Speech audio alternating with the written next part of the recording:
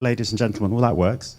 I'll give you time to put on your headphones if you need to, but I imagine many of you don't, which is great. My name's Simon Williams. I'm the director of the British Council here in Ukraine. It's great to have you here this afternoon. We expect that more of you will trickle in. We realise it's work time, so thank you very much for giving up your work time. Today's event and the events today and tomorrow are an expansion of the British Council's music programme that we've done for many years here in Ukraine. We've been here in Ukraine for 25 years. And we started off with Selector, which was on the radio. Then we moved to Selector Live, which involved live artists here. And now we have Selector Pro, which is this event. And the aim of Selector Pro is to share experience at an industry level, share experience at a practitioner and operator level between Ukraine and the UK, so that the two music industries can learn from each other. And they will be learning from both sides, we know that, and hopefully collaborate more and contribute more. I've got some statistics my colleagues have very kindly produced for me just to show how important music is in the UK and as part of the creative industries.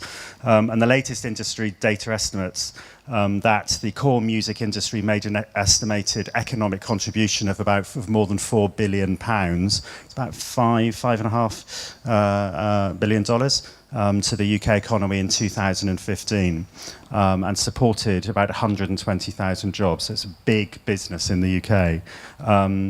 5 of the world's top-selling artists in 2015 were British, and if you don't know who they are, Ed Sheeran, Adele, Coldplay, One Direction and Sam Amith. And UK music generated £2.2 billion in export revenues for the UK in 2015. The UK market is the world's biggest consumer of music relative to its population size, and it tops the global table in terms of album purchases per capita. And that's 2, apparently. Everyone in the UK, on average, buys 2 albums a year. I'm sure many people buy many more than that, and some people buy less than that. There are over 7,000, almost 7,500 businesses in the UK music industry, and 80% of these employ fewer than 5 people. So in the UK, it's very much a scene of small businesses, of small agencies, small groups of people who are banding together and working in this area. And the world's 3 major recorded music businesses also have a significant presence in the UK: Universal Music Group, Sony BMG, and Warner Music Group. So music's a big part of the creative industries in the UK.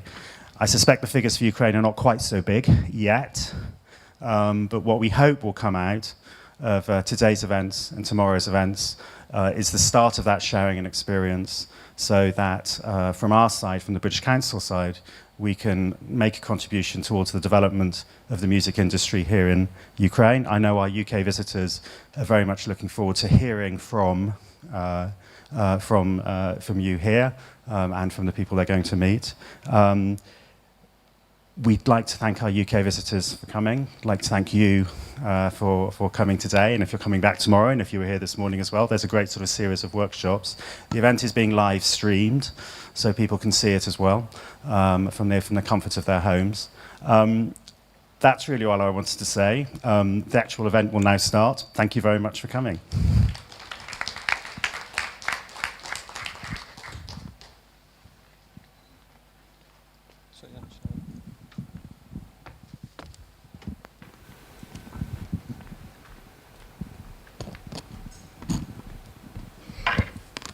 Добрый день, меня зовут Саша Вареница, я буду вести 2 панели сегодня. И гость первой нашей панели Джон Рострон. Джон, please. Поприветствуем.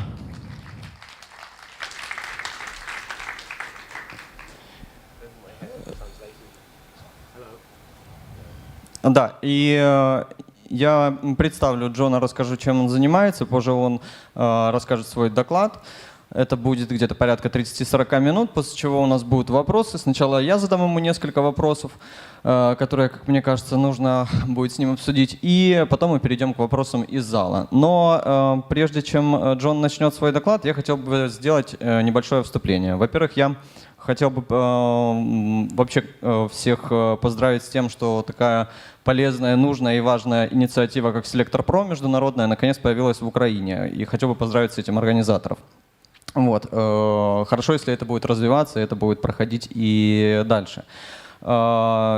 Какая важная миссия для меня Selector Pro, которую я понял, наблюдая за тем, как этот проект проводится в других странах. Помимо того, что выступающий, первый докладчик сказал о том, что британская музыкальная индустрия одна из крупнейших в мире, одна из самых развитых, и это однозначно та индустрия, и та страна, с которой стоит присматриваться, которая может быть примером для подражания, наряду, возможно, с американской индустрией. Наверное, она крупнейшая, самая развитая в мире, самая инновационная.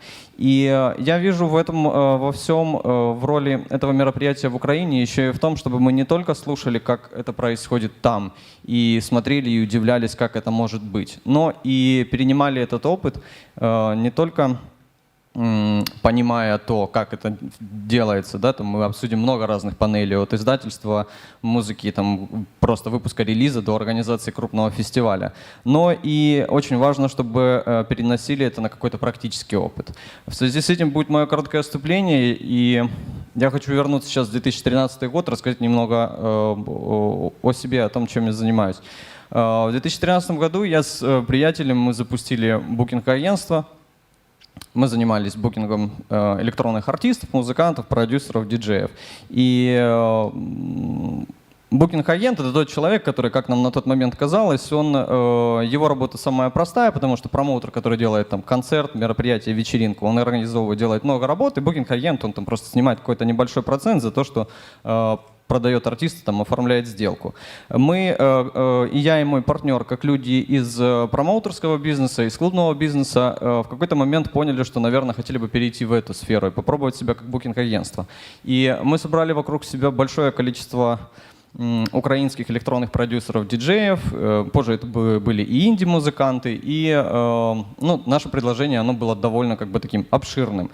И начали работать в этом направлении. На тот момент в нашей базе, когда мы начинали это все запускать, это было начало осени 2013 года, у нас было порядка 90 площадок, может быть, чуть больше, площадок украинских, которые могли, в принципе, принимать у себя и которые могли позволить себе финансово привозить артистов там, из Киева, в основном это киевские артисты, и которых был спрос на эту музыку, на какой-то такой формат, скажем так, некоммерческий. И мы начинали работать, потом начались всем известные события в стране, мы на это первое время не обращали как-то внимания, и уже когда революция, собственно, Майдан закончился, мы, как и все, были полны надежд, романтики. Думали, что сейчас будет все меняться более стремительно. И тогда, насколько я помню, весной 2014 года была конференция, она проходила в НСК Олимпийский, она называлась «Коллизиум». Это музыкальная конференция подобного плана.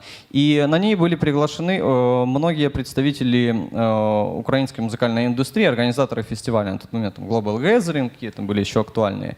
И мы тогда, я очень хорошо помню всех людей, которые там были. Там была премьера, например, там, сайта Кома, который сейчас уже все знают. То есть это вот все, первые ростки всего этого были.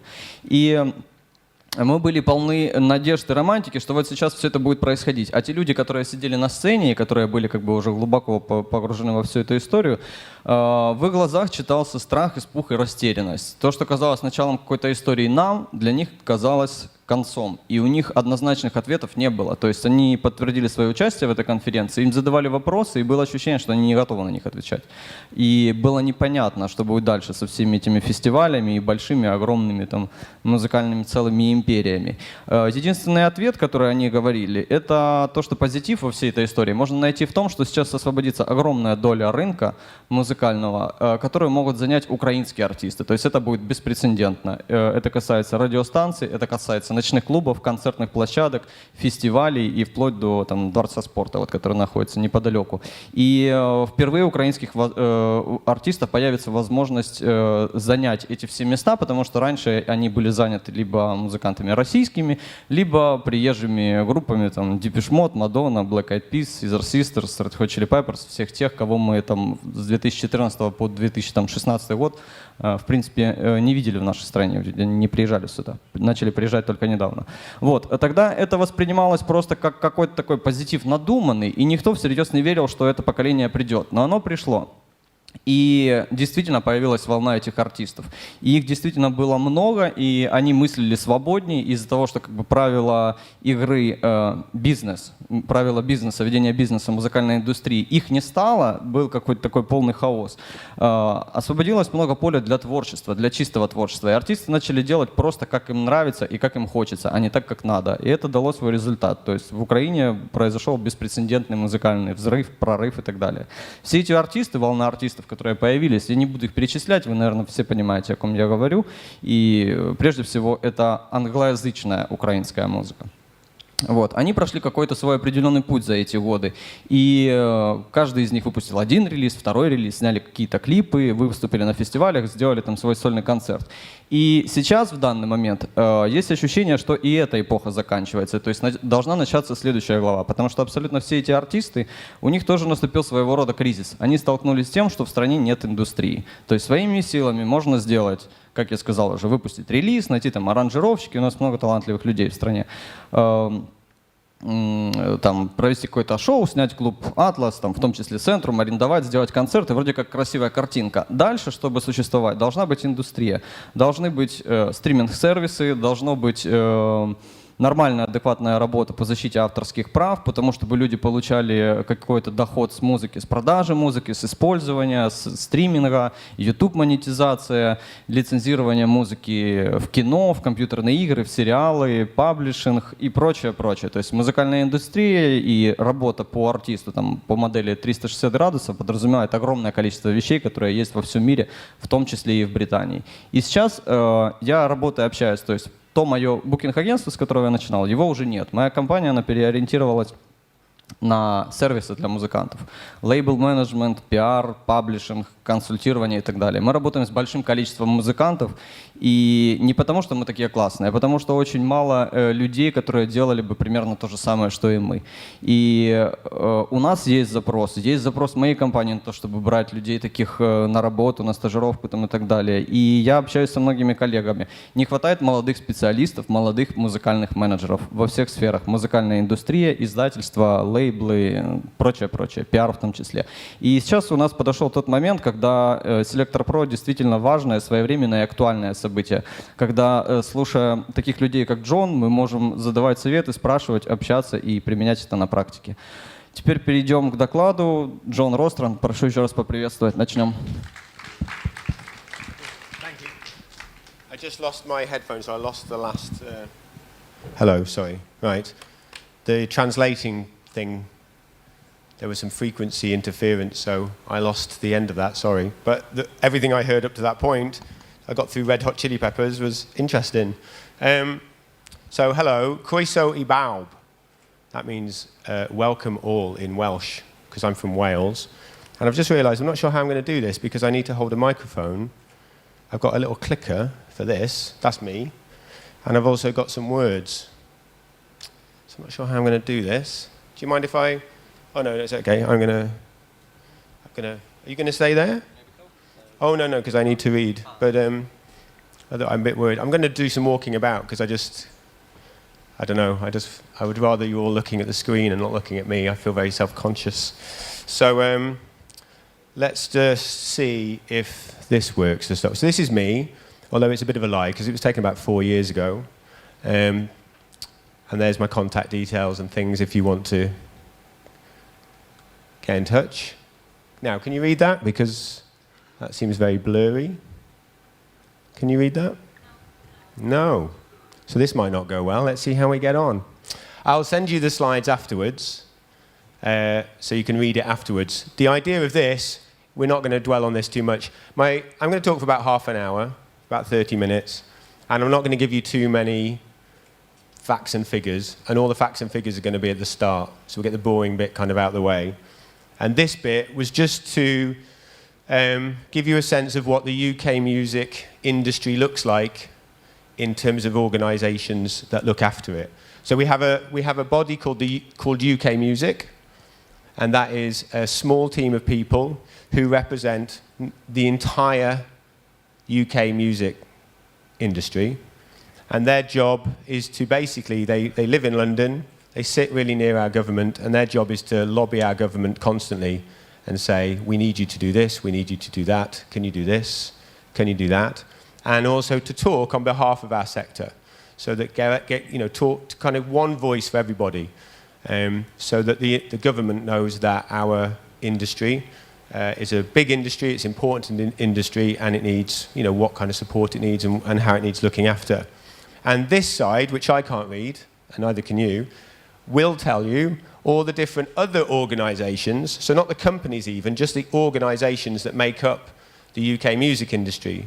So there's a group that looks at this PRS. So PRS are an agency that collect money on behalf of artists when they get played on the radio and in concert halls and in gymnasiums and in hairdressers. And they're one organisation that look after all, pretty much, of the songwriters and the publishers in the UK. And they are one of these lines. And then you have different bodies that look after different areas, looking after BPI, which looks after the entire recorded music industry in the UK. So you have all these different organisations. And then beneath them, you obviously have the actual companies themselves. So you might have, one of the organisations here is called AIM. It's the Association of Independent Music. And that looks after most of the independent labels in the UK, of which there's AIM represent about 1,000 labels. And they think there's actually another 2,000 labels that aren't even their members, that are just people putting out records and don't want to be part of a bigger body. And AIM, one of its members is Beggars. XL is the label that looks after Adele and various huge artists. And they're just one of the lines here. So we have this kind of, we have organisations that look after different areas of the sector, and then we have an organisation that looks after the organisations that speaks to government. And that's been it's a relatively new initiative. It's only been around for like 6-7 years, but it means that the industry sort of speaks with one voice, and that's quite an important thing when you're trying to get yourself heard at government. And on this side, this is all like recording, and performance and broadcasting and all that kind of side of things. This side is the live industry side and the various bodies that look after the live industry. And that's made up of, well, I'll send you the things afterwards.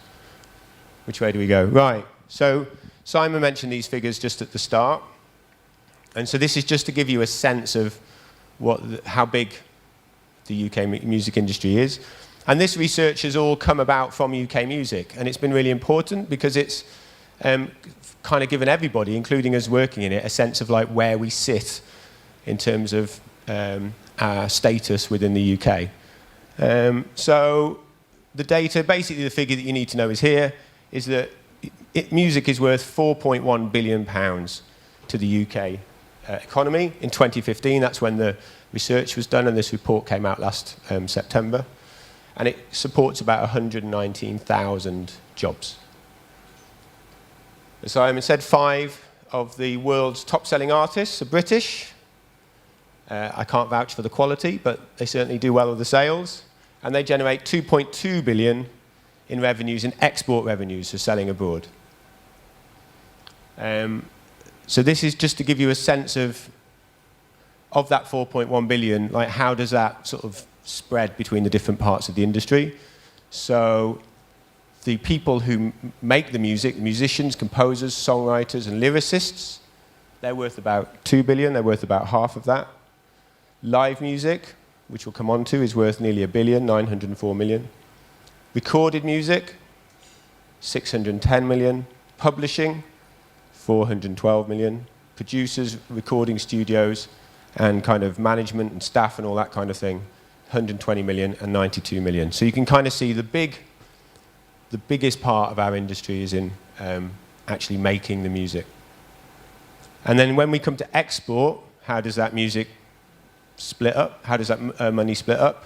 So again, most of it's going to the artists and the people who make and create the songs, people who represent the publishing of the songs and the performance of the songs, and then some record sales, and then we kind of work our way through. And then live music. So and this is the bit that we're going to move into because this is what I do. The total audience for live music in the UK was 27.7 million people, with 24 million attending concerts and 3.7 million going to music festivals. So that's a lot of people. It's about 40% of our population, of our entire population. But obviously, most people who go to concerts are sort of 14, 15 years older and older.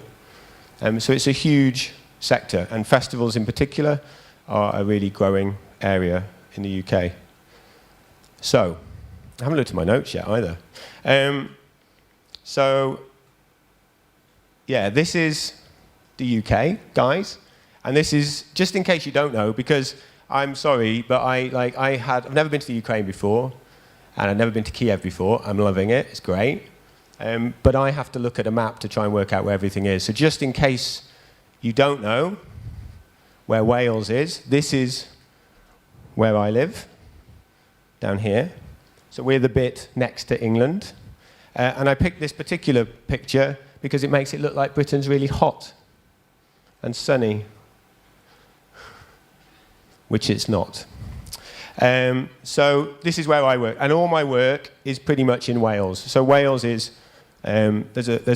because Wales and England used to fight and used to go to a war, there used to be a line there, and we used to battle with the English, but we don't battle too much anymore. So I work in this area. That's me.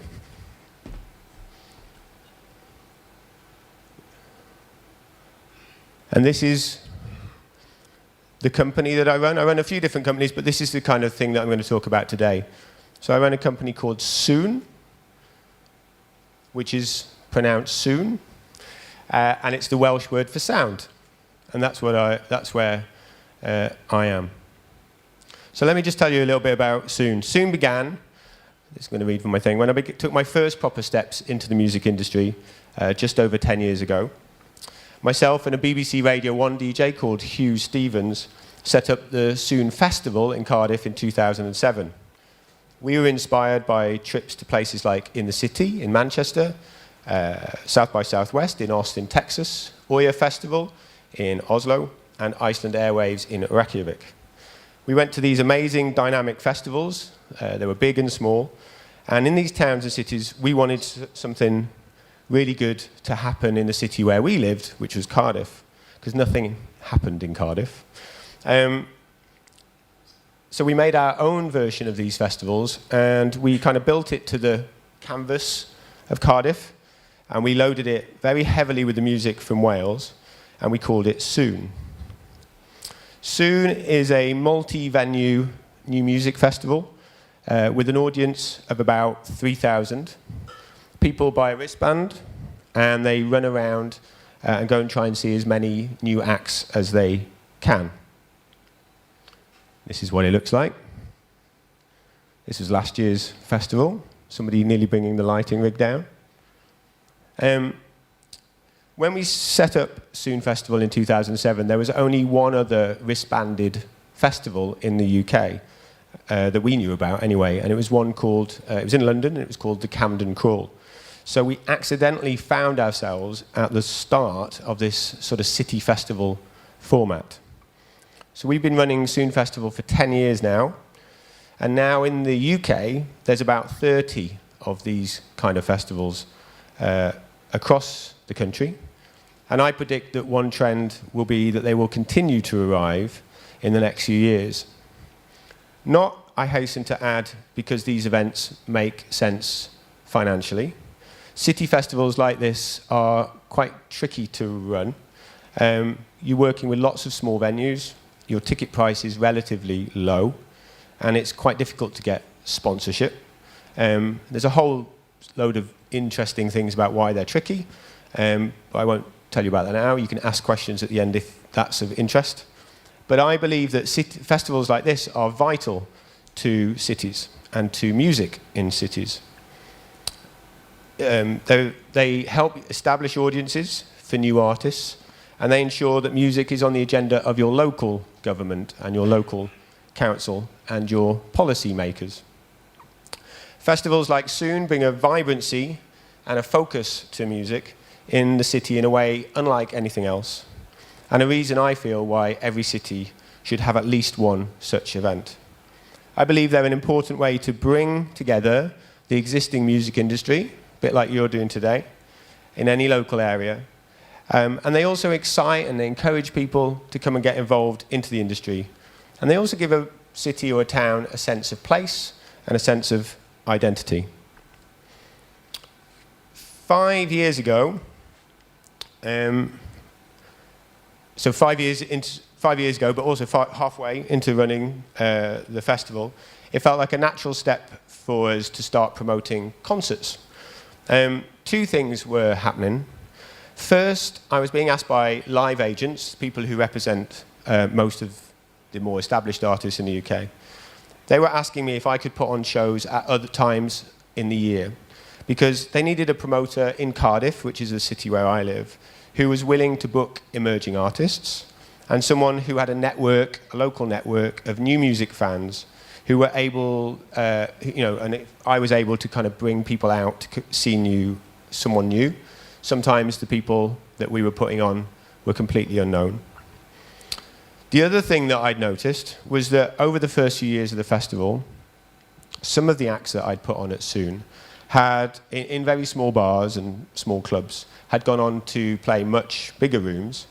Bands like, which you might not know them, but over in the UK, there became bigger bands like Ben Howard, Disclosure, Marina and the Diamonds, Foxes, Wolf Alice, and we even, at our very first event, put on a young lady to 60 people.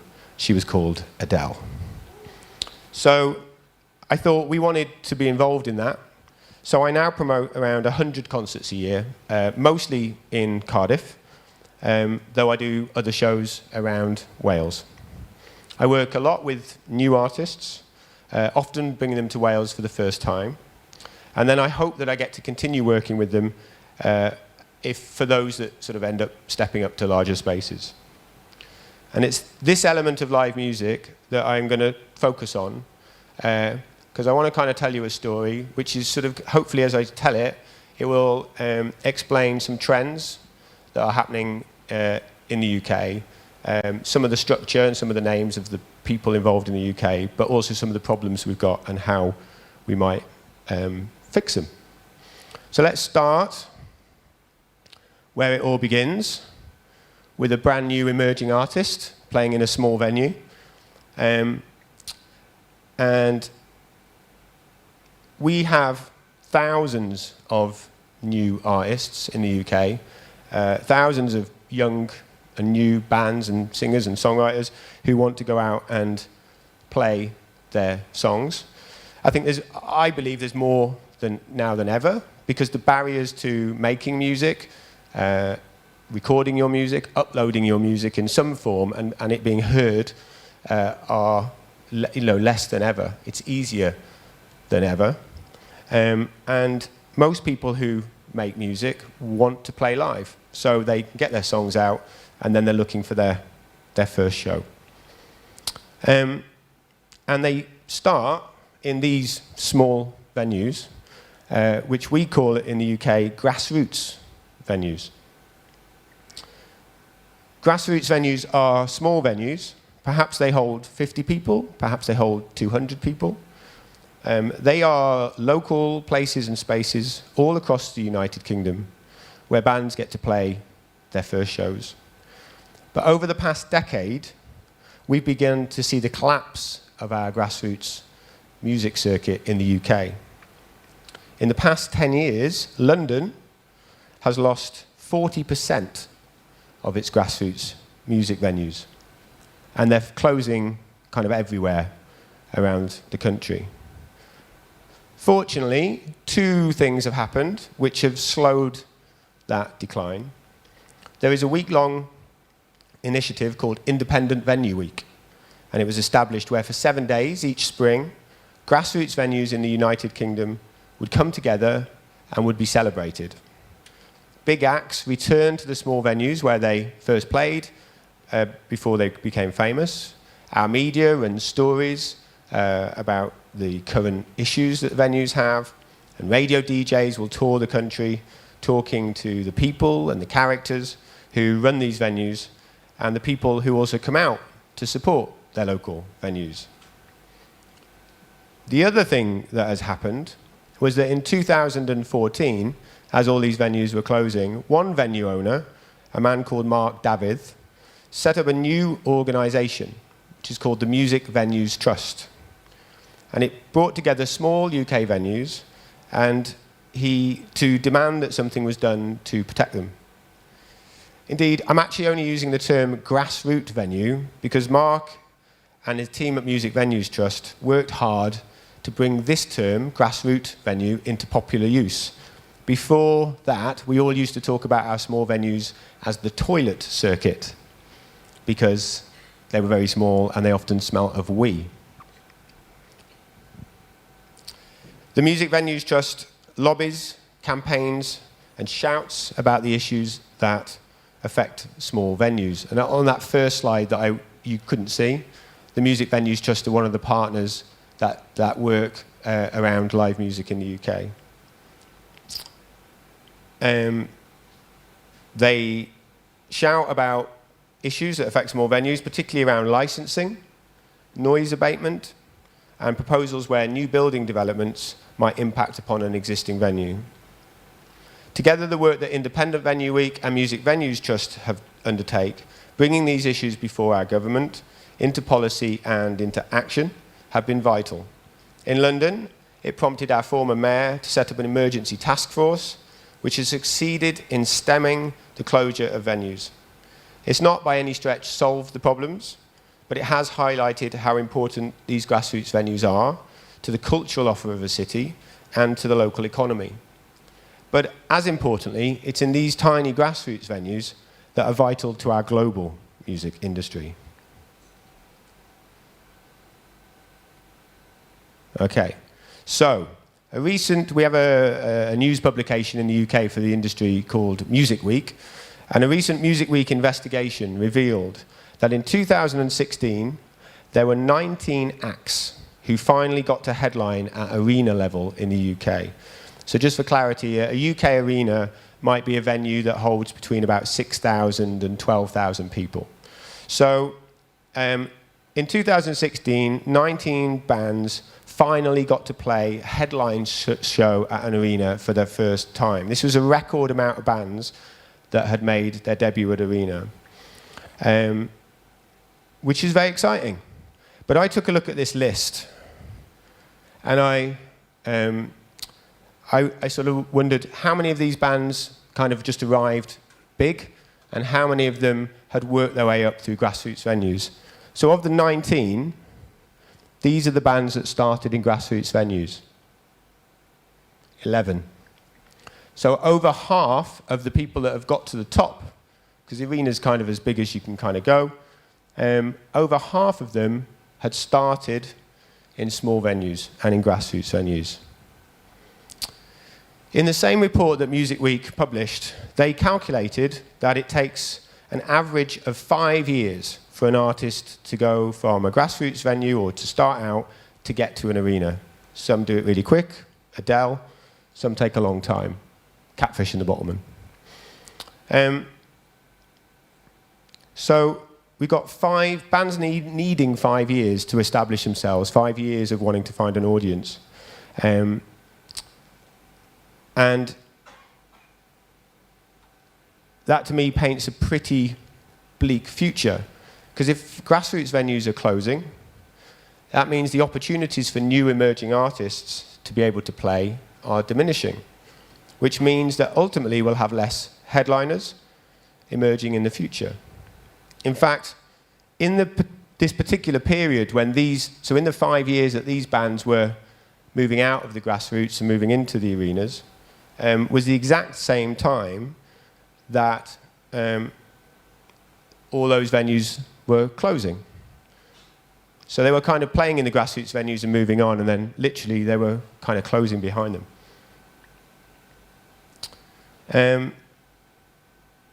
I've just pressed a button that I don't know what I've done.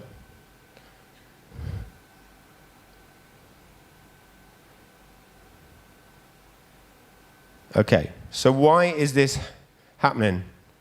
So let's look at the structure of how shows are promoted pretty much in the UK. Starting out, you have tiny letters. You have your emerging artists playing in your grassroots venues at the bottom. Then you have local promoters, then national promoters, and then global promoters. In terms of their sort of economic clout, the size of their companies, they look like that. Big companies right down to tiny little people who are probably not earning anything at all or very, very little. At a local level, in perhaps across a town or a city, you'll have one or you'll have many local promoters. That's what I do. Someone who books lots of shows into lots of different venues across the city, who's usually based in the city where they work. There's no official numbers, actually, as to how many local promoters there are in the UK, but I know about 90 different companies. Some are as small as turning over about £50,000 a year. The biggest ones turn over between about 6 million and 8 million, so you kind of get a sense of their size. And then you have national promoters. And there's just a handful of national promoters, music promoters in the UK. So some names if you don't know them. SJM, who are the biggest. DF Concerts, Kilimanjaro, DHP, Crosstown Promotions, all being names to look out for. And these companies promote across the whole of the UK, mostly in venues from between about 1,000 people right up to arenas and stadiums at 50,000 or 60,000 people. And these companies turn over 15 million to about 100 million pounds. So you get a sense of the size for them. Until recently, there was another national promoter called Metropolis, but they've just effectively been bought out by Live Nation, who are one of the global promoters. And you've got the likes of Live Nation, a company called Global, AEG, or Golden Voice, as they're more commonly known in the UK. So you could kind of look at the structure like this. You've got thousands of people at the bottom, hundreds of small venues, 90 or whatever, we don't know, the number of local promoters, a handful of national promoters, and then I can count them on a hand, in fact, without using my thumb, the global promoters. And I don't think this structure works anymore. I think it's causing the problems. The first reason why is because when it comes to promoting these new artists, these shows are now almost being entirely done by the small venues and the local promoters. The national promoters have pretty much stopped promoting in our small venues. Why?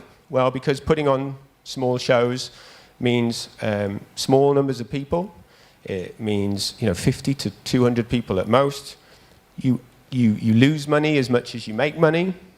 And you've got to do all of the admin. There's a lot of admin around something. So they've just, over the past 5-6 years, they've just kind of walked away from doing it and left it to the venues and left it to local promoters.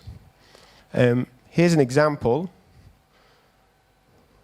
This is our main small venue in Cardiff. This is the must-play venue in Cardiff.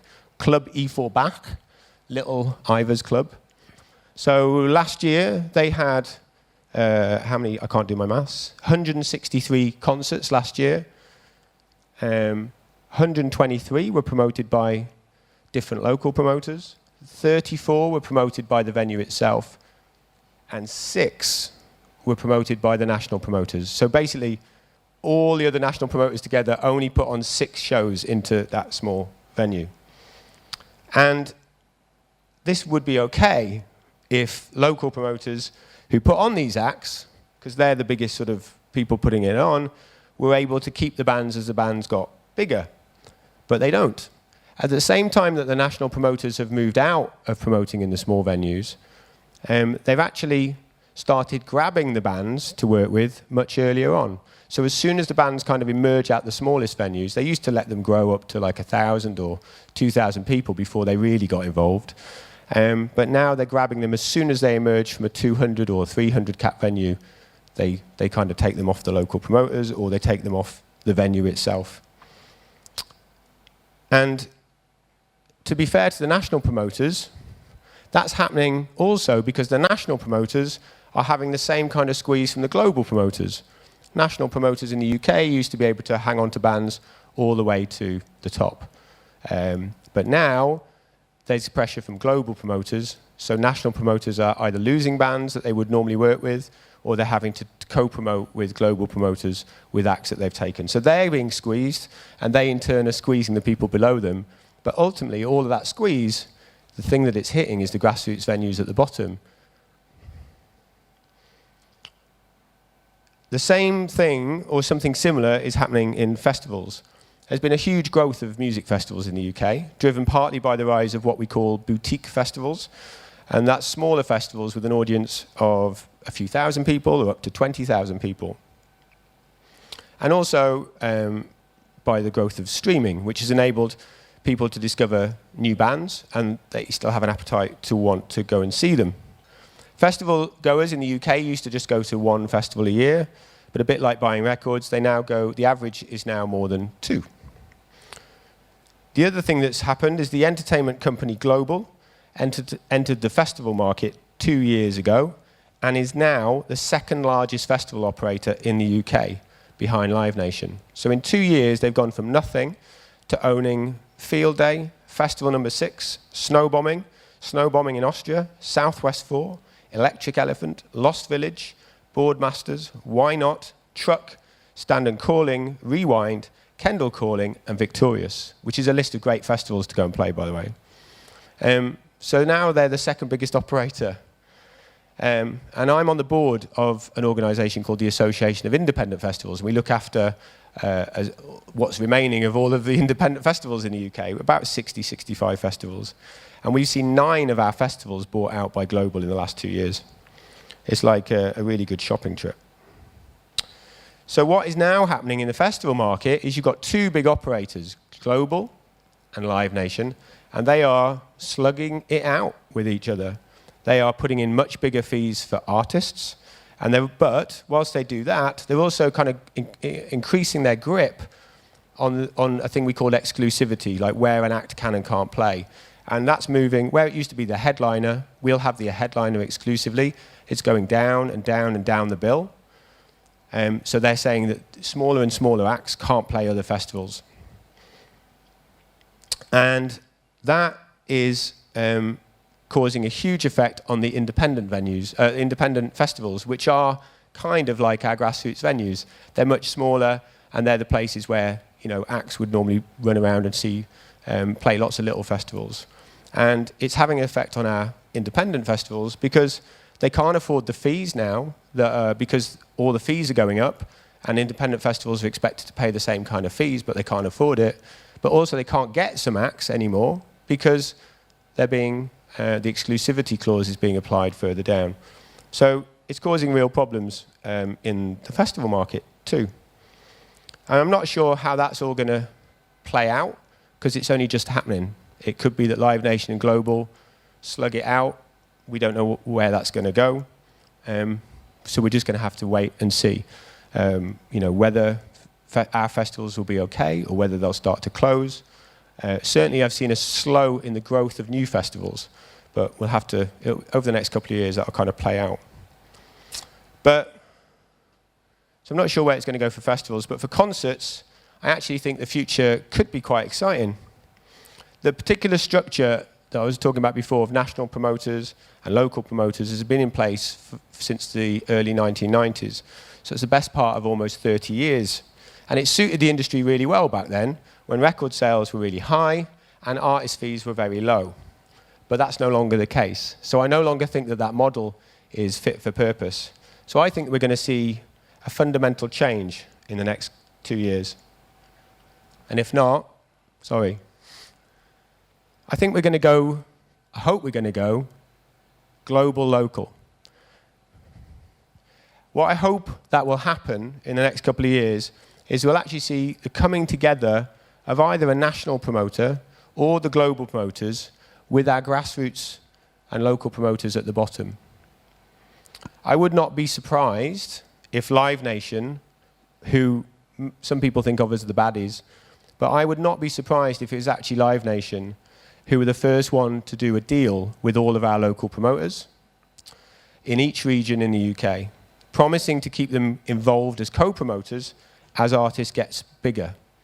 That's because Live Nation not only need to ensure that they've got new artists emerging at arena level, but they also own a lot of the venues where these acts play. So they've got a lot of interest in making sure that new artists are coming through. And also, if you think about it, this simple offer to local promoters and grassroots venues will secure that they keep those artists coming through, and they keep the small companies involved who are taking a risk on all of these new artists all the time, and it will keep grassroots venues open. But it'll do happen without Live Nation actually having to acquire any companies or buy any infrastructure. So you've got a parallel with what's going on in the festival market. Global are having to spend to become so big, and Live Nation are also buying things up to try and compete. But maybe the solution here is not to spend money, it's just to do a deal with the people at the bottom. So that's my kind of vision. It's not a pipe dream, because actually those relationships do happen from time to time between global or national promoters and the smaller local promoters around the UK. In one of my early years of running Soon Festival, I've done something there. Technically, this isn't going well, is it, guys? I booked a new band to play a small venue, but the band had to cancel before I could announce them. The agent said he'd owe me, and that was 7 years ago. And then a couple of months ago, the band repaid the favour, and this was the show. The band was the XX. And we did this show. We're a local promoter, and we did this show with a national promoter called SJM. It rarely happens at this level, but it does happen. And that means I feel that that's like a promising future, because it's not something that we can't realise and feel. And it works for everybody. It works for the nationals, and it works for us at the local level, and it works for the grassroots venues. And I hope that this becomes common practice, because it gives the opportunity to truly connect the local music industry with the global music industry, all without having to leave your town. It means people in a town or city can find their way into the industry through the small venues, but get to work on shows all the way up to the biggest level, without having to move to another place. It means that some of the money from the big shows trickles down to help support local bands and grassroots venues. And it helps us continue to support new emerging music, which is a thing that I absolutely love doing, as I'm sure you do too. So I hope there's a good future. Thank you.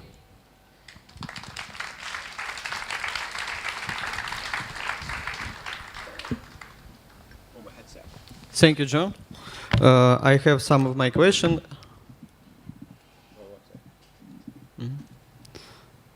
And then we will ask questions from audience. Перевод идет, да? Yes. У меня первый вопрос, Yes. он практически к тебе как к организатору фестиваля Sun Festival. Где, на твой взгляд, золотая середина между тем, чтобы работать с топ-артистами, которые стоят очень дорого и делают крутое шоу, и молодыми начинающими артистами, выступление которых — это всегда риск? Может прийти недостаточно людей, или само шоу может быть не таким крутым? Где найти середину, формируя лайнап фестиваля? Well, it's actually much easier in a I find it easier. I find it easier in a festival because with the festivals that we run, we don't really try and book any big acts. So we actually try and stay away from bigger acts. We used to book bigger acts, and we realized that that was a mistake. Because if you book bigger acts, you grow an audience where some of that audience, or quite a lot of that audience, is only interested in those people at the top, and they're not interested in the rest. And that's fine, but that's not the festival that we wanted to run. We wanted a festival where people came because perhaps they didn't know any of the acts, but they trusted us to pick really good ones that they would like.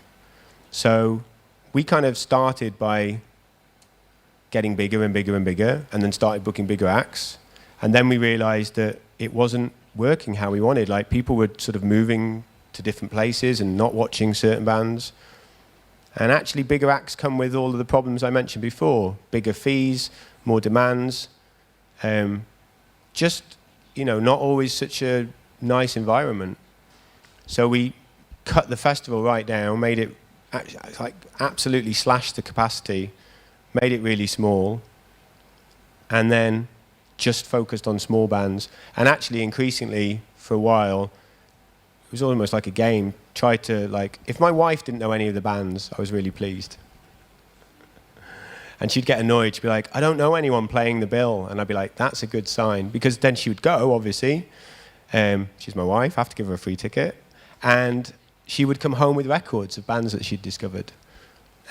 So you have to think, for us, it's about thinking about your audience and nurturing that kind of audience. It's not necessarily all about having big numbers. Sometimes it's better to stay small, but have a really good quality audience, like you guys. Thank you. Еще вопрос. Я был на твоем профиле на LinkedIn. Если верить данным, которые там указаны, то в этом месяце вы празднуете 10 лет фестивалю. Хочу поздравить с этим. И вопрос касается, еще один вопрос, который касается фестиваля. Я согласен с тем, что воспитывать аудиторию, показывать новые имена — это очень важная функция фестиваля. Но не менее важная функция — открывать и новых музыкантов. Могли бы вы назвать артистов, которые сегодня уже известны, которых знают, возможно, даже в Украине, которые выступали на старте своего пути на фестивале СОН?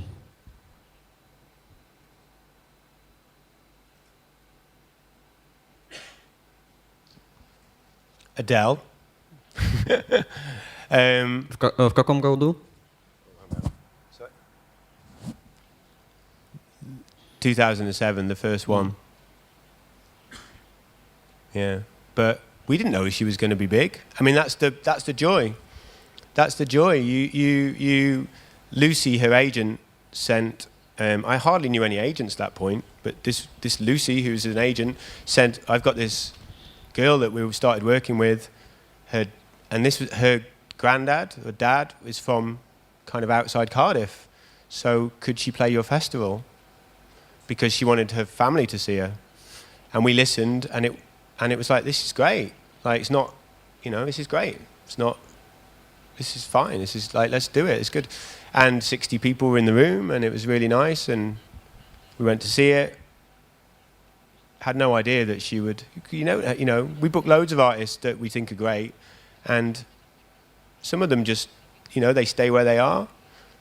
And some of them nobody ever gets interested in. And some of them become huge. And I mean, I'm the worst person to ask, because I'll watch the bill and go like, these guys are going to be huge. Alt J, I remember watching Alt J. I don't know if they're well known here, but I remember watching Alt J in the pub at Soon, and it was just full, like literally just, 110 people. That was what the room held. And I thought they were great, but I just thought they were great, and they would be mellow, and that would be it. And they would be like, maybe they get a little audience. And they now, in London, they can sell 10,000 tickets. They can headline festivals. They're talking about being future headliners at Glastonbury. I never would have predicted that. So that's good job I'm not in A&R. I'm terrible. Thank you. Следующий вопрос, и это, наверное, даже скорее совет. Я хотел бы задать его тебе именно как организатору фестиваля и музыкальному менеджеру, который живет в Уэльсе, то есть не в Лондоне, не в столице, в Великобритании. В Украине, в украинской музыкальной индустрии, концертной и фестивальной индустрии сложилась такая проблема, то есть у нас основное количество средств, ресурсов, талантливых идейных людей и артистов, оно сосредоточено именно в Киеве. И здесь, несмотря на экономический кризис в стране в целом, все, в принципе, движется вперед, активно развивается. Появляются новые фестивали, новые артисты, ну и все довольно неплохо. Но в то же время в регионах страны, а страна очень большая, там все это развивается довольно медленно, а в некоторых стоит на месте. В некоторых, наоборот, даже, то есть там тенденция к тому, чтобы идти к упадку. И получается такая ситуация, когда предложение продукта музыкального и всего остального в столице, оно превышает спрос, который есть в остальной стране ко всему к этому. И иногда бывают даже уже такие комические ситуации, когда артист в Киеве делает современное, актуальное, качественное, технологичное шоу, и те площадки, куда он привозит их в регионах, они просто, несоответствие между этим всем. И ты как промоутер из Уэльса, который сделал именно в Уэльсе такой фестиваль, какой ты мог бы дать совет, возможно, каких-то искусственных методов стимулирования концертной, клубной, музыкальной, культурной жизни в других регионах, не в столице? Yeah, no, that's really interesting. You have to. You can't copy what's going on elsewhere, you know. So it's true. You'll have a capital city like London or Kiev, where only there can certain things happen because London is a lot of people. It's a busy place. It's where the headquarters of the major companies are. It's got an international airport or 3, you know. So only certain things can happen there. And where you live, if you live like I live somewhere else, you can't be the same as that. And some of the things that do really well in London won't do well where I am, and sometimes the opposite way round. And the best thing that you can do is try and get a sense of your city or your place, and play to its strengths. And then if you really want something to happen that doesn't happen, go for it, try it. But if it doesn't spark up, then maybe you're just the only person that's really interested. And hopefully then what you end up with is, if you think about it the other way around, if you're sitting in London or you're sitting in Kiev, suddenly if somewhere else looks, isn't the same as you, like Wales is full of hills and trees and mountains, and London isn't. And then we look exciting and interesting in a different way. And people want to come to us for different reasons. So they're not going to come to us to launch their album because we've got no media there, there's no headquarters of promoters there. They're going to do all of that in London. Our airport isn't very good, but they're going to come to us for other things. They come to us for festivals. We're really good at festivals. We've got some of the best festivals in the UK. I would say we've got the best festivals in the UK. We have got the best festivals in the UK. Green Man Festival, Festival number 6, Fire in the Mountain, tiny little festival that Radiohead go to because it only holds 1,000 people, but they go there because it's of Sport the Secret. It's so amazing. So you have to sort of think like that, and don't get frustrated or angry if you're not doing the numbers. So one of the problems that I have as a promoter, I'll be booking a band, and the agent will tell me, I don't know what your equivalent will be, but they'll be, say, such and such is worth 2 Brixton Academies. So Brixton Academy is a 5,000 capacity venue in London. So they'll tell me, I'm trying to book somebody, and they'll say, well, she's worth 2 Brixton Academies. Well, that means nothing to me. I live in Cardiff. They're worth a pub around the corner. And it takes quite, and we know you know your place. You know your town and your region better than somebody who doesn't live there. And sometimes it's a discussion to try and help people understand what your place is like and be honest about it. So I know, for example, that certain acts would play in London, not all acts, but certain acts will do 1/3 of the tickets that London will do for certain emerging acts. And I know that because we've made the mistake of expecting to do the same or half, and we can tell an agent or a manager, this is what we're going to do. And we're not always right, but 7 or 8 times out of 10 we are right. And sometimes if they play Manchester, I'll go, we're worth half of Manchester, because I know. And you just have to build up relationship where people trust you to be right and trust that you know your stuff. Thank you. Вопросы из зала, я думаю, можно перейти.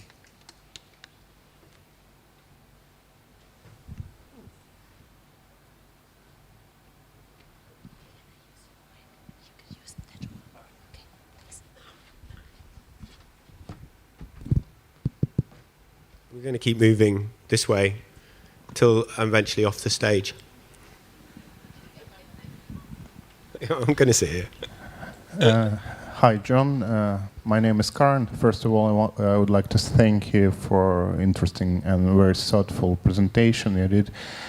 So, and going back to business questions of concert promotion and concert organization business, I'd like to ask you a few questions regarding hedging of risks. You know, it's a very risky business, it's understandable, and in any case, every promoter takes a huge, big risks every time he books someone, books the venue, he has to put some advance payments, so he risks. So what do you think regarding hedging this? How you find this equilibrium between supply and demand? How you find this particular amount of audience who will come to particular act? I mean, what do you think? That's a good question. I don't know how your deals are done over here, actually. It might be quite interesting. So in the UK, broadly speaking, for an established act or you know, so when we were negotiating with an agent, we would be expected to pay a fee of a certain amount versus 80% of the box office receipts. So is that how you would do it? Depends on the deal, from deal to deal. Oh, okay. So in the UK, it's normally, so you kind of send them a budget and say, I'm going to pay for production, marketing, tickets, staff. You send them a budget, and then you offer a fee, which quite often is based on selling out the venue or close to selling out the venue. And then, depending on how the sales do, you'll either pay them the fee. So if it doesn't do very well, you've still got to pay them the fee. And if it does well, that's what I'm talking about. You've got to pay them 80%, so which might be the fee plus some more. But I'm sort of, so it's, I should have brought a budget. I could, you know, to show you how it works. But that it used to be, that 80% is now 85% or 95% or 97.5%. Or if you're the Rolling Stones, it's 120%. So the promoter who puts on the Rolling Stones, I don't know if this happens all the time, but it definitely happened in London. But whoever's fault this was, the promoter paid 120% of the box office, which is ludicrous, obviously, because they're losing out. And the point about saying that is that squeeze, those deals used to be, if you read your history, used to be just a fee, and then they became 50% of the door, and they've increased and increased and increased. And sometimes for good reason, but quite often not. Because my point about the presentation is that sometimes you're just looking at that show and there's somebody going, what money can I make out of that show? But they're not thinking about the impact that, you know, if the promoter loses money, where does the promoter make that money back up? You know, if there's no space to make it up in the next show, or if the venue loses money, you know, that's the venue that you need to go into. So there isn't enough thinking about that kind of bigger picture. So the risk-taking, you know, promoters take, I think when a new artist goes on the road, everybody's taking a risk, you know. The artist is getting paid very little, So they're giving up their time and their job, and, you know, the manager isn't making any money or not taking any money. The agent isn't taking any money. You know, the venue, if 20, Ellie's right, the agent is taking a commission. The agents always get paid. You know, and the venue, I mean, imagine if there's 30 people, let's say we put a concert on tonight and 30 people came, everybody's losing money, including the venue, you know. And that's a real problem. As you get, so you're always taking that kind of risk. But as you get bigger, promoters are increasingly just starting to look like banks, really. They're just another way.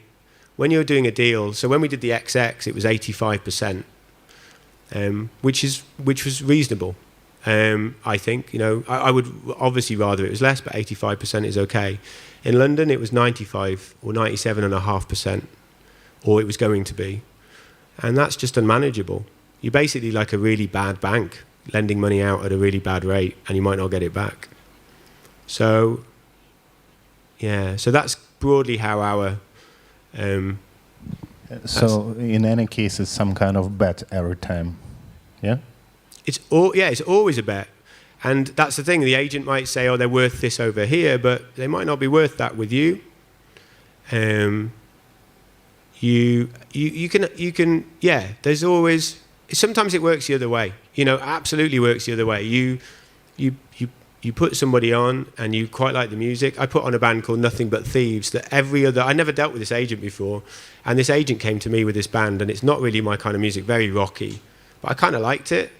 And I was like, why have you come to me? And she was like, everybody else has turned me down, right? She knew like 3 other promoters in Cardiff. And I was like, why not? We put them on in a little bar. We offered them, you know, it was like 100 people. It sold out. They're now like worth 2,000, 3,000 people. I never would have guessed that, you know? And that happens a lot. So it's great when it happens that way for everybody. The band aren't looking for a lot of money. You know, the agent's not looking for a lot of money. But actually, everybody does well. When you send a settlement, as we call it, in after the show, when you send a settlement that says, here's the guarantee plus some more because we did well, I love doing that. It's the nicest thing because you've been with the band and you've seen them, you know, they're loving it or they're hating it or whatever, but you're able to give them a little bit more money. If it's £10 or £200, it's the nicest feeling. But nobody's there when you're losing money. Nobody's there for anybody, and that's quite tough. Thank you very much.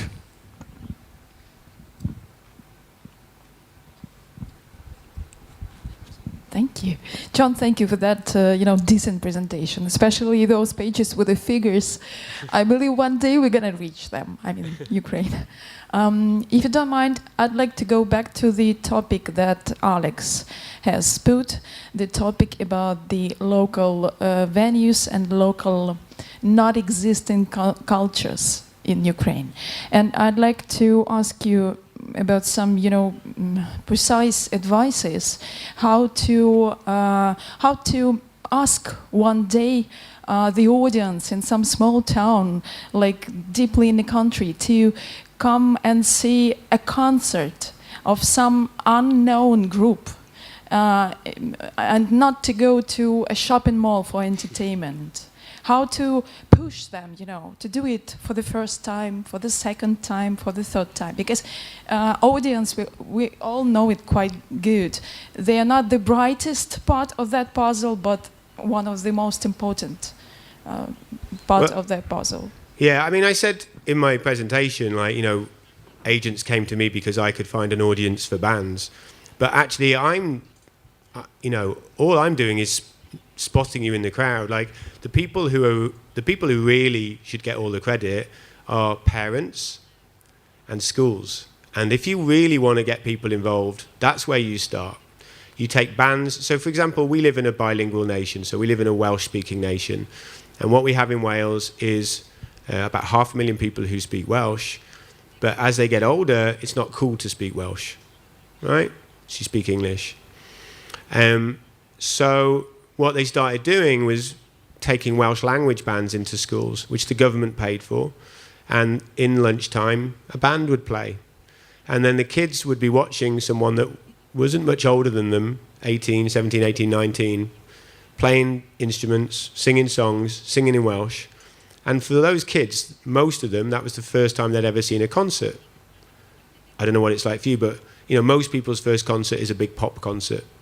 So, they'd never seen a band before, and it's happening in their school, and they can go up and touch them, and they can, that sounds a bit weird, they can go and talk to them, and they can buy a record, and they can get an autograph, and it's exciting, because music is exciting, isn't it? It's physical, and it's exciting. So you take it right into the schools. And some of those people, it's just a lunchtime and it's gone, and they go back to the shopping malls. But some of those people, that's the start of their journey. And it might be because their parents aren't into music. So their parents aren't playing it or taking them to concerts, taking them to festivals. So some of them are. Some of them come home and say, like, I saw this band. And the mum or dad is like, yeah, great, So that's the way to do it. So it's a long journey. And you're doing it for, we do that in Wales. We do that in Wales. And we came at it from a language thing. That was the reason, to try and help those kids think it's okay, it's cool to speak in Welsh. I can go to a concert and I can, and I can write in Welsh. And it was about a language, but accidentally what happened is it stimulated our Welsh language music scene, and it continues to work. Yeah, it's quite familiar situation for us here, that bilingual, yeah. And another question, sorry, it's going to be the last. If you want to be local, like it's your mission, you feel it's going to be okay, it's yours. But how to stay influential and become more and more influential with every new act? How to build that efficient connection between the promoter, between the business and the act, for them to stay close to you even when they are at arena already? Sadly, I don't have the secret to that, because there's within our industry, in the old days, in the 1960s when the Beatles were around, the Beatles booked shows by calling a venue and booking a venue.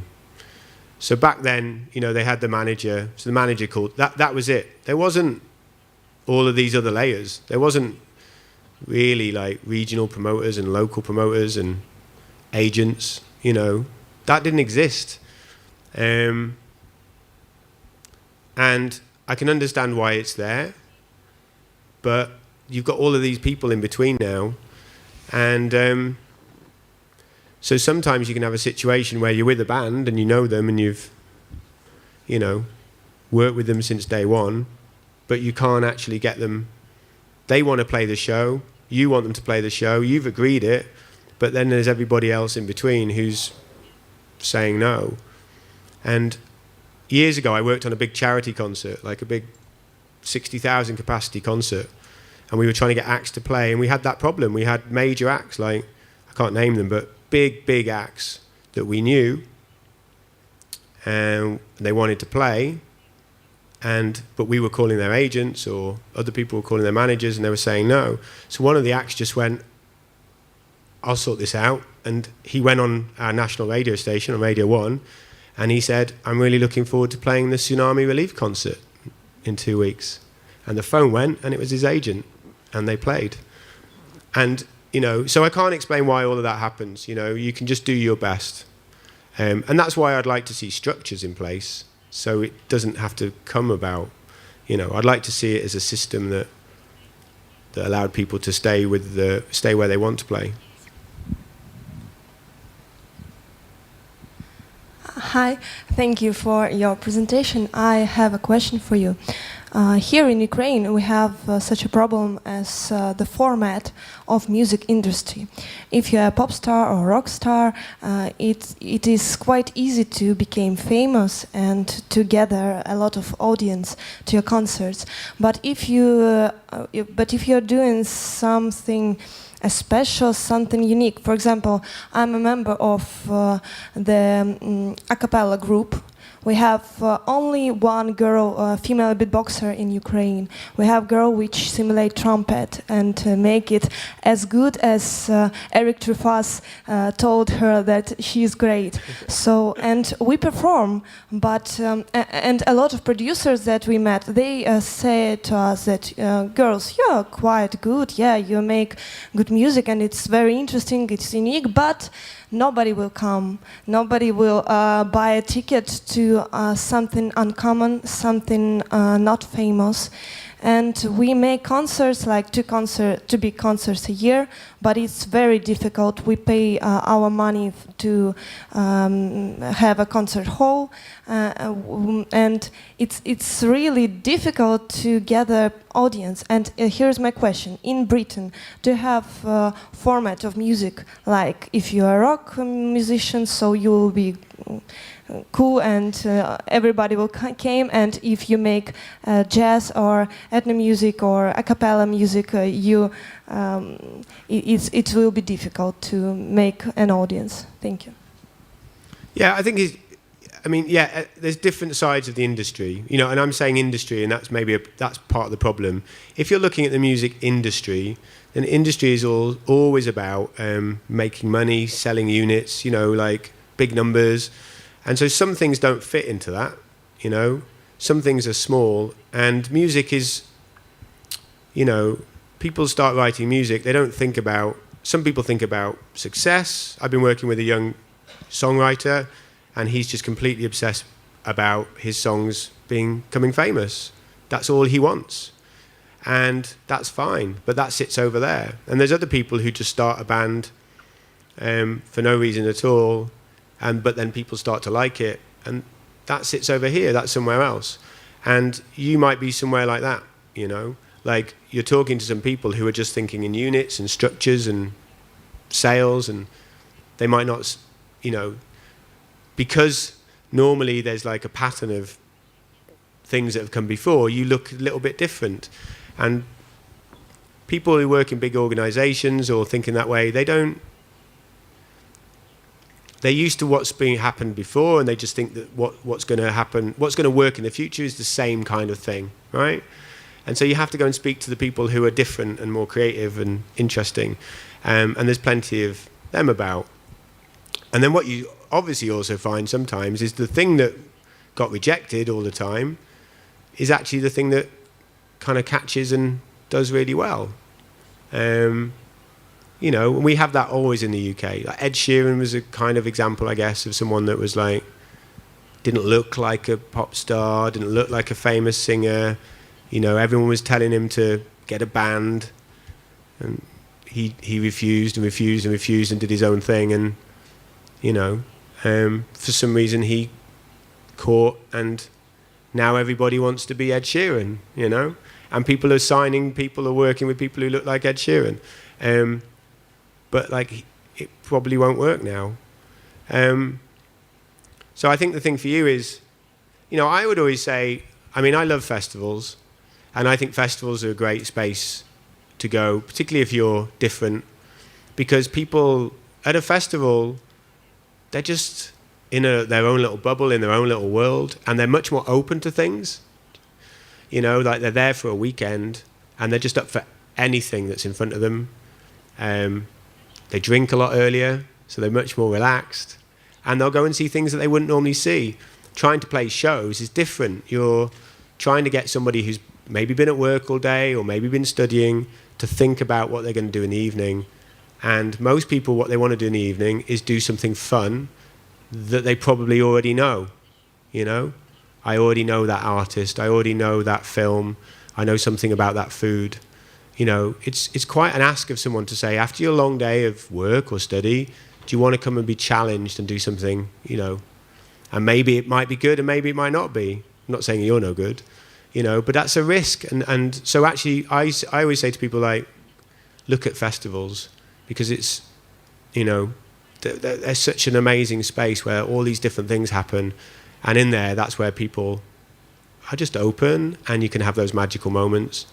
And, you know, you'll find your audience that way. Thank you. Два вопроса еще, если можно.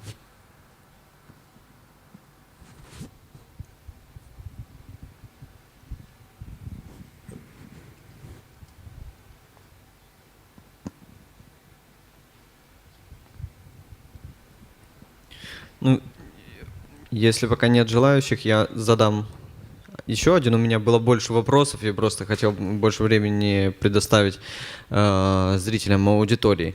У меня вопрос более широкого характера.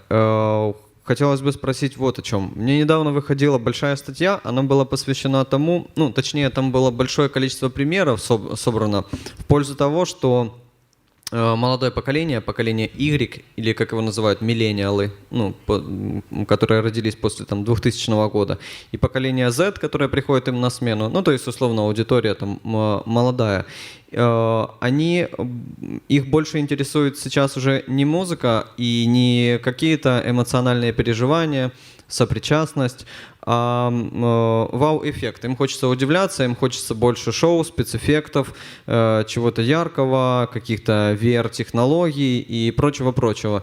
И я приводил там в этой статье большое количество примеров в пользу того, что многие фестивали сейчас переориентируются на то, чтобы называться Music and Tech Festivals, то есть фестивали музыки и технологий, где технологии становятся равноценным элементом, а иногда и более значимым, чем музыка.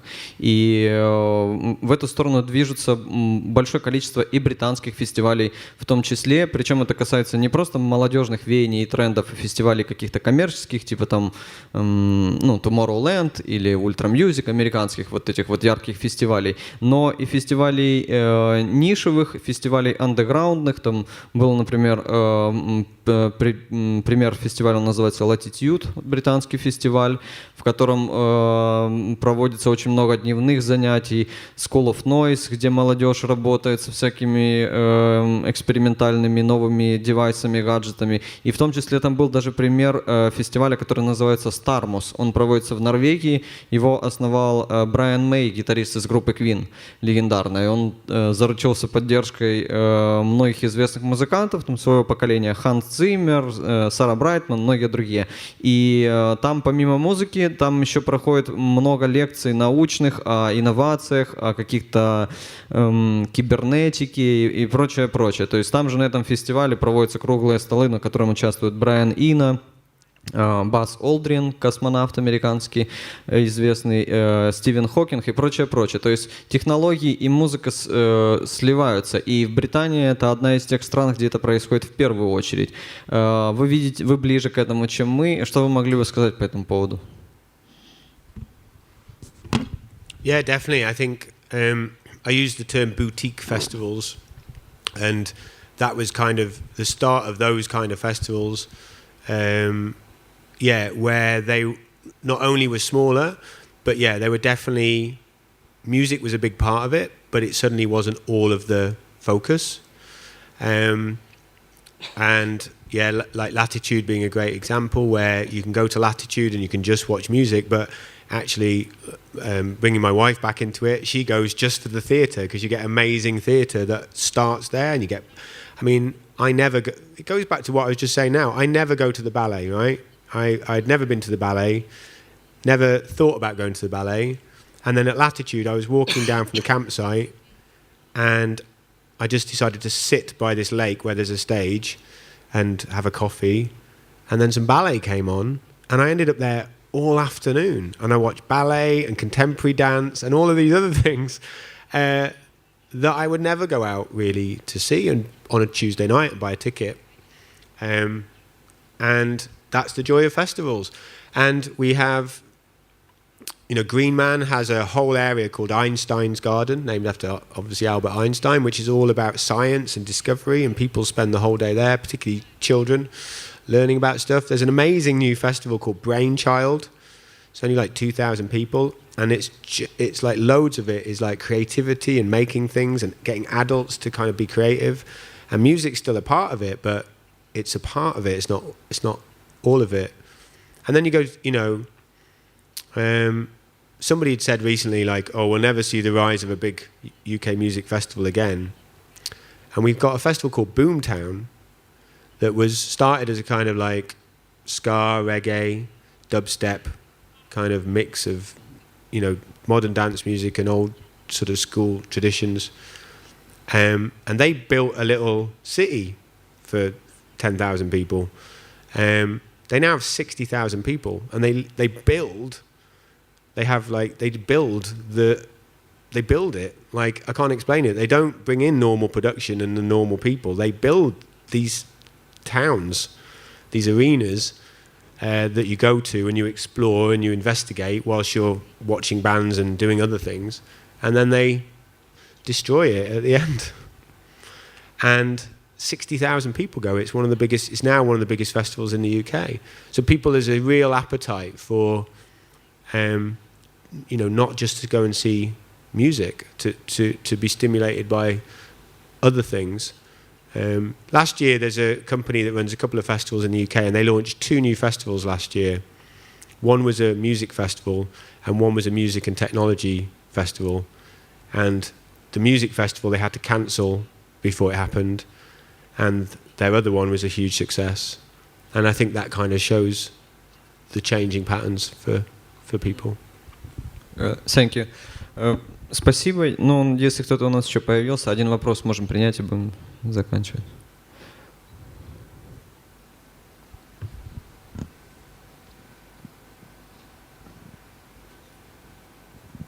Hi, John, and thank you very much for coming and for your time and for your presentation. It was quite an inspiration. What I wanted to ask you, to you as an external person, apparently coming to Ukraine, you have done some background check maybe of our music scene as well. What I'm wondering, is there anything in our music scene that particularly caught your attention, maybe from the previous experience, or what is done here in terms of, I don't know, like festivals, performance, maybe artists, anything that comes to your mind when it's said like Ukrainian music or Ukrainian music scene? What would you say? What would be the first? Thank you. Well, that was the thing. I didn't know. Yeah, nothing had jumped out. Like, it was, there wasn't something I was like, oh, wow. I was excited to come here because I didn't know anything. And, I didn't know any bands, and I didn't know any festivals, and I didn't know what the industry looked like.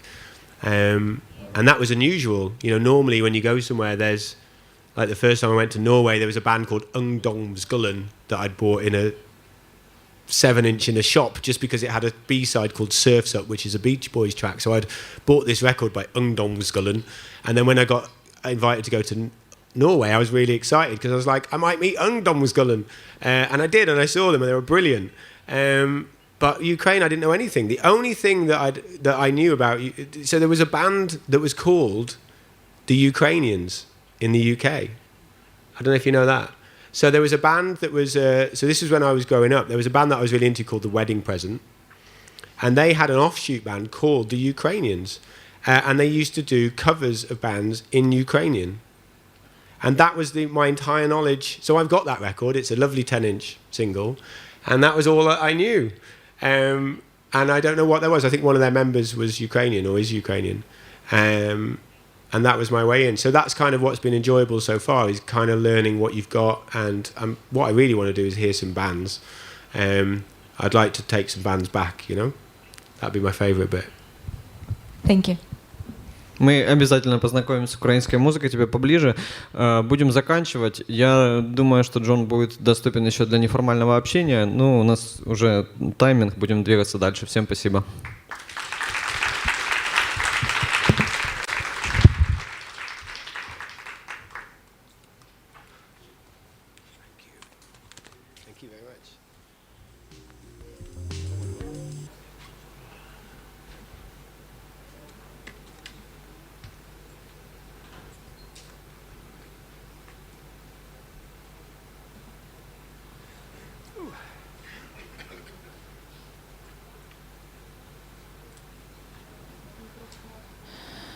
Доброго дня всім. Ми потрохи починаємо. Наші спікери займають їхні місця. Я скористаюся хвилинкою, представлю себе. Мене звуть Валерія Чичибая. Я з радіо, я працюю з музикою 17 років. Різні радіостанції, там Європа Плюс, Галарадіо, Просто Радіо. А зараз разом з партнерами ми робимо проєкт «Радіо Аристократи». І про музику от з такого її не практичного, а романтичного боку я розмовляю часто, щодня. Тому це штука, яка мене справді надихає. І я думаю, що нам сьогодні абсолютно неймовірно пощастило зі складом, за що ми дякуємо Британській Раді. Я єдину ще штуку собі дозволю, перш ніж представлю гостей. Ви бачите, що в нас в шоу-бізнесі шоу-бізнесі настільки все класно, що тут просто 70% вільних стільців. Я вас дуже прошу, якщо ви задоволені якістю дискусії тут на Selector Pro, дайте знати вашим колегам, що прийти подивитися презентацію, в якій є конкретні цифри того, як заробляє один із найбільш розвинених музичних ринків світу, побачити, що вони роблять свої 4 мільярди, це, здається, хороша річ. Це, власне, і називається саморозвиток і вхід в індустрію. Вибачте за мій вчительський тон. Я хочу представити вам гостей. Я почну, напевно, з британської сторони. Selector Pro не єдина музична подія, але Selector Pro вдається вам представити спікерів з Великої Британії, підняти між нами, певну звірку досвіду і може підштовхнути дискусію. З радістю представляю вам Елі Джайлз. Елі займається музикою вже 17 років. Елі менеджер, який менеджерить і музикантів, і, власне, продюсерів. Тобто менеджер, який знається на тому, як працює індустрія музична в Великій Британії. Наразі Елі займається, є частиною Various Artists такого лейбла і Polydor. Ось, тут, напевно, я скажу лише два імені. Обаро Ghost Poet. Нам пощастило, ми будемо поговорити про музику з одним із круто популярних британських музикантів. Тут, я думаю, що багато чого класного. Mercury Music Prize і наразі ось новий альбом. Велика честь для нас приймати тут в Києві Кена Нельсона. Це просто неймовірна історія. Кен отримав в своєму житті аж 3 Гремі за співпрацю із Coldplay. Кен продюсував таких людей, що в мене просто зараз мурашки шкірою. Я думаю, що в процесі ми згадаємо і Kings of Convenience, і Поло Нутіні, і всіх інших. Тут теж зайві слова зайві. Це онука Ната Жищенко. Артист. І Женя Філатов, і менеджер, і артист. І оскільки, знаєте, ми назвали цю панель «How did you get there?», як ви там опинилися, то я почну з простого питання, а власне, де ви зараз? От в ваших проєктах, що відбувається зараз найцікавішого? Женя міг би бути першим чи Ната? Де ви зараз? Всім доброго дня, дуже приємно. Зараз дуже важко орієнтуватися. Добре. Отак буде краще синхронізувати свої думки. Я знаю, що не можна казати, що ти хвилюєшся, але я хвилююся, тому що я дуже рідко проводжу в такому форматі бесіду. Але все одно це дуже висока честь бути учасником такої події, бути учасником панелі. Дякую всім за запрошення, за матеріалізацію таких взагалі можливостей бути поряд із такими музикантами. Я навіть не знаю, чи є взагалі який зміст в моїх словах, коли отут сидять просто легенди. Не знаю, чи чому комусь дійсно цікаво щось від мене, коли поряд такі величезні метри. Ми зараз в Україні і в Києві і намагаємося турити Європою. Це починається, розпочинається, відбувається. Це значно важче, ніж здавалося спочатку для українського артисту, особливо з бендом в 10 людей. Ми не скорочуємо склади і зараз боремося над кожним фестом, саме щоб все було так, як є по нашому замислу музичному. Ми на певному хайпі, напевно, якщо казати вже так белетристично, але дуже тверезо оцінюємо реальність, сидячи з такими сусідами. Де ви зараз, Євген Філатов? Вроде как все спокойно, мы дома, мы в Киеве, но Ната правильно отметила, что в компании таких людей это, наверное, большое спасибо за приглашение, да, и это, наверное, для меня, как для музыканта, в первую очередь, большая честь. Поэтому пока что мы дома, но надеемся, что покажем то, что мы можем далеко за пределами. З певним хвилюванням ставлю це питання Кену, і тут думаю, що ми почуємо багато такого, що солодко за неї, чи відгук буде в серці. Кен, які проекти найцікавіші для вас зараз, в цей момент, чим ви займаєтесь найцікавішим для себе? I'm in Kiev, and I've just finished a record with an artist called Callum Beattie. He's from Edinburgh, up north in Scotland. Very, very good artist, singer-songwriter. And we just finished that. His first single came out about 6 weeks ago. And it's doing okay. It's a slow process, I think, these days. It's slightly different to my earlier career when singles came out and you got some feedback as to how sales were doing. Now it's all about how many Spotify hits you have. And he's doing okay anyway. But I think what they're going to do is release single by single until hopefully he becomes more popular. But I think he will. He's an amazing talent. So watch out for Callum Beattie anyway. We're gonna Google it. Дякую за цю відповідь. Панель називається «Як ви опинилися там, де ви опинилися», і тому хочеться почати з з'ясування, де ви зараз, Обаро.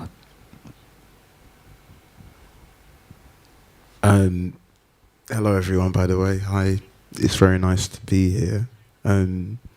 I just finished my 4th record, and I'm at a stage in my career now where I don't care about anything in terms of trying to please anybody or trying to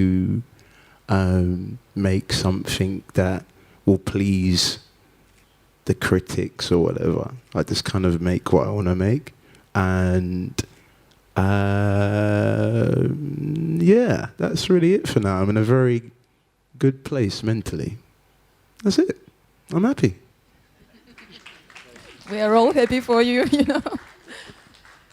Ellie. Hi, thanks so much for having me. I've been a manager now for about 6 years. I started off managing producers and then into artists. At the moment, I've got 3 artists that I'm currently working with. I've got a guy who is 3 albums into his career, is very, very well respected in the UK. We have an amazing magazine called Mojo in the UK. He was a top 10 album of the year when his album came out 2 years ago. What's his name? Bill Ryder Jones. So at the moment it's more, I see him as someone who is a long-term artist similar to Obar Ghost Poet. It's more about just developing, keeping it going. Even, you know, the way I see it is that even if you've only got a small audience, and as long as that audience is really engaged and really loves your work, you can build it to a bigger audience. So I always believe that your music will get there as long as you've got some kind of audience. So, and I've got a new artist that I'm just started releasing now. I've put 1 single out. We've had really great reviews from it so far. He's called Westerman, and the plan is for him is to put another 2 singles out and an EP on vinyl in about 3 months' time. We're not looking to put an album out until 2019, so that's what we're looking at now, is a 2-year strategy until an album drops. And that's purely because the market is so disparate now, and it's changed so much from what it was previously. So for me, it's about kind of just building audience, and when we do release that album, we have a decent audience in place. And I've also got a Dutch band that I'm co-managing, who are called Joe Goes Hunting. They're like a cross between kind of Caribou and Animal Collective, an incredible jazz drummer, with electronics. Probably one of the best live bands I've seen in 4 years. He's playing Best Kept Secret Festival in Holland today. And the plan is that he's actually released an album already in Holland. And what we've done is we've kind of gone, okay, we need to remix this album, get it to a good level, and then we're going to go with it once it's ready. It's about a week away from being ready, and then we're going to start getting a press, radio, and start building a strategy. But because it's so good live, it's going to be very much built via live. Знаєте, прекрасні, чудові історії. Я на попередній панелі багато чого загуглила, справді раджу фіксувати ці штуки, там надихаючи про фестивалі інформації. От дуже просте питання, але немає на нього простої відповіді для мене особисто. З чого починає менеджер? Ну, скажімо, менеджер знайшов музиканта, який вартий його компетенції. It's breaking up a It's little breaking. Let's imagine the situation that you found the inspiring artist for you, like a manager. What will be your first steps with this new act? What will you do first? It really depends on the act. So I used to work at Polydor before this, and so I worked with two artists, White Lies.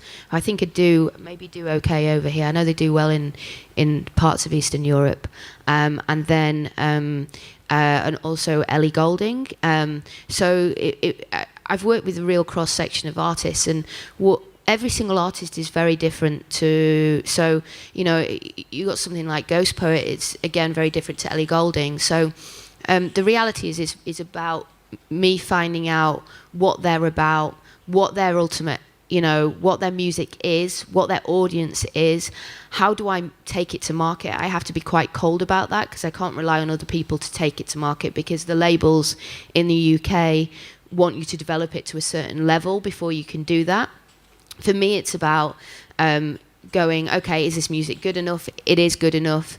Let's just put a really strong strategy into place. And mostly it's about working out who the audience is and then just aiming at it. So like with the new artists that I've got at the moment, we're doing Facebook advertising to really hit the people that we actually finding out what the audience is, who's reacting the most to it. So that's a real kind of like you have to play with that a little bit and see what happens. Like if you're an artist, I would say Facebook advertising is incredible for kind of really knowing where your market is. And then what else we're doing is just really, we've got a great press person and a great radio person. So we're putting a song out every 6 weeks, because the reality is that radio isn't very valuable these days in the UK. It's actually Spotify is more valuable than it ever has been. And what you want to do is we build a Spotify playlists and build that kind of traction on there, and then move over to radio if radio take up. Because there's so much choice on Spotify playlists compared to, say, radio. We've got, you know, we've got Radio 1, we've got 6 Music, we've got Radio 2, we've got Classic FM. You know, really we've got a small amount of stations that actually make a difference in the UK. So the reality is I find out what the artist is, whether I need to break them via live, whether I need to break them via digital, whether I need to break them via Spotify, whether I need to break them by radio. If it's a pop artist, it's very different way of taking it to market. You've got to make sure that the photos are really great, that the photos really stand very close to the music. So it's very cold to say this, but the brand is right. So it has a synergy. The music and the art has a synergy. But a lot of the times I trust the artist to really make them decisions, and they know it. And so my job is to really just go, what is it you want to create? And they go, I want to create this. I'm like, okay, cool. And then I facilitate that. If we can fix the equipment, it will be good. Я вхопила таку спільну річ в тому, що відповіла Елі, для будь-якого з проєктів – стратегія. От ви, наприклад, пам'ятаєте ще, якою була стратегія, коли ви починали проєкт ONUKA? І чи ви взагалі користувалися таким інструментом? Я думаю, що точно не було продуманої стратегії, не було продумано, що це буде, наприклад, мікс етніки із електронікою, точно не було точного складу музикантів, там шоу, як це має бути аудіовізуально саме на сцені. Скоріше, це була необхідність якимось чином мене тримати на плаву після того, як розпався попередній проєкт Tomato Joe's. І Євген Філатов і Леся Патока, яку всі знають як художник по костюмах, просто примусили мене зробити сольну пісню з сольним проєктом, в яку я абсолютно не вірила. Це скоріше було така, примусове витягування мене з фрустрації повної. Мені здається, що так артист і має відповідати. Цікаво, що скаже менеджер. На самом деле, очень важный момент, о котором сказали, это целостность самого артиста, его музыки, которую он делает, его визуал, его, скажем так, аудиовизуальный контент. Если вот музыкант может таким способом выражать свое видение, то, мне кажется, это является очень важным этапом в начале карьеры. Я не знаю, как это оценивается. Наверное, это все индивидуально. Кому-то нравится, кому-то не нравится. Но несмотря на то, что вот Ната говорит, что у нас как будто не было какой-то стратегии пути развития, то есть я очень много думал именно о целостности, скажем так, этого образа Наты как личности, Наты как музыканта, выбор аранжировок, выбор фотографов для фотосессий, дизайн для сайта. То есть все эти мелочи, они так или иначе являются самой главной и самой сильной стороной артиста. И если на горизонте появляется новый молодой артист, у которого, на мой взгляд, я считаю, что это должное отношение к самому себе, к самовыражению, когда артист знает сам не только о музыке, которую он пишет, но и как он ее позиционирует, какую обложку он выберет. Вот. И довольно часто есть специалисты, которые приходят на помощь и помогают этому. Я хочу лишь сказать, что это очень важный момент, и я со своей стороны очень много в голове продумывал вариантов, смотрел какие-то, искал вдохновения где-то, и это было для нас важно. Вот так вот. Ну тут я додам одне речення, що так вийшло, що коли мене нібито розбудили, то почало от ця там творча якась енергія і ідеї фонтанувати, і серії там мою історію там про дідуся, про фолькові інструменти не придумали, тому що в нас революція відбулася, і всі почали там семплові там вставки, сопілочки використовувати. Це дійсно моя історія з дитинства.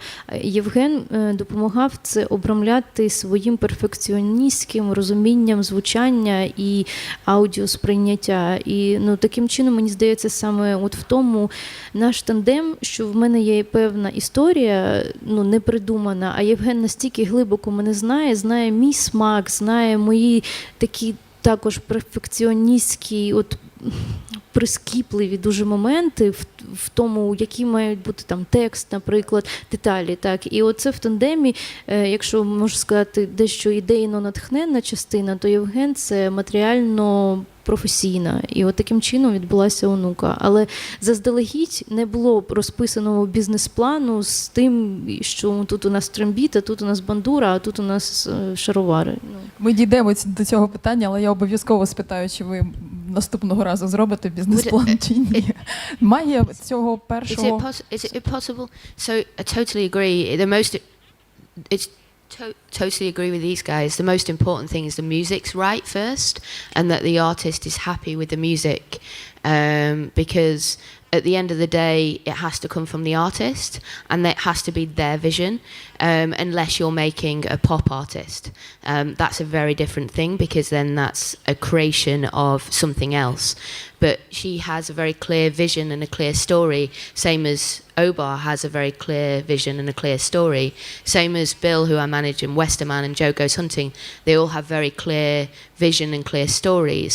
And it has to come from them. I'm just a facilitator. Good term, by the way.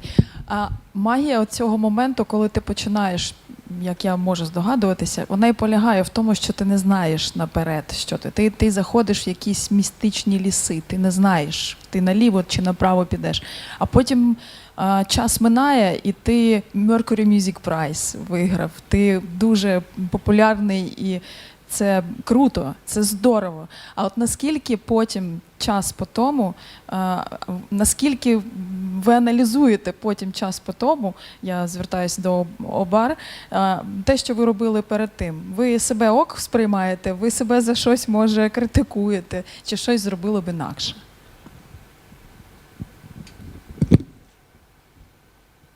Yeah, in the beginning, you kind of, I'm going to turn this off because it's distracting me. 1 sec.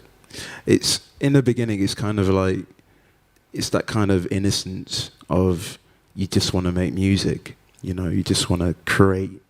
And with things like the Mercury Prize and critical acclaim and blah, blah, blah, you start to, analyze everything. You start to second guess yourself and think, okay, I made this record and people liked it, so I need to make something like that again, or something similar, or I'll lose that new fan base or, you know, attention.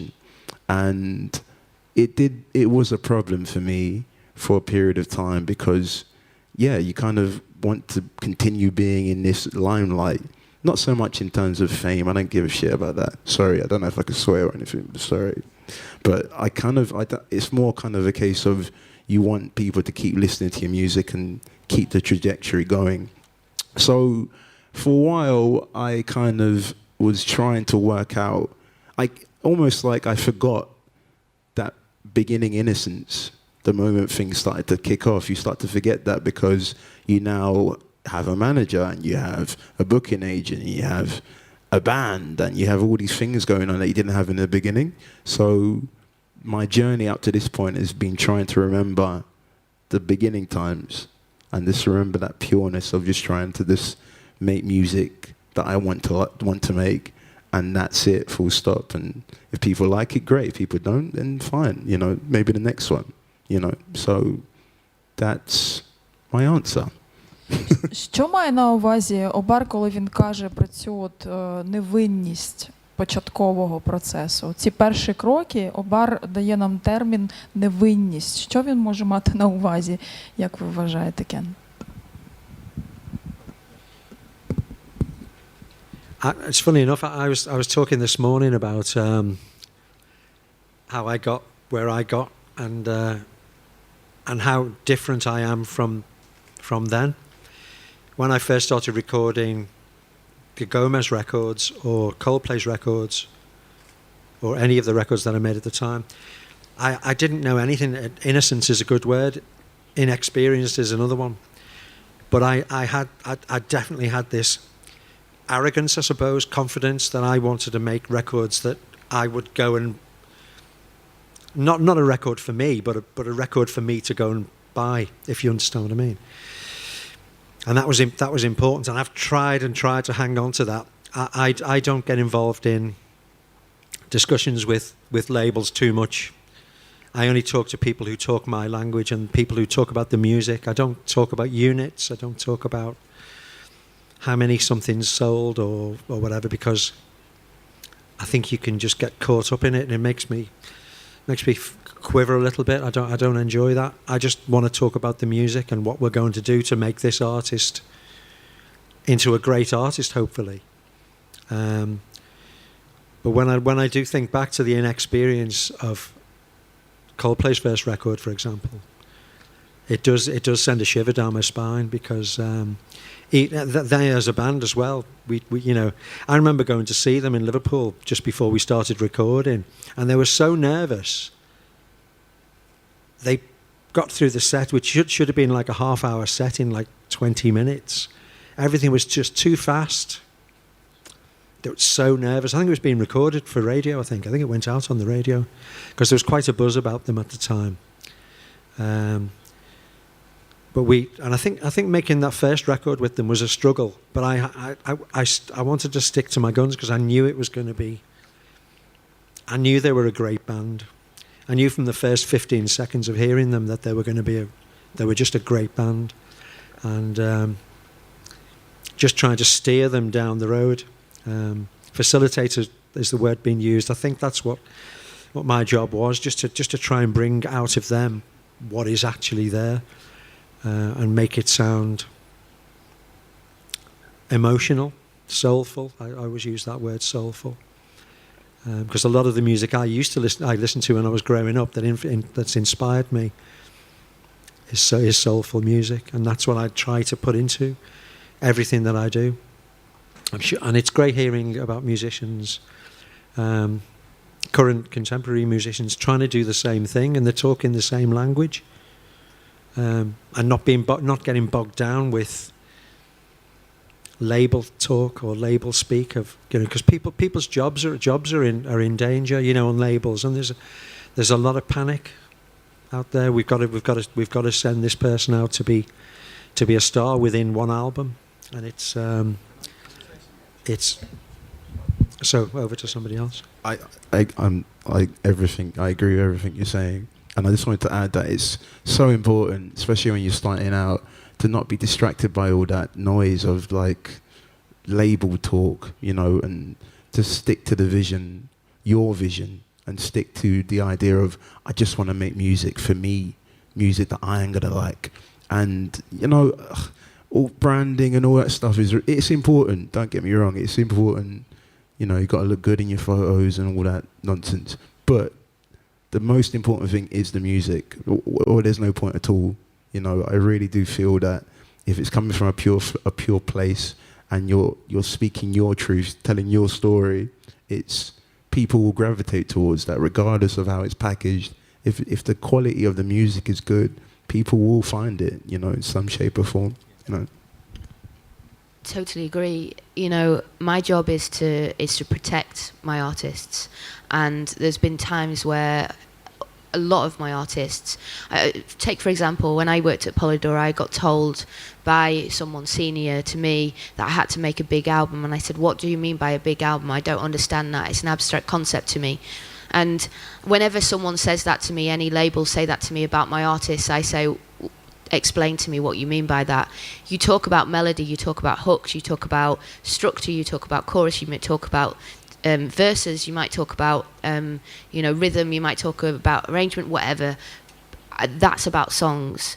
It's not about anything else. My job is to facilitate between the two. So it's about, I can talk both languages. I can talk the music language and I can talk the business language. And my job is to protect my artists from the business language. And so I never, ever talk to my artists in a business language. I talk to my artists in a musical language. And then when I speak to the labels, I speak to them in a business language. So my job is to ultimately, and I've seen it so many times where labels will just, and they'll get all fearful. And, you know, I had an instance actually in the last 2 weeks where, you know, we had a situation where we weren't getting the press we wanted on this song. And I just said, look, this is a great song. I believe in this song. We are going to get the audience. It doesn't matter what anyone else thinks. It will happen. I was like, you worrying about it is putting your worry onto me, which then I might pass on to the artist. We're all dominoes. I was like, just, it's okay. It's fine. We'll work it out. And, you know, my job is reassurance, actually, is kind of, you know, I had one of my artists making a record at the moment, and I went in and he was playing me the record, and I said, all you want me to say right now is that it's great, don't you? And he went, yeah. And I went, it's great. And he went, okay. And then he went into, like, you know, more writing mode, because he didn't want me to criticize him. He just wanted me to say everything's going great.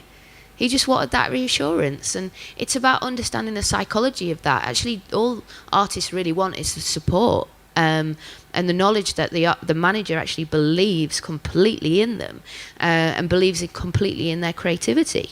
So, yeah, you know, as much as I can talk about the business and how strategy is put together, actually my big belief is actually supporting the artist, facilitating the artist, and making sure that, you know, that they're protected from the negative voices in the world. Ната хотіла щось додати, да? Да, я хотіла сказати, що в нас повністю на виворіт, напевно, ситуація, тому що в країні абсолютно немає там системи менеджменту, лейблу. Ну, на початку нашого проєкту це точно так було. І тому ми з Євгеном самі собі лейбл, самі собі сонграйтери, поети, аранжувальники, і всі відео, окрім останнього, також були зняті Євгеном. Щодо фотосесій і вигляду, це також цензура на мені. В нас є, звісно, друзі, які нам допомагають, там стрижуть, грубо кажучи, але все одно цензура проходить через мене і через Євгена. І можна сказати, що це типу недолік, тому що на нас просто величезна відповідальність. А з іншого боку, я думаю, що це наш найголовніший бонус, тому що от в той реальності 2013 року тільки так можна було створити проєкт, якщо ми повністю займалися і навіть аудіовізуальним контентом для відеоарту. І я не думаю, якщо ми були у складі будь-якого лейблу українського, хтось би повірив в мою дебільну ідею створити трек-відлік, його зіграти виступити на Євробаченні, наприклад, з цим волосатим барабаном, і взагалі повірити в те, що це може бути і може право мати на життя. Але Євген – це та єдина людина, що вірить інтуїтивно в мою інтуїцію, можна сказати, і навіть якщо це повний абсурд, довіряється, і от лише так працює ONUKA.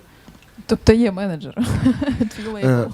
Знаете, вот как правильно все здесь подчеркнули, путь к искренности, путь к оригинальности лежит через себя, через прислушивание к себе. И с одной стороны, мне кажется, наверное, все-таки до сих пор, что это слегка эгоистично, то есть делать музыку как бы для себя, вот та, которая нравится, или самовыражаться вот именно как тебе захочется, не считаясь, грубо говоря, ни с кем. Но с другой стороны, как я уже сказал, это единственный, на мой взгляд, сейчас путь к чесному самовираженню. Це дуже хороше теж зауваження, і давайте цю частину підсумуємо згадкою, що ми ще досить недавно жили в часах, коли реклама альбому чи реклама фільму – це було повідомлення, скільки продажі, там, скільки копій було продано. Не було іншого меседжу про альбом, як тільки те, що там його продали такими от копіями. Це не є реклама, це безглуздя якісь, це успішність, так, але це не пояснює тобі, чому тобі треба послухати цей альбом і що в ньому художник заклав. Я хотіла б запропонувати вам наступну тему, і вона, на щастя, вона зараз так і популярна, і розглядається трішки під іншим кутом. Це помилки. Творчість – це ж правда процес, коли ти постійно робиш якісь кроки, щось пробуєш. І, напевно, в творчості я можу лише здогадуватись, але в тебе більше шансів припускатися помилок. І ці помилки, вони невід'ємна частина цього процесу пошуку себе. Якби ми з вами поговорили про ті помилки артистів, яких ви менеджерите, чи от ви самі як артисти, ті помилки, які зробили вас сильнішими, ви їх пам'ятаєте і що це було? Можна просто, як ви вирішите, як зручніше взяти мікрофон. Do you mean in like generally in my career or creatively or both? As an artist, in your creative process, yeah. Mistakes that I've made in my career thus far. I've made no mistakes. No, really? I'm joking. I've made mistakes. I'm going to pray for you. I'm trying to think of what the biggest mistakes. Yeah, I guess like I mentioned before, the idea of trying to please people was, I guess, one of the mistakes that I made for a period of time, because it just felt like the right thing to do. It was like I was part of a label. I was just making music in my bedroom before that. So there was kind of the pressure of a label and the pressure of having a manager, and then kind of being in the position where I can earn a living from making music and be able to quit my job and just do music full time. So there was that kind of idea that I need to, keep this alive, when forgetting that what got me here was me just messing about, making mistakes, and just learning as I was going on in the beginning. So I guess partly that. And then other than that, yeah, it's all right so far. So nothing else. That's it. Oh, just to add, mistakes creatively are a godsend. Like, embrace mistakes in your music. The things, just from experimenting, trying things differently from what you're supposed to do, the results are amazing. I'm sure you can be a testament to that. And I feel it's very important to embrace mistakes creatively. Really important. Even from a manager's point of view, actually, as well, is kind of think differently. You don't think kind of obviously. You can do everything differently. You don't have to kind of go, oh, I need to sign to that label. Like, for me, actually, what I try to do with my artists is actually try and get them to keep their master rights and their publishing rights. And that's something that I really value. And that means that I might not get a part of an advance front end, but to me that's more important for me to build an artist long term and actually give them give them value long term. So Moby, I don't know if Moby became big here, but Moby's like one of the biggest kind of artists for sync in the world, probably. He made a fortune out of his album Play, and he owns all his rights. So ultimately, as a manager, I'm always questioning myself and going, well, I'm told by the industry you've got to do X, Y, Z, but actually you can do any way you want to do it. And it's the same as being a creative artist. I like to be a creative manager. So yeah, embrace creativity. Я думаю, що Кен міг би додати нам кілька історій, тому що Кен продюсував чималу групу музикантів. Знову ж таки, згадаю Пауло Нутіні, Kings of Convenience, Coldplay, 3 Греммі. Ви бачили, напевно, неодноразово, як музикант шукає, припускається помилок і стає сильнішим. I can't think of too many. One thing I do remember once is I was working with Paolo Nutini. I don't know if you know Paolo Nutini, but he's been fairly successful in Europe. And actually, we had a problem once where there was a song we were working on where there was a break, where there was no. They wanted it to be a single, and of course, as soon as the label start talking about a potential single, the pressure then on the artist becomes huge. And I remember mistakes being made there by the artist wanting or listening to the A&R guy who was fearing for his job because they wanted a hit. And the A&R guy wanted, there was a section in the song where there was no drums. He's like, we can't have that. We've got to have a rhythm going through this bit. And it was really contrary to what the song needed. And it was it was almost like the mistake was letting the guy in the door, if you understand what I mean, because he wasn't a musician. He just felt that there needed to be a beat, no matter how simple. And he said, well, it just needs a hi-hat to keep the time through this section. And it was just ridiculous, really. And the problem comes then that the artist gets really worried about it, because the artist's sort of in the middle, the managers and the artist are in the middle, listening to what. Because I think Paolo saw the A&R guy as his boss, which is completely wrong. So wanted to listen to it, at least try what he said. And I'm not against trying out anybody's ideas. If they're in the studio and they come up with an idea, it doesn't matter who they are, we'll try it out. But when it comes to something as, to me, it was ridiculous. It didn't work with the rhythm through the quiet section. And you just learn from that, how, I don't know, when people who aren't that musical, they just think there needs to be something, not from a musical point of view. It creates tension.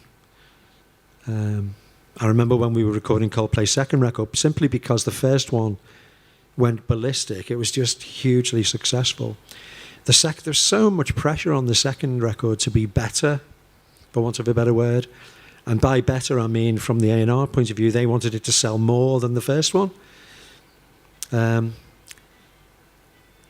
It's an awkward situation then, because as a producer, you kind of, you're a manager, you're a psychologist. You have to have so many skills to try and keep the 4 members of the band happy and thinking they're making good work. But outside influences can be devastating, I think. Mistakes as in like performance mistakes, or I think as Opus says, can be the making of a song sometimes. And what doesn't kill you learn from, so yeah, it's certainly an interesting business to work in anyway. If anybody's interested, come and work there. No 2 days are the same. And but they're the only mistakes. I'm not really sure they're mistakes, but I just remember those things came to mind when you mentioned mistakes. The instance of pressure being put onto an artist, and I'm trying to protect the artist. So it's a tricky job, that one. Yeah. What Ken said about A&Rs, keep them out of the studio, keep them away. I made that mistake. Another mistake. I'm learning. There's more mistakes. With my first record with my second label, it was a much bigger organization, and they had like, you know, a big office and a pool table and a bar. So I was kind of impressed. And I thought, wow, these are the professionals. They know what they're doing. So the A&R came in for a couple of times to try and, basically he gave me some advice of what the track listing should be on my record. And at the time I was like, oh, he knows best because he's an A&R, he's had experience. Bless him, he's a lovely guy. But that was a big mistake in a sense of allowing, you know, A&R, whatever they want to call themselves, they are the mouthpiece for the label. Simple as that. And the label want to sell records. Never allow that line to be crossed, you know. That was the biggest mistake I ever made. I never made it again, in the sense of allowing A&R in my music tell me what should be done with my music. Yeah, that was a mistake that I learned from. Yeah. Good story. Я думаю, що для перфекції... In fact, I would say that as a manager, I don't want to be in the studio because I think that's a world that they need to just allow themselves to inhabit. You know, as in just be, and, you know, whenever some of my colleagues say, oh, I'm going to go to the studio, and I'm like, why? Why do you need to be there? Like, you don't need to be there. Like, I'm there to facilitate. If they need me, they'll ask me something, but I trust their instinct enough to do them to do their part of the process, which is, you know, just do what they want to do, and that's what I do. I trust my artists to do that, and even if artists who I can still see are developing their vision, I've got an artist who's still in that phase of like trusting his instinct more, but he's got it in him.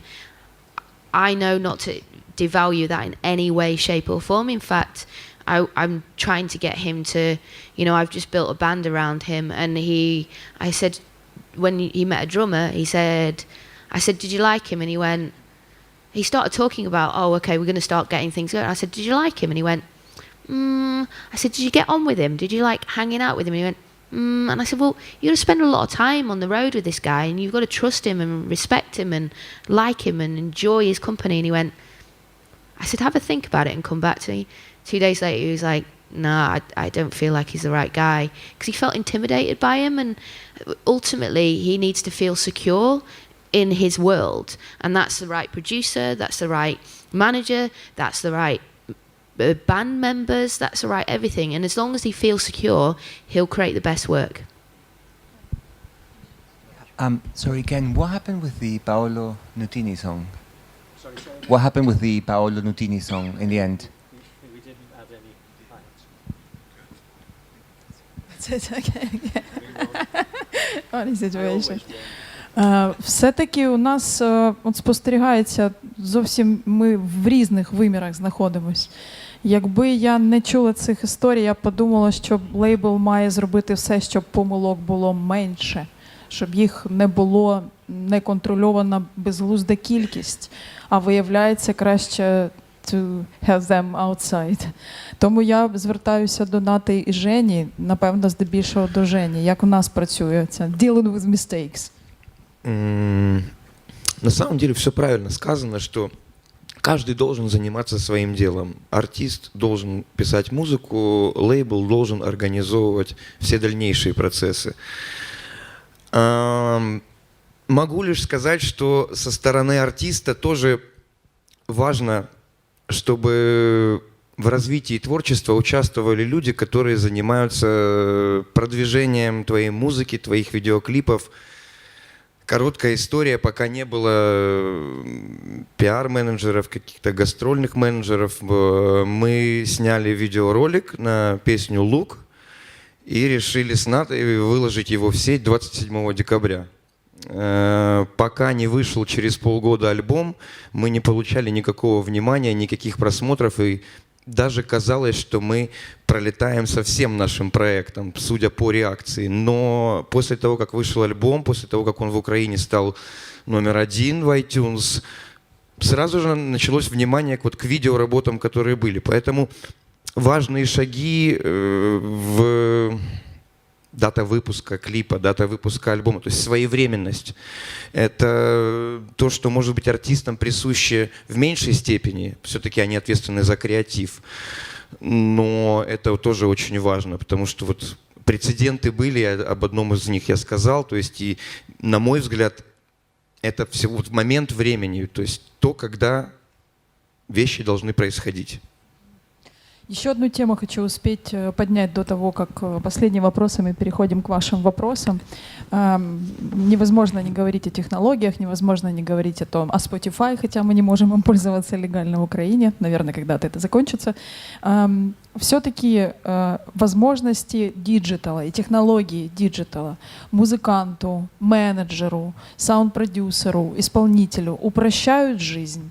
Или и упрощают, и усложняют. Вот, в общем, как бы pros and cons. Вот хорошие стороны и плохие стороны диджитал эпохи, по вашему мнению. Если можно, начнем с Элли. It's become the democratization of music, really. So ultimately, you can put the music out and you can find an audience with it. Before, what used to happen is that you'd have to get signed to a label and they would then be the gatekeepers to, getting it out to digital distributors. Now you can use a digital distributor yourself, go to them and say, hey, look, I want to put this up online, and they do it for you, and then you can kind of build a strategy around that. So the reality is that if you're making music in your bedroom, you can get that music out there now. Whereas, I remember when I first started in music, and that was like, a long time ago now, 17 years ago, that certainly wasn't the case. So for me, and also what's amazing about the democratization of music and digital is that transparency is happening, because with physical units, what happens is that you have a lot of language talking about mid-price, premium price, container charge, which is basically kind of like cost of packaging. And all of these things can kind of end up being taken off the top. And when you audit a label, it's all, they take all this rubbish off the top. But the reality is with something like, Spotify, iTunes, any of them digital companies, that they report in such a way that there is no, it's just, that's how much I've sold. That's how much money's come in. And that's beautiful on so many levels. And in the UK, I'm about to go on the MMF board, which is the Music Managers Forum board, and we're fighting for transparency for artists so that they are looked after financially and they do get their music out in a way that is appropriate and reasonable. Ken, may you share some thoughts with us? Digital epoch, is it good or bad? Good or fallacy?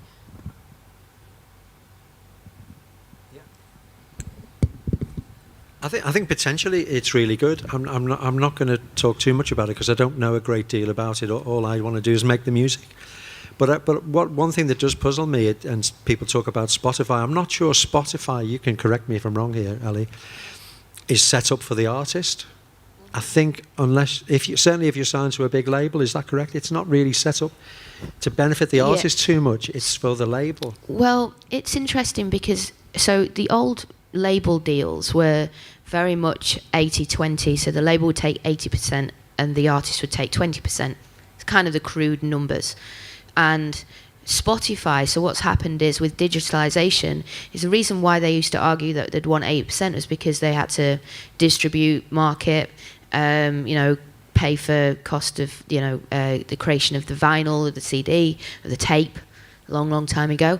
And now the reality is that you can put your music online and the DSP, the digital providers, are only taking 20% or 15% or 10% or even you can pay TuneCore £5 or whatever to put the music up and that's all you pay them and then you get all the rest of the money.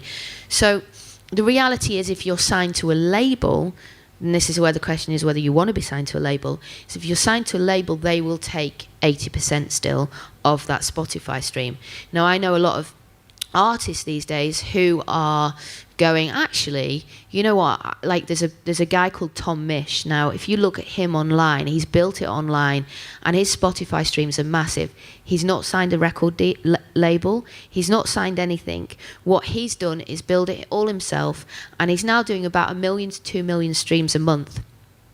And he's selling out tours in the UK and selling tours out in the US. So the reality is that you don't need a label anymore in the UK. And it's beautiful, it's amazing. And, you know, and I'm sure that if Obar had started out early days, that, I mean, you put it out, didn't you yourself, the first time? Or you didn't? You know, it might have been a different story, you know? So you know, the thing is like we're in a place where we can do anything we want to do. Like as a manager, I feel, you know, it's freeing for the artist. You know, I can say to an artist, you know, what do you want to do? And they go, I want to do this. I'm like, great, well, let's do that. Let's not sign to a record. It's when I get labels emailing me going, hey, I'm really interested in your artist. I'm like, we're just building it. That's all my answers back is we're just building it. Like, as in, not really bothered about speaking to you. Like, I don't see the value in you coming to me. I can make the money. He's making £500 a month already from Spotify streams at the moment, and that's paying for all our like videos, artwork, etc., etc. So, you know, and that's amazing. That's brilliant. У нас, до речі, наступна панель присвячена саме споживанню музики в цифрову епоху. І Британській Раді вдалося залучити Камілу Сатар. Вона є головою цифрової дистриб'юції Pro Music Group. Я думаю, що там буде багато болісної для нас інформації, тому що у нас це і досі не працює, да, і ми можемо це слухати і тішитися за розвинені ринки. У нас немає Spotify і майже немає нормальних виплат про роялті. Про це теж є окрема тема. У мене буде останнє питання, переходимо до ваших питань. Воно абстрактне. Музика або культурна індустрія – це жорсткий бізнес? І чому? Maybe a bar? Yeah, of course it is. It's like, it is, I guess it is a bit more on the pop side of things, you know. It's very kind of cutthroat and very much about your numbers, and if you don't sell enough and we don't, you know, balance the books, you got to go. Or you could be potentially just put on the shelf and you sign to a label today and your record doesn't come out till 5 years down the road or whatever. It can be harsh. I think it's just kind of, it's finding your own place within it and working out a way for you to develop on your own time if you can. And having a manager is always good. Keeps the harshness away. So it's kind of, it can be. It is a cutthroat business, and end of the day, record labels are set up to make money. That's what they're doing. Obviously, you've got characters in it who love music and want to promote music, but they're a business, and it's important to understand that when trying to deal with a label, that it is a business and they want to make money. They want to maximize, you know, your talent, and it's good to just have your eyes open in that respect. Мені б дуже хотілося, щоб ми всі ви відповіли на це питання, бо ви всі в шоу-бізнесі, в музиці, в індустрії.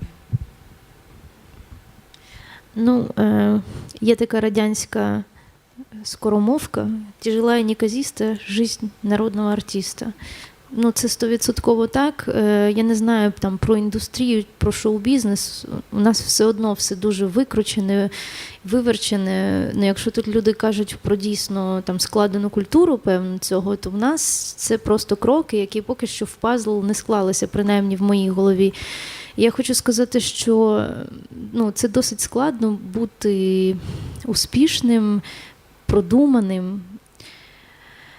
Також не випадати із суспільно-політичного контексту сьогодні в Україні. Це досить складна тема, досить важлива, вагома і відповідальна. Це не всім вдається. І поки що, вважаючи, що проєктові ONUKA рівно 3 роки, до речі, позавчора виповнилося. Я можу сказати, що повністю мій мозок зайнятий на 100% думками лише про цей проєкт, навіть у вісні. І це не тільки гастролі, гастрольні тури і запис альбому. Це щоденна, величезна робота над собою, як над особистістю. Можливо, це не відповідь саме на ваше питання, трохи з іншого ракурсу, але момент вовліченості, він має бути всеоб'ємлющим. І от якщо до нас приходять там музиканти, яким би ми могли щось порадити, от я не знаю, що порадити. Мені здається, що для мене просто склалися зірки. І якби от зараз мені потрібно було новий проєкт стартувати свій, я думаю, що я би на це не наважилася.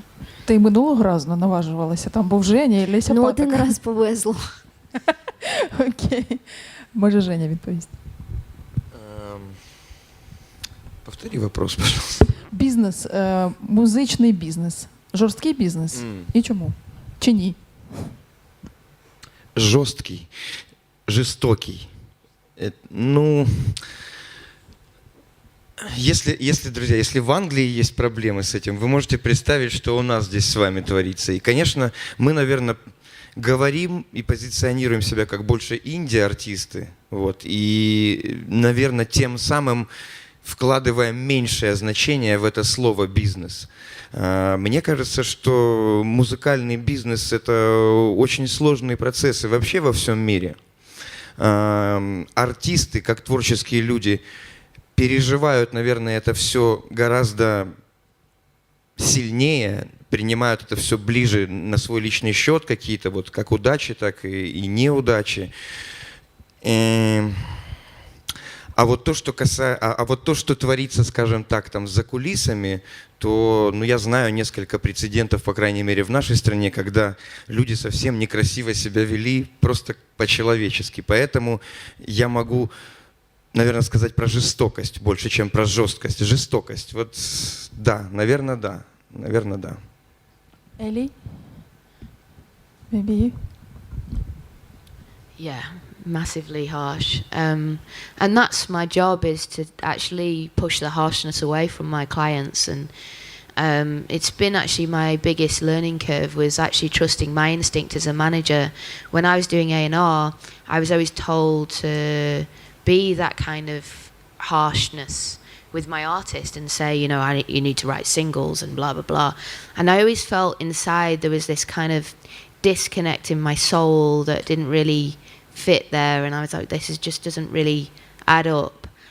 And then, and you know, as I became a manager, I kind of went, no, actually, F this, like, fuck this. Like, this isn't a way to get the best out of someone. And so for me, if I think that there's potentially a harshness in my team, then they'll be cut out of that team.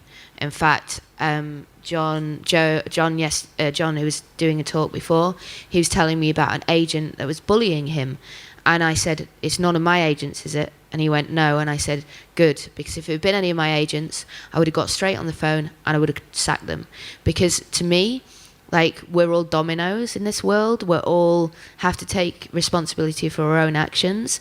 And if people aren't good to each other, then that affects other people. So, and there's a lot of, like, there can be a lot of power struggles in our industry. And what I'm fighting for is trying to get to a point where people can actually just be reasonable and talk to each other and find a way forward that works for both sides. And yeah. But it's slowly changing. It's become a lot better than it was 10 years ago, and I'm sure it will be better in 10 years again. So, you know, all we can do is try and be good to people, you know? Кен, може, якщо кожен буде робити свою справу, хтось залишатиметься за межами студії і всі будуть добрі по відношенню одне до одного, то не такий вже жорсткий цей шоу-бізнес. I do think it is. I do think it is harsh. It's as Ellie says, trying to protect the artists from all of that, because really, all I want to do is make a great record, and that's all the artist wants to do. They have a vision, I have a vision, and hopefully, it comes together. one thing that strikes me about it is if somebody employs me to make an album for one of their artists, there must be some belief there that I'm going to make a decent album. They must believe in the artist. So let's just believe, let's believe that left to our own devices, we can make the record that they want at the end of the day. And that is what's important to me, to protect the artist from the realities, I suppose, of the business. It's a business, and it's unfortunately it's a business, if you understand what I mean, because and people's jobs are on the line. I said earlier, about the A&R people panicking about their jobs, but they just need to trust and believe in their artist. Ellie obviously believes in her artists, and it's great. It's great to hear. It is great to hear, and I do agree. I think it is better than it used to be. This last album I've just done with Callum, the A&R, it's basically a Liverpool-based label called 3Beat, who've had massive success with Sigma and various other artists. They're a huge label, but Callum is signed to them to Universal via 3Beat, and they've been absolutely brilliant. They believe in me. They believed in the artist, and I think we've done some great work. And hopefully, he'll do well because he is a great artist, and it'll be awful if he didn't get to people's attention. Дякую. Ми якісь підозріло всі надто інтелігентні тут. Тут щось не так. Я хочу передати мікрофон тим з вас, хто хоче поставити питання. Якщо ви почнете з привітань проєкту ONUKA з 3-річчям, я от вітаю. Хто? Окей.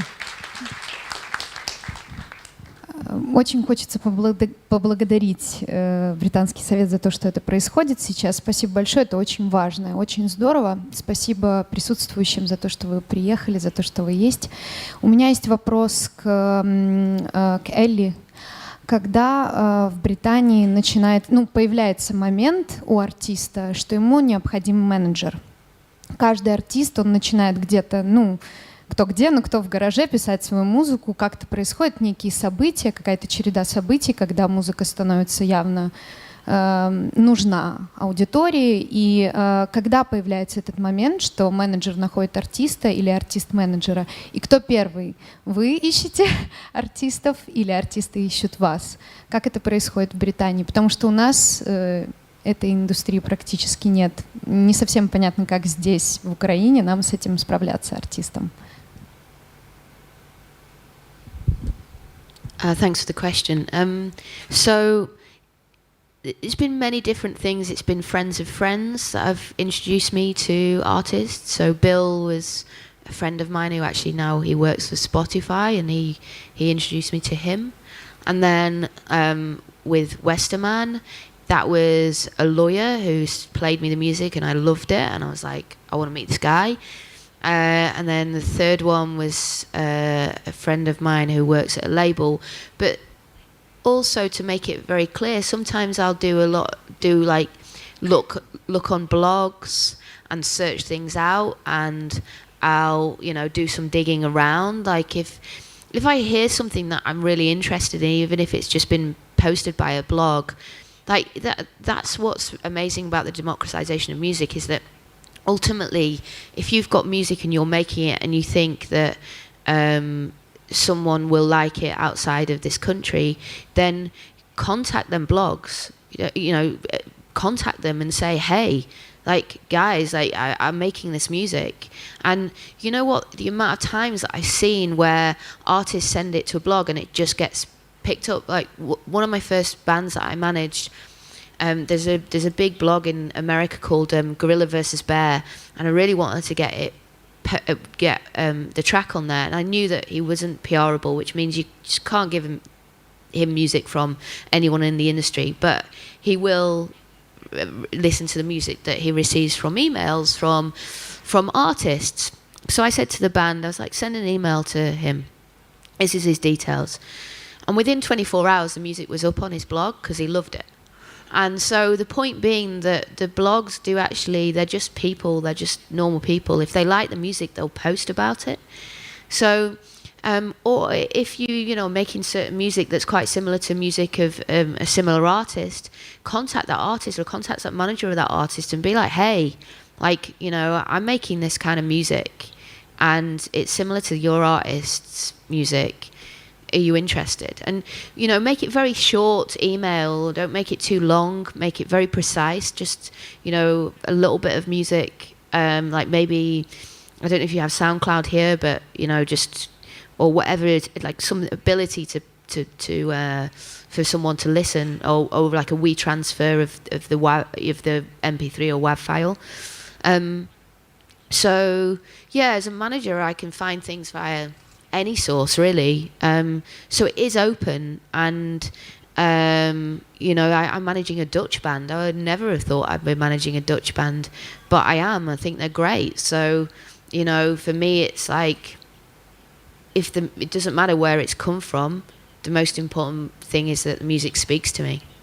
Oh, thank you very much. И у меня еще вопрос к Жене. Вот не кажется ли, ты являешься сейчас, наверное, одним из самых востребованных саунд-продюсеров в Украине, это факт. И я думаю, что ты следишь за музыкальным рынком, за тем, что происходит. Не кажется ли тебе некое, такое серьезное отсутствие многожанровости в нашей стране и то, что отсутствует какая-то культура по поддержке разных жанров? Допустим, за рубежом, да, энное количество выпускается там симфо-джаз, например, какие-то альбомы совершенно разной стилистики. А у нас как-то начинается стремление, вот люди почувствовали какой-то крен, да, и это работает, и начинают все автоматически делать одинаковую музыку, одинаковые треки.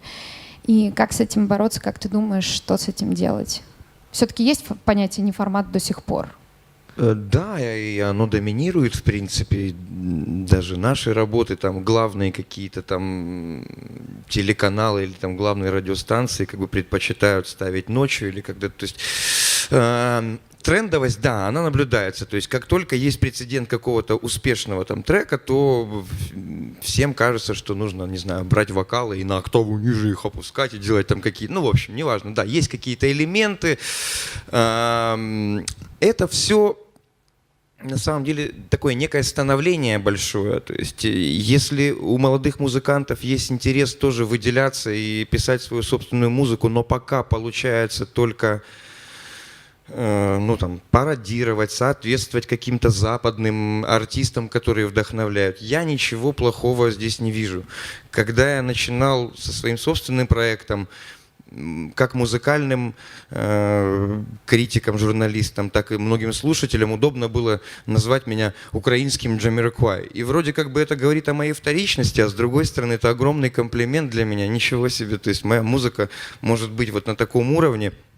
Ничего здесь плохого не вижу. Это процесс, который идет, это колесо, которое набирает обороты, и индивидуальность появляется тогда, когда мы можем констатировать массовость или хотя бы назвать нашу всю молодую сцену некой большой платформой. Пока это некие синдикаты из артистов, то есть я дружу с Катей, вот там еще ребята молодые сидят, я их знаю, но тем не менее у нас вот какая-то такая своя тусовка, я не со всеми, допустим, вот общаюсь, хотя довольно открытый молодой человек. И я тоже наблюдаю, что есть какие-то вот конгломераты артистов, и, скорее всего, жанровая составляющая определяет их круг интересов, и они вместе проводят время, тусуются, помогают друг другу.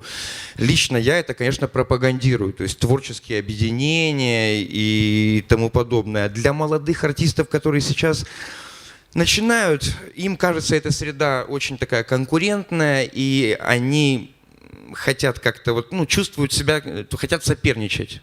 Но это проходит со временем, то есть и когда появляется опыт, когда ты начинаешь смотреть шире, мне кажется, должно появляться чувство интереса хотя бы к знакомству, к обмену опытом, к совместным каким-то действиям. Поэтому я верю в это. И я как бы с одной стороны констатирую, да, что есть сейчас такое вот настроение в нашем молодом музыкальном обществе.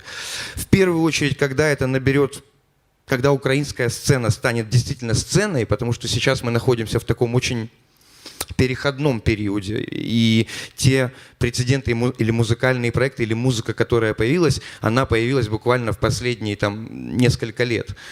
Мне кажется, что нам нужно всем стараться, по-прежнему вдохновляться западными, классными, отличными исполнителями. Мне нравится то, что у молодой украинской аудитории все-таки, назовем это так, прозападное мышление. У нас нету каких-то базисных, больших культурных, музыкальных проявлений, которым бы хотелось бы подражать, к сожалению. У нас это сейчас две разные области. И причем первая, которая еще та олдскульная, она по-прежнему в разы больше, как я здесь говорю, как и о численности артистов и представителей, так и о аудитории, которая предпочитает эту музыку. И если мы живем здесь в столице и нам кажется, что все хорошо, давайте не сбивать это ощущение, давайте жить дальше с этими же настроениями, множить количество музыки, общаться друг с другом и создавать действительно некую большую платформу, а не ряд нишевых артистов.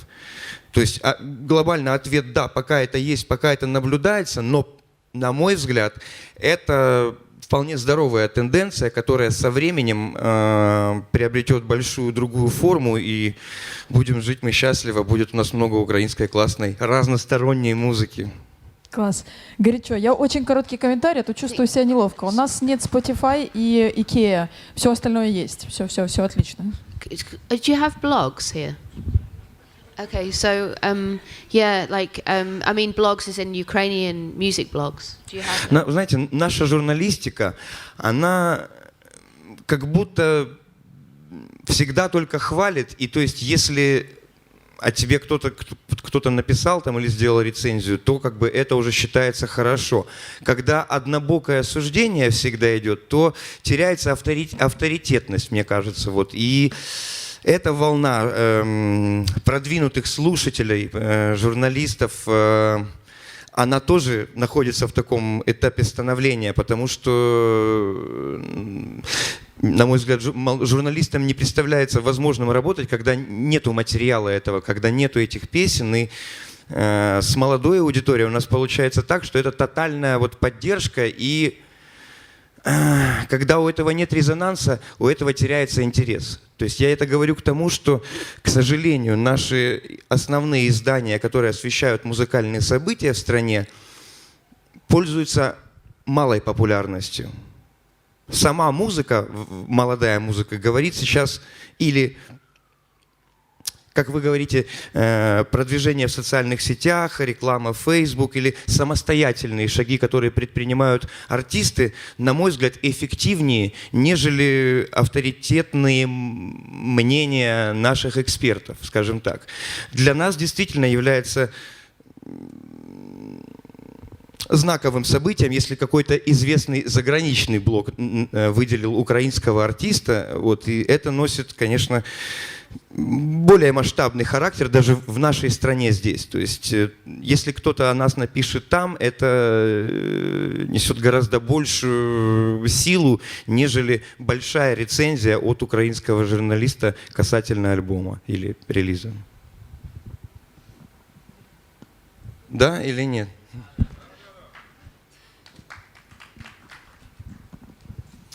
У мене два взаємопов'язаних запитання.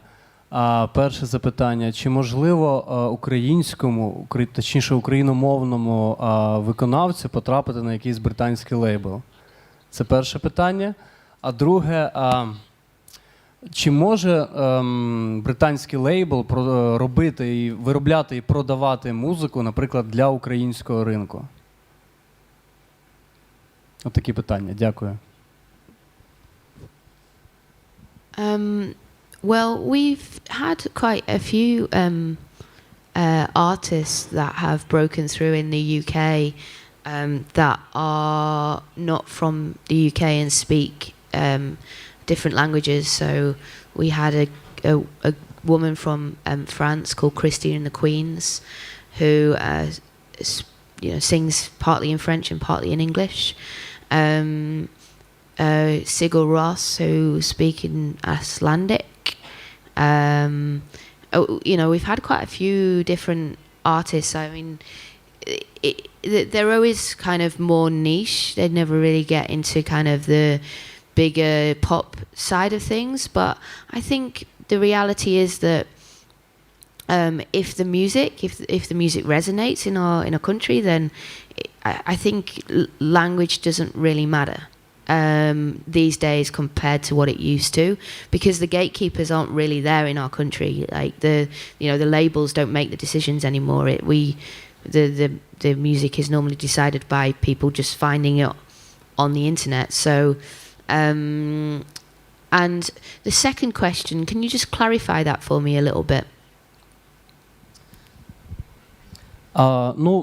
Наприклад, у нас зараз в країні не існує, точніше, вони зараз починають з'являтися спеціальні, як, не знаю, лейбли, чи як їх правильно назвати, які можуть записувати цю музику і її просувати, якось рекламувати далі, намагатися продавати.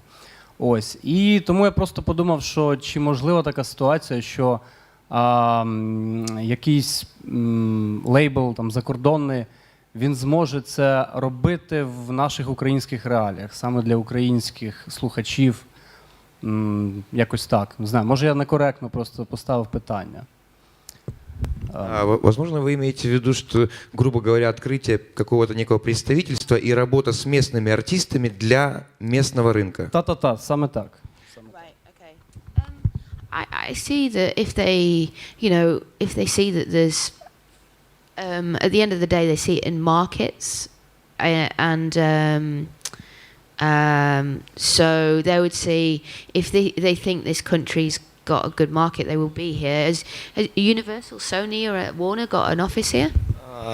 У нас были эти представительства, но, к сожалению, сейчас, по-моему, все эти офисы закрыты. Или, по крайней мере, мы об этом не слышим. Возможно, они полностью ушли как бы в диджитал, но...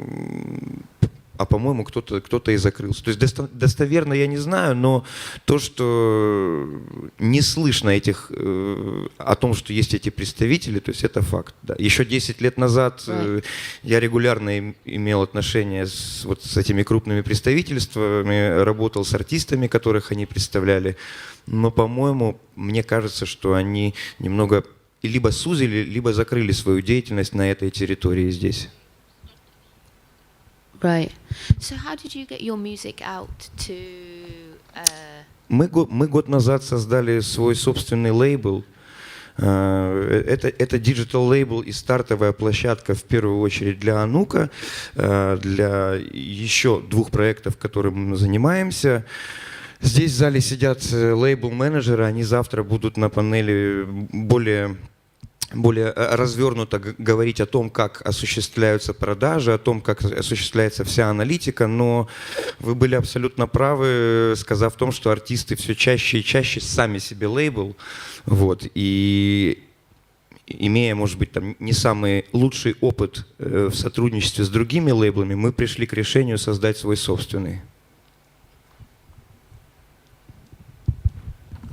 I think it's really interesting. If you look at Europe compared to the UK, a lot of artists have their own labels, or license their music to labels, and there seems to be a lot more of they call it cottage industries, smaller industries outside of UK than in the UK. And actually, the UK has always been quite controlled by the major labels, and so actually we're actually changing the way that we work, and we're going more into building our own businesses like you guys are doing. And so I think if you can get your music out to like iTunes, I know that you don't have Spotify here, but if you can get it out onto iTunes, then do it, Don't wait for anyone else. Take responsibility for your own music and be like, okay, I can create this, do it, make it happen.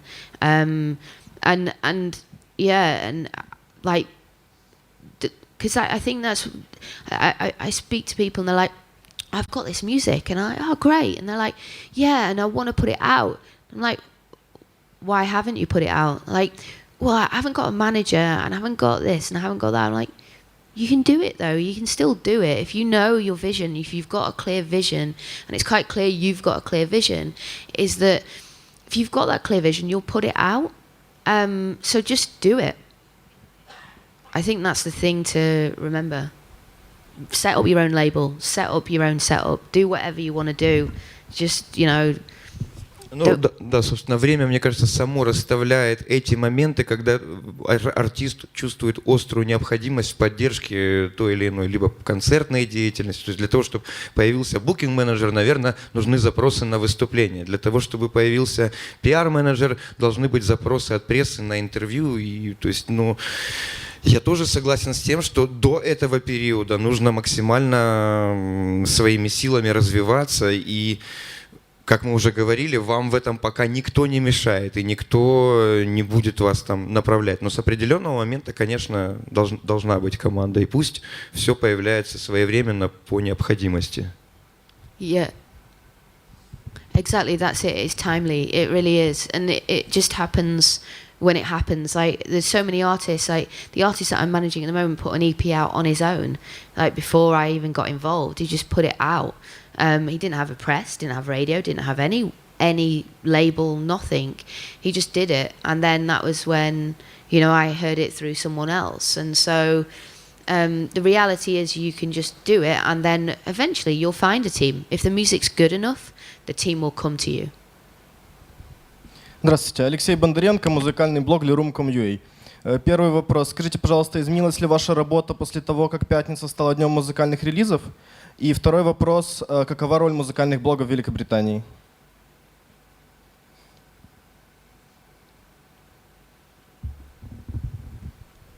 Я не знал, что пятница — это день релизов, честно говоря. Это правда, что в пятницу день релизов, да?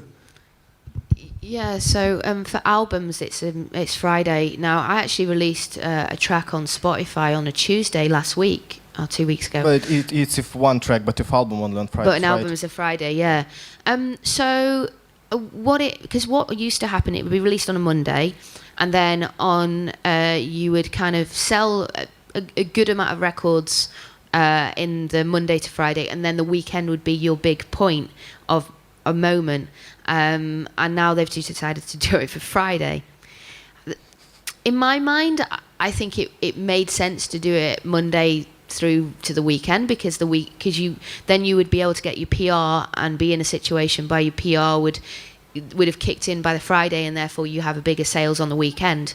Hasn't really changed much, to be honest, from an artist perspective.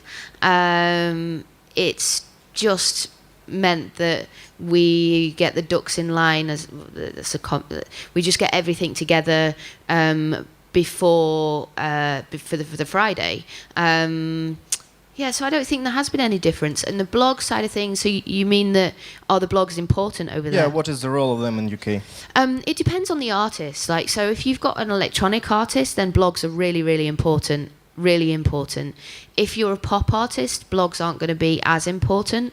But if you can, I always try and build artists from like left to center. So you try and pick up the blogs because they're the people that are like, that have the value to the younger audience or just the audience, and then you kind of build it into the more kind of respected magazines a bit later down the line. And they still are very important. And the big two things that I would always try and get in my team is a live agent and an online PR. So someone who would get into blogs and someone who would get into that world. And then I would look at printed press, and then I would look at radio. But that would be later down the line. So ultimately my main things are a live agent to book the live shows, and for online press. So blogs are still very important. Okay, thanks. Hello. I got a question to the ghost poet. It's about a little bit different, about collaboration, especially your recent collaboration with Massive Attack, which I think is a masterpiece. And I remember words of one Russian musician which said that usually people who you want to collaborate don't really interested with in collaboration with you, and in other side you don't interested in collaboration with people that interested with you. You don't understand me. Right? Not the last bit, no. Like люди, которые хотят коллаборацию с тобой, они тебе не очень интересны. А те, с кем ты хочешь сделать коллаборацию, им не очень интересно сделать это с тобой. И как вы можете сказать, это происходит на самом деле? И как вы связываетесь с музыкантами? Как происходит работа? That's like a riddle. Let me work the riddle out. Okay.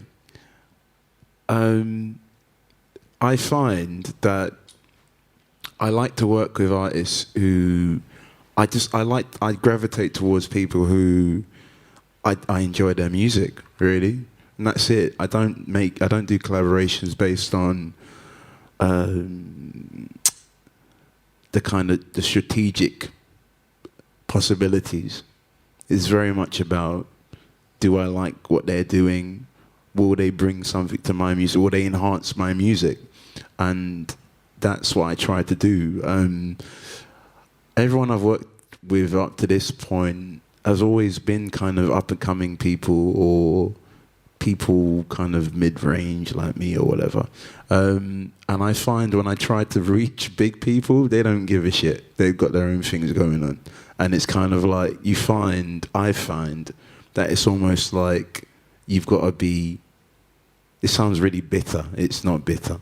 But it's like, it feels like you have to be, mates, or, move in the same circles or whatever, So I did, for a brief period, try to do that and reach bigger people, and it didn't work out. So I thought, fuck it, I'll just do my own thing, as I've always been doing. So, yeah, I think collaboration is really important, but for me, but it has to enhance the music.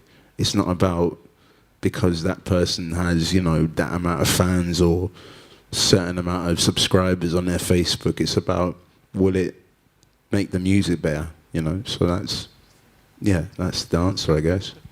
So it's kind of true that bigger musicians not really interested. No. Don't take it as gospel. It's like, in my experience, everyone's different, But in the brief experience I've had in trying to do that, it's kind of partly, I think. For example, the Massive Attack track, that happened from, I can't remember where I was, but I was doing a DJ set somewhere in Europe, and Daddy G was also doing a DJ set in the same thing. No, I was playing live, and he was doing a DJ set, and for some reason, he was like, "Oh, I've been looking for you. We wanted to give you some music," and he had a CD with him with some tracks, and we have like mutual friends, so we kind of were aware of each other, and because of that meeting, and we had a chat and spent the evening just chatting about music, I wasn't so overawed by the fact that he was Daddy G from Massive Attack. It was the fact that we got on, and there seemed to be a kind of, there was a synergy there. So that kind of collaboration came from that, and off the back of that, he's on my new record. So that's from beginning that relationship.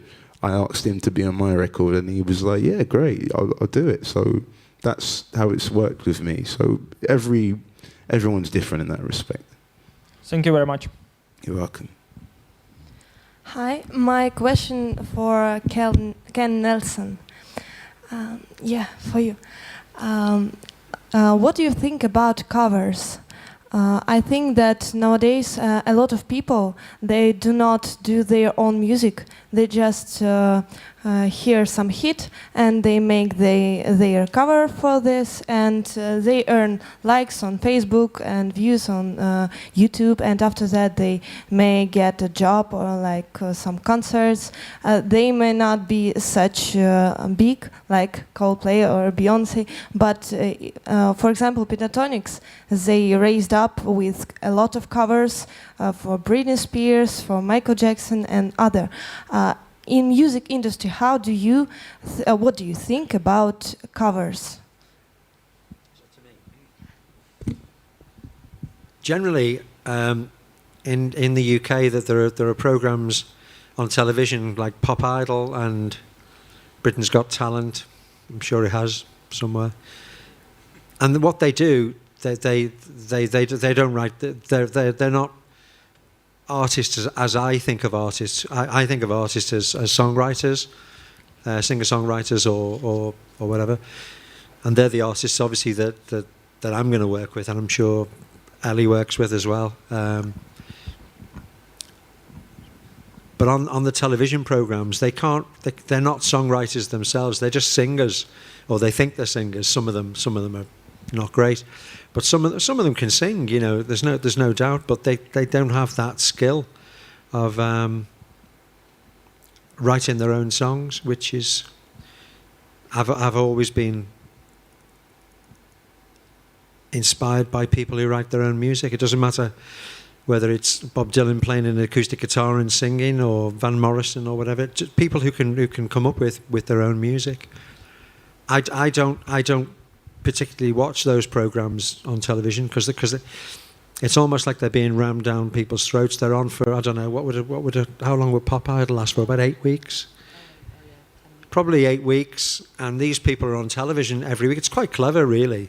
They're on they're in the public domain for 8 weeks and longer, I think, as they narrow it down to the final winner, and they tend to have just have a short success.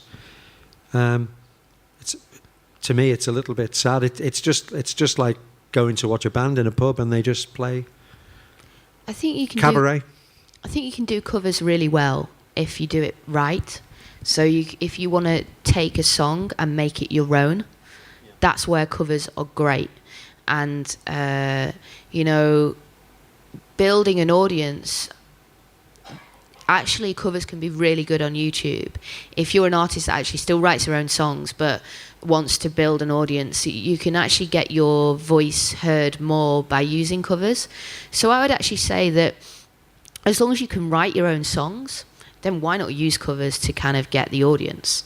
As long as them covers mean something to you and feel and resonate to you. So don't cover a song that doesn't resonate to you, because there's no value in that. So, you know, like Bill, who I manage, there's a band from Scotland called Lightships that I'd never even heard of. He did a cover of them because for him that was value. But he also did a cover of Joy Division, Love Will Tear Us Apart, after the Manchester situation recently.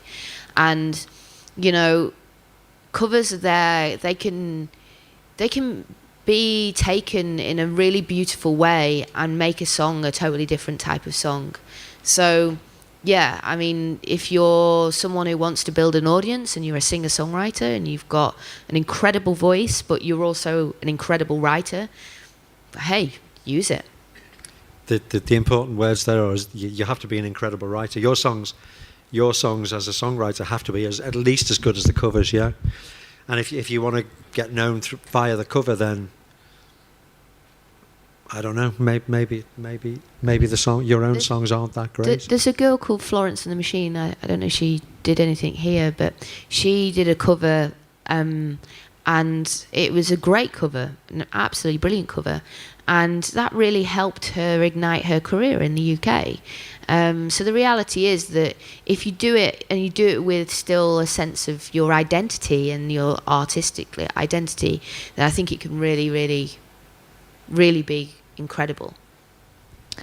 Любі друзі, я хочу впевнитися в тому, що ви вже купили собі квитки на діджей-сет Ghost Poet завтра в цьому залі о 22-й.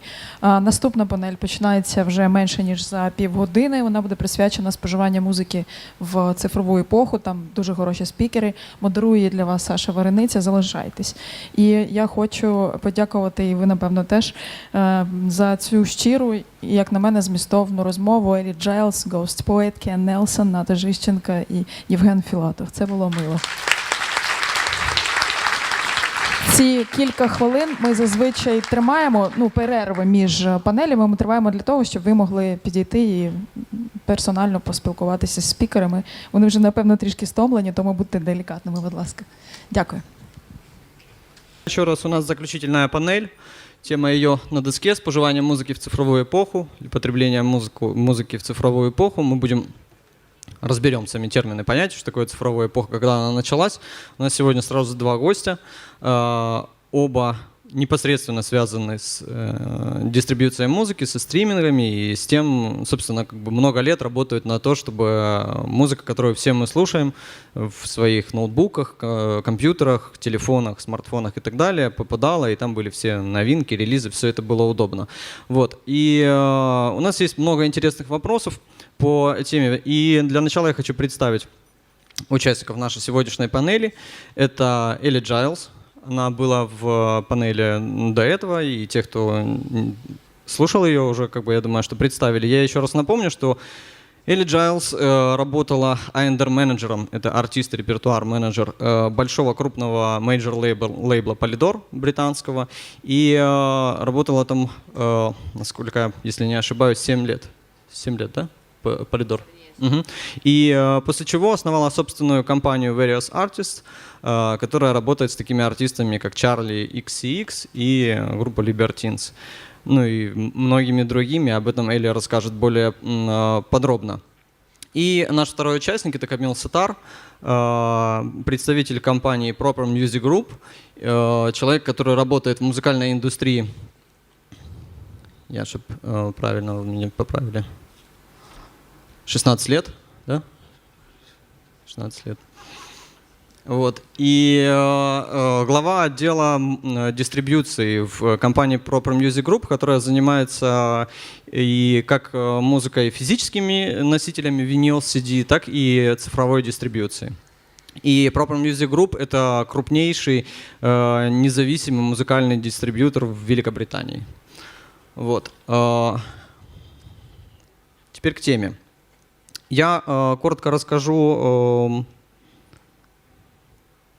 Нет, давайте начнем. Сначала поступим иначе. Для того, чтобы мы понимали друг друга более хорошо, та тема, которую будем мы обсуждать, и то, о чем мы будем спорить, она требует вашего немного большего вовлечения, наверное. И мне сейчас хотелось бы узнать, прежде чем мы сами будем говорить, как спикеры-докладчики, о том, что началась там эпоха стримингов, и все слушают музыку только там в Google Play, там, Deezer или в Spotify. А кто-то, может быть, считает, что наоборот. И мне хотелось бы выяснить, у нас тут должен быть человек, который с микрофоном, да, поможет вам. Вот просто желающие ответить на один простой вопрос. Как и каким образом вы слушаете музыку в 2017 году? Это будет нам интересно и полезно всем. Кто-то есть желающий? Да, давайте. Да, здравствуйте. Добрый вечер. Ну, я вот уже в течение полугода пользуюсь Google Play и покупаю музыку до этого, торренты, пиратская, все. Вот спасибо. Кто-то еще? С тех пор, как Apple Music ввел подписки ежемесячные, другого у меня просто нет источника, $5 в месяц, слушаю и качаю все, что хочу.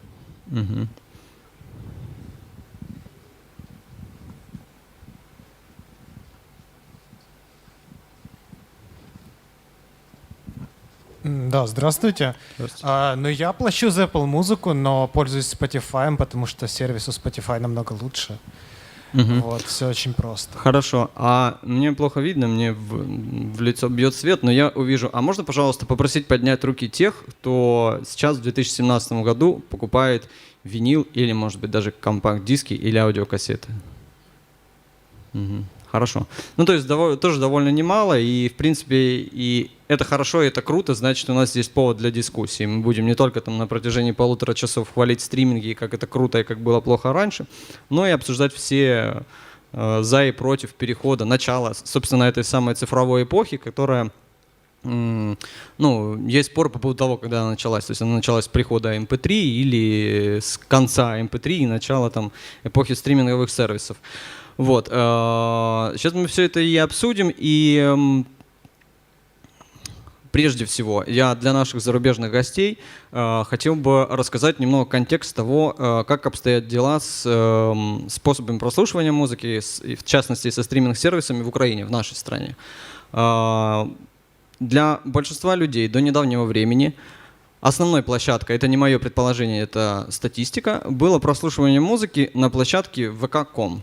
Это сайт очень близкий по формату к Facebook, они даже визуально близки по этому самому, и, ну, по дизайну.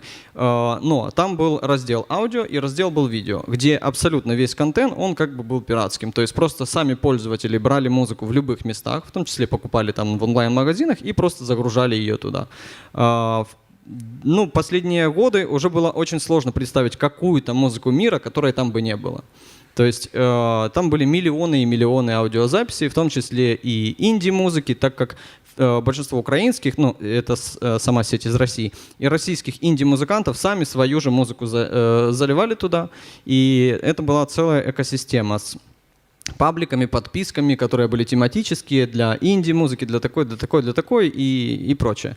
С недавних пор этот сайт в Украине запрещен, доступа к нему пользователи в Украине не имеют, но, например, в России он продолжает прекрасно работать. То есть такого, конечно, ну, это феномен, такого в мире нигде нет, чтобы настолько плохо было все с защитой авторских прав. И до того момента, пока существовал VK Music, представительство большинства стримингов, которые есть в стране, они полноценно работать не могли. И мы тоже об этом еще с вами поговорим. И то, что, ну вот, например, молодой человек говорит, что он пользуется Spotify, это частные случаи, очень редкие случаи, когда такой крупный стриминговый сервис, как Spotify, вообще люди пользуются в нашей стране. Я, например, знаю, что представительство Deezer существует, но существовало в Украине нет, в России, например, они существовали несколько лет и были в замороженном режиме. Это был офис, который там работает порядка 5 человек, и у них нет возможности для развития, потому что вот vk.com, бесплатная музыка, если есть все это бесплатно, то человек не готов тратить даже $5. Сейчас ситуация будет меняться. Именно в контексте этого наш сегодняшний разговор, он будет интересный. Более того, у нас был еще свой локальный, опять же, российский стриминг-сервис, который назывался Яндекс.Музыка, Яндекс.Мьюзик. И он, опять же, запрещен в Украине. То есть в Украине это произошло буквально около месяца назад, совсем недавно. В Украине сейчас появляется поле и пространство для того, что нужны какие-то... Ну, в общем, то есть кто сейчас... Начинается схватка, конкурентная борьба за то, кто первым придет и кто это будет. Возможно, это будет Google Play, возможно, это будет Apple Music, которая пока лидирует на этом рынке. Возможно, это будет Deezer или Spotify, а возможно, появится какой-то украинский локальный стартап. Это для понимания как бы общего контекста. Украинского, надеюсь, я сказал все правильно. Дальше, перейдем к вопросам. Я хотел бы начать с самого простого. Хотел бы спросить у вас, Элли, какой ваш любимый стриминговый сервис как пользователя и почему? I'm completely into Spotify, so yes, Spotify is kind of... it's very simple, it's really easy, it's very easy to navigate. I listen to a lot of the playlists. Equally, a lot of my colleagues like Apple Music, and the reason being that they're a little bit more album-centric. So it's going to be really interesting to see, because Apple are becoming more powerful in the UK, they're increasing in size, but I would also say that Spotify had a few years on them, and they're certainly still very much the market leader. So yeah, Spotify. Камил, аналогичный вопрос тоже хотел бы узнать. Okay, another question. I've been using Spotify since 2005-06. So I've grown up listening to it for the last, and seen it grow. But it's interesting to see other streaming platforms come into the market. And as Ellie said, Apple's become quite a big concern in the UK. There's over 27 million users worldwide now for Apple Music. Yeah, it's easy to navigate Spotify. It's easy to sort of, because a lot of your friends and your family are on it as well. You share playlists. You create playlists around it, and the aim is for a lot of artists in the UK is to be on the bigger playlists on Spotify because of its far reach.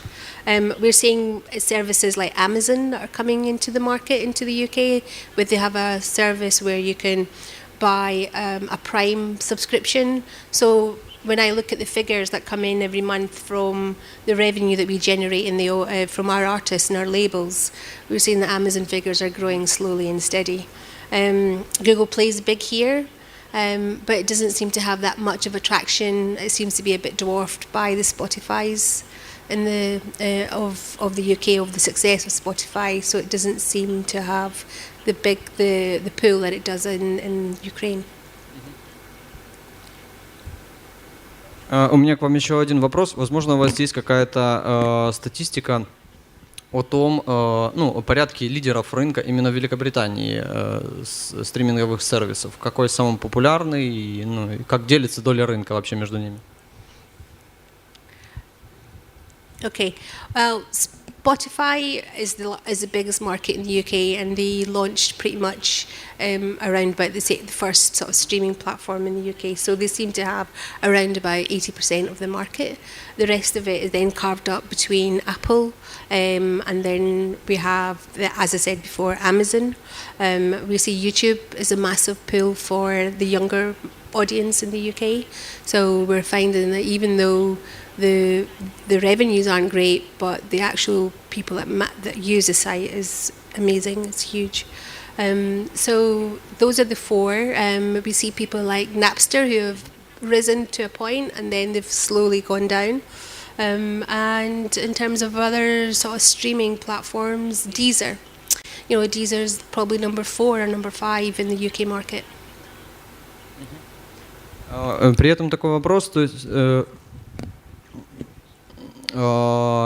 немного странное перераспределение долей распределения того, как стриминговые сервисы выплачивают отчисления музыкантам. То есть, насколько мне известно, такие непопулярные стриминг-сервисы, как Pandora, платят больше, чем популярные вроде Spotify, Apple Music и Google Play. Из-за чего это происходит? Из-за того, что молодым, ну не молодым, менее как бы успешным стриминговым сервисам тяжело отвоевать свою долю рынка?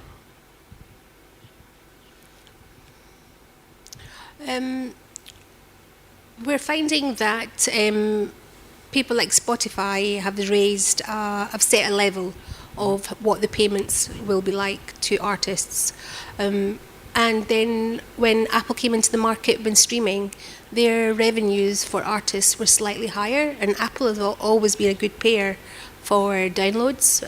Between all the download markets, all download players, Apple was the best payer for the artists. And we're seeing the same when it comes to revenue coming back from Apple for streaming. They tend to give you a split of 80% towards the artist and 20% to Apple. With Spotify, there's different levels of payment you get. So you'll get a payment for if the person is a subscriber, to if a person is a premium subscription user. This premium subscription user, you get slightly higher points.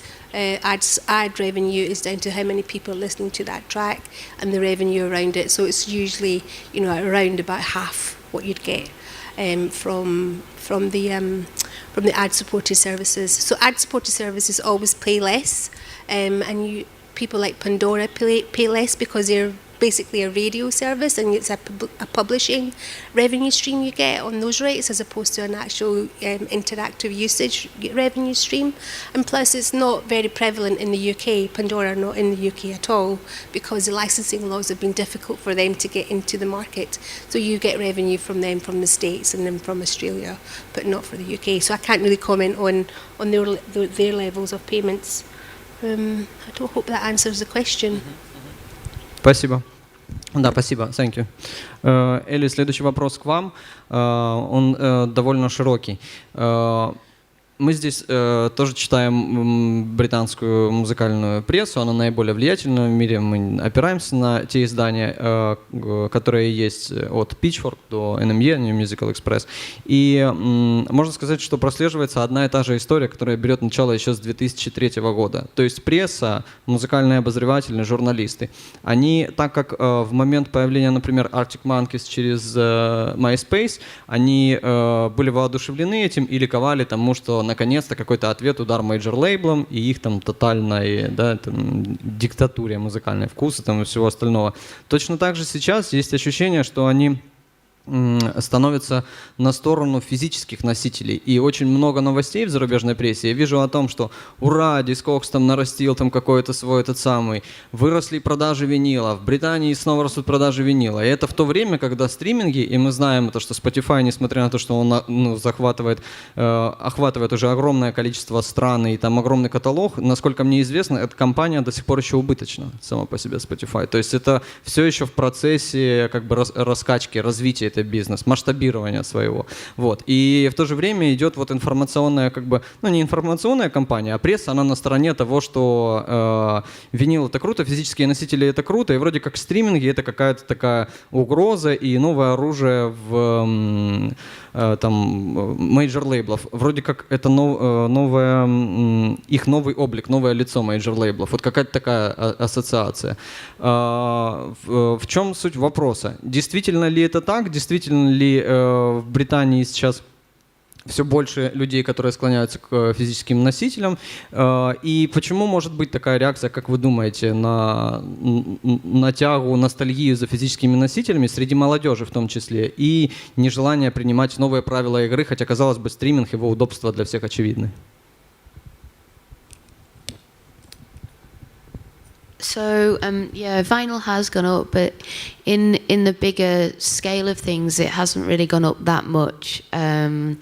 The reality is that people are vinyl has this thing that it makes you feel like you've bought something, whereas a CD you don't have the same feeling.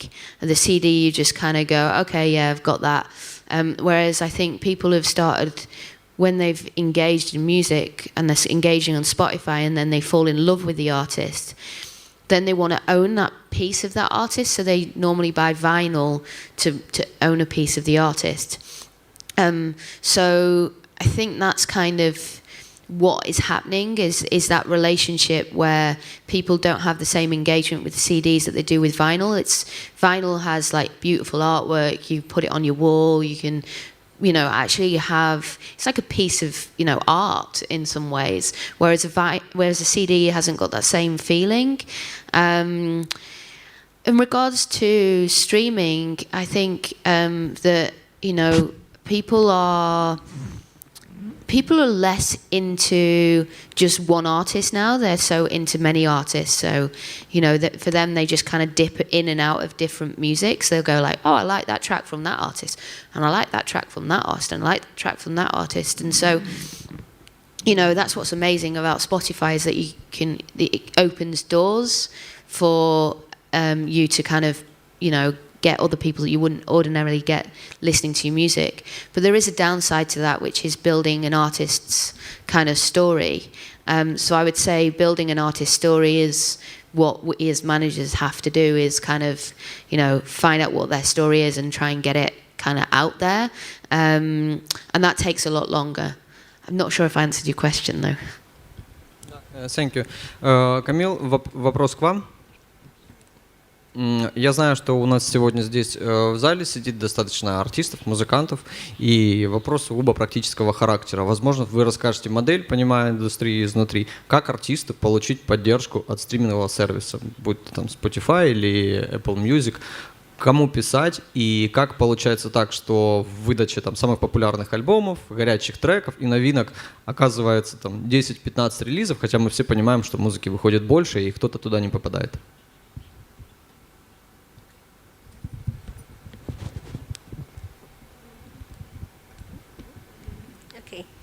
So when we try to talk to our streaming partners about the artists that we're promoting, it's like what Ellie just said. Ellie said it's all about the story. It's all about how you introduce that artist to the service.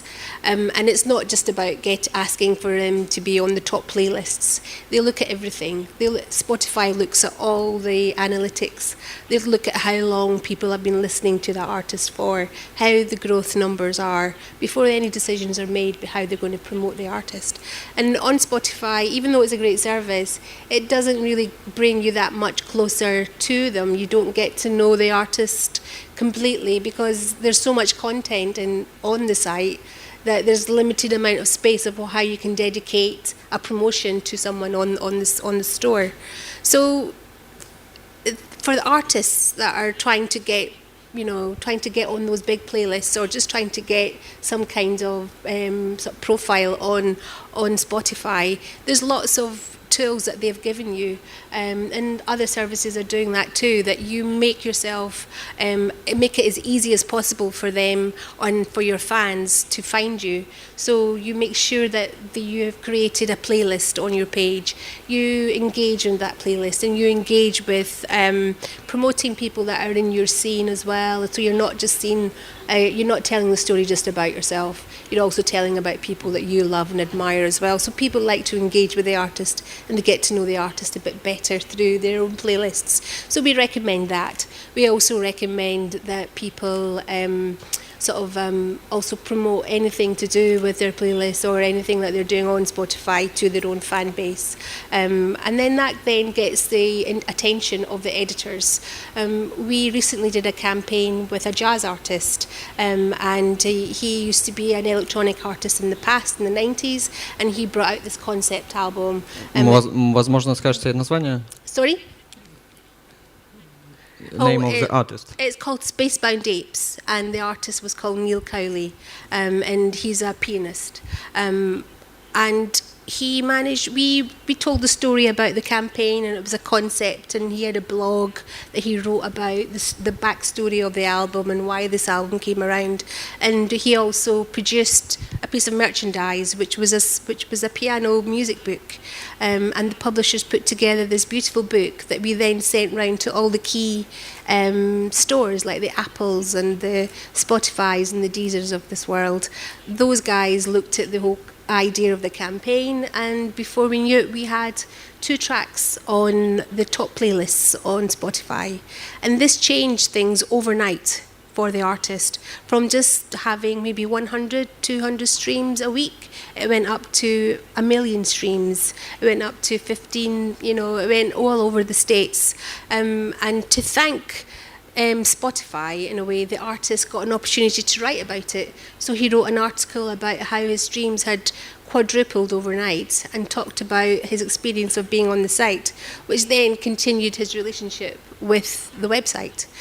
So he's still on those playlists, and he's still making a decent living from being on the bigger playlists. So it's a two-way street. You help the service helps you back. Спасибо. Я еще продолжение для закрепления этой мысли.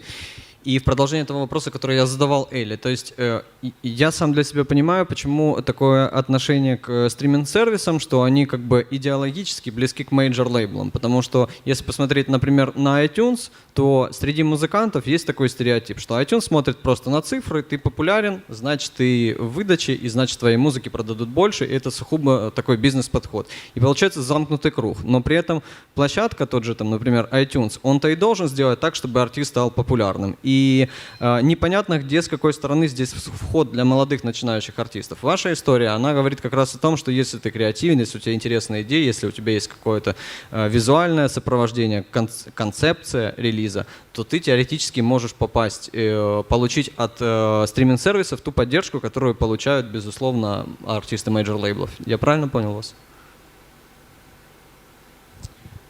So the question is, how does an Давайте я коротко еще раз вопрос. Имеют ли шанс независимые артисты, которые не подписаны мейджор-лейблами, попадать на самые лучшие места, в iTunes там, и так далее? То есть для этого достаточно какого-то креатива там, и так далее, да? It's hard. There's no easy answer. It's hard because you're competing against hundreds and hundreds of artists, and a lot of it is to do with your relationship with the people that are the editors of the stores. And if you have a company that represents your artist in a way that you can get the attention of them, then brilliant. That's for me, that's the best success I can have. If I can introduce a new artist to a streaming site and you can see the numbers grow. It is difficult, but there's lots of, it's not all about the big playlists. You know, 90% of our catalogue, or even 95% of our catalogue, is not on playlists whatsoever. So you have to create a different ecosystem around your artist, and those stories are then fed back to the editors. If they see people that are engaging with you, on not just on Spotify, but it could be on, say, a tastemaker site, a blog site, those are the kind of things they want to be first to maybe champion them in the big way. But they're doing something in the peripheries, and it's how you present yourself to them. Спасибо. Или вопрос к вам. Я хотел бы, не вопрос, скорее совет. Хотел бы обсудить ситуацию в Украине и узнать ваше мнение. Вопрос прямой. Могут ли стриминг-сервисы эффективно работать и развиваться в стране, где не решены вопросы защиты авторских прав?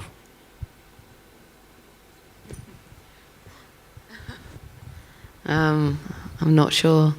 That is kind of, yeah, I guess that's a political question because, yeah, because from my mind, if you're thinking about it from Spotify, if they can't financially account to the artist, then they're probably going to be unable to set up a company here. So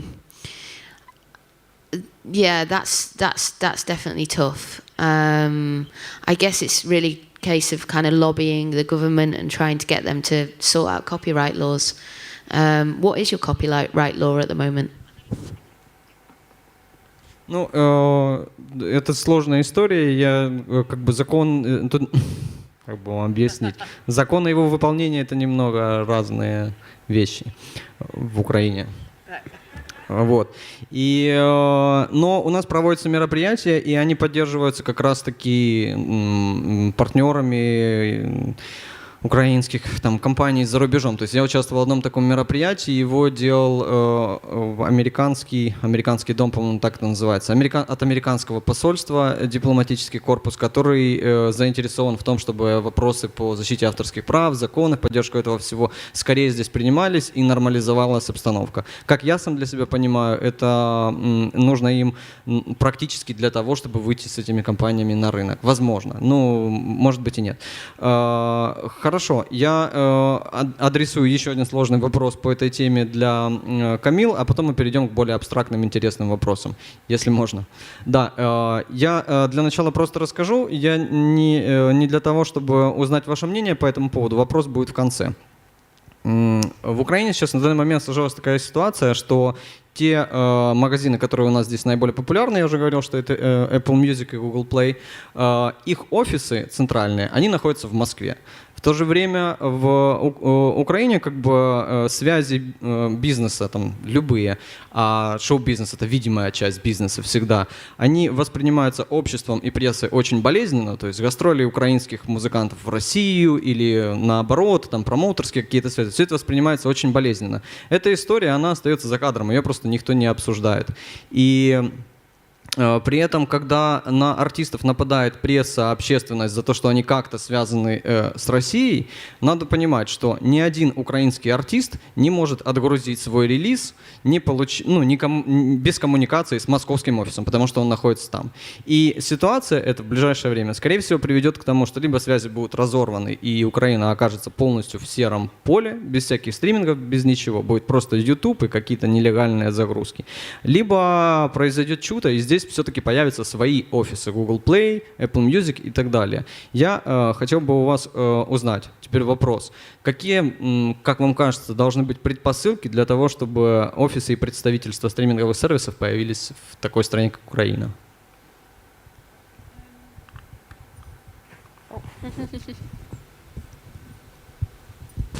So the idea is to make Ukrainian music industry start from scratch, basically, without the strings of Moscow. And to be able to do that, then, as we said earlier, as Ellie said earlier, there's a conversation to be had with the governing bodies to be able to attract that business into the Ukraine. And a lot of the payment systems that have to go back to artists have to be set up in a way that we can see revenues coming through from the area. Only then will you see people wanting to come and interact with the market, because we're saying that in developing music industries, the artists usually don't even think about the money, in the sense that they know it'll be maybe 5 years or 10 years down the line before they see any money. But they'll see the data and they'll see the analytics. And if the data and the analytics start coming through, then the engagement from the artists and the bands will be, well, this is a place for us to work, to think about touring in, or this is somewhere where we can where we can see our audience grow and become part of. And you know, for Apple Music to come into the Ukraine, it's you know, the live scene is very big here. There needs to be lobbying with these companies to say we are our own company. We are not part of the the Soviet structure anymore.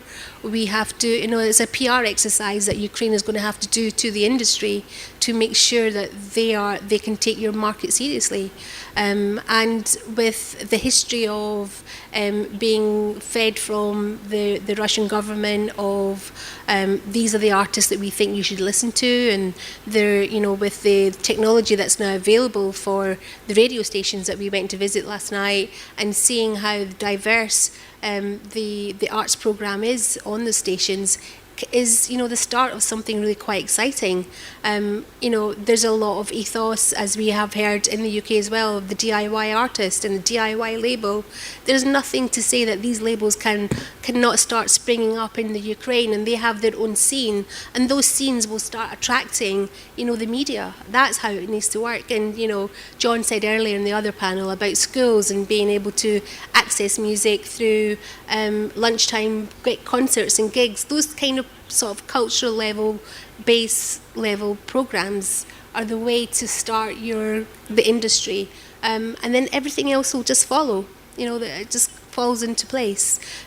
So I think is an idea also educating people of being able to pay artists for the work that they do, and for a long time the idea of being starved of making the choices of what scene you want to follow has created a situation like we are in today in Ukraine, which isn't very healthy for the artists, and it's not very healthy for the people, because you feel like you're being left behind when everybody else is, doing Facebook Lives from concerts and places all over the world. And the infrastructure, and people need to start taking your music scene seriously internally. I think it's about getting facts and figures as well. Kind of, if you can get the biggest artists that are playing the biggest stadiums in Kiev, in Ukraine, that are, and they are playing massive venues, and for them managers and them their teams to come together and and say, look, we're earning this amount of money from live. We're getting streamed on BK, is it BK, by X amount, and we're losing this amount of revenue, and this revenue you could tax on, and you can make money from, and if you can start kind of building it as that picture, I think that would be really good. And also, as ONUKA, I really love that music. I think it's brilliant, and I was saying to the guy who's the label manager, sat over there, who's doing a great job.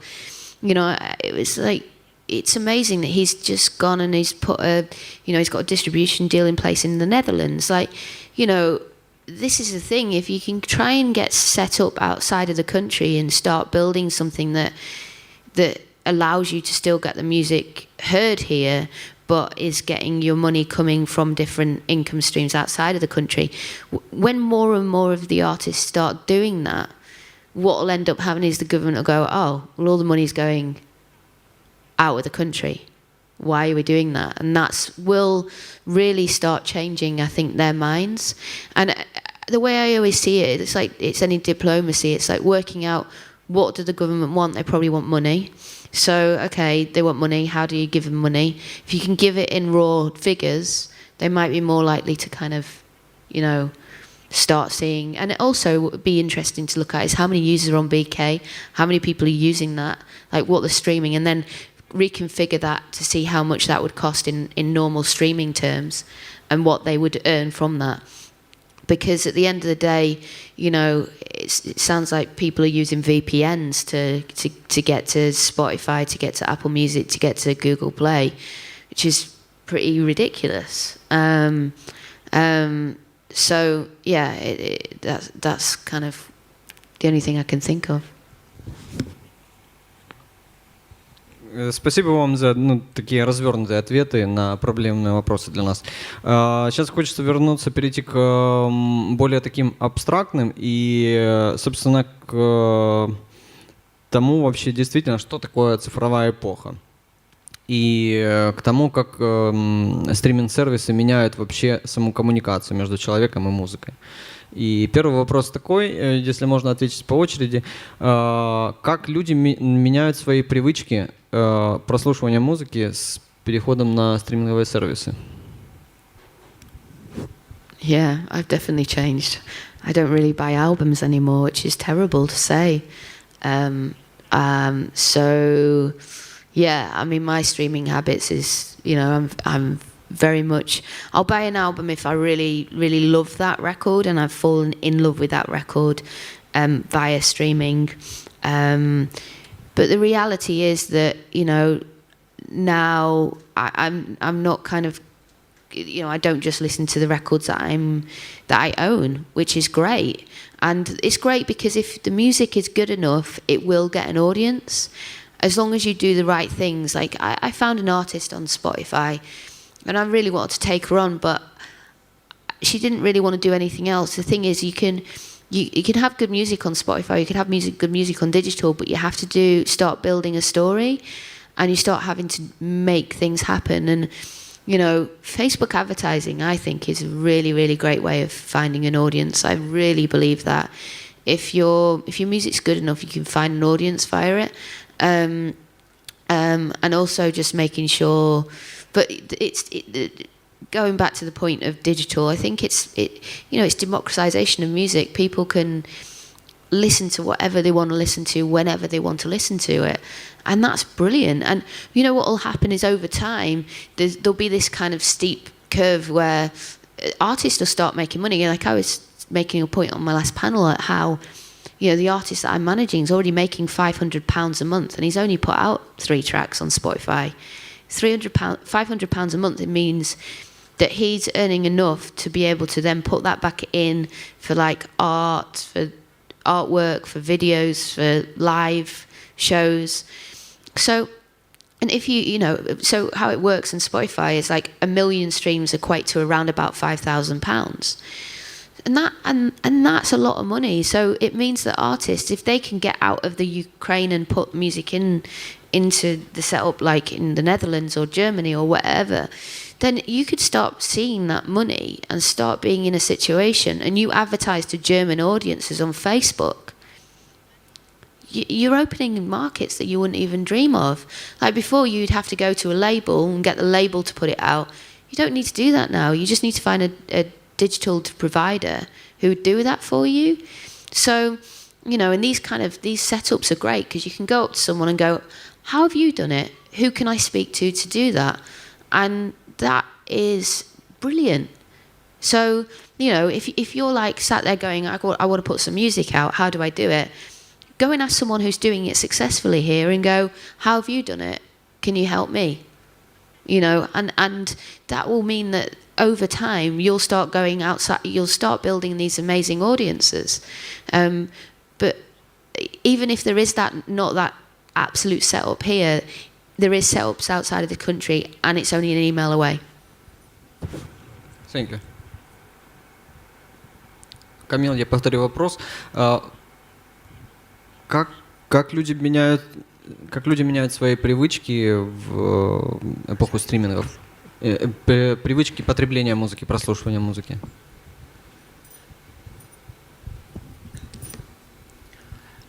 I think what we are seeing now is that because the cap isn't there of having to spend your pocket money on music every month. You have a wide, massive, millions catalogue that you can sample and you discover more and more. So discovery is great on streaming. We're finding that genres are broader. People are sampling more between different kinds of music, which we're seeing for the first time. So the scenes are changing, people's scenes are changing and habits are changing in the sense that they're listening to more varied music, and you are more willing to be recommended music through your streaming habits. So, there's streaming habits that are served up via the streaming sites themselves, or you can discover through various playlists or through various magazines that you follow, and they will serve up the music for you that they think that you might like. So yeah, the discovery is changing, and younger habits are not so much. People are sort of you're seeing that people are sampling more music for mobile markets. So things like Musically is a younger teenage phenomena that's happening over the net in the UK, where people are sampling 30 seconds of music and then lip syncing over their acts and creating a bit of a storm on the website, and then transferring that into YouTube and becoming stars on YouTube. So we're seeing a different kind of way of younger people are consuming music.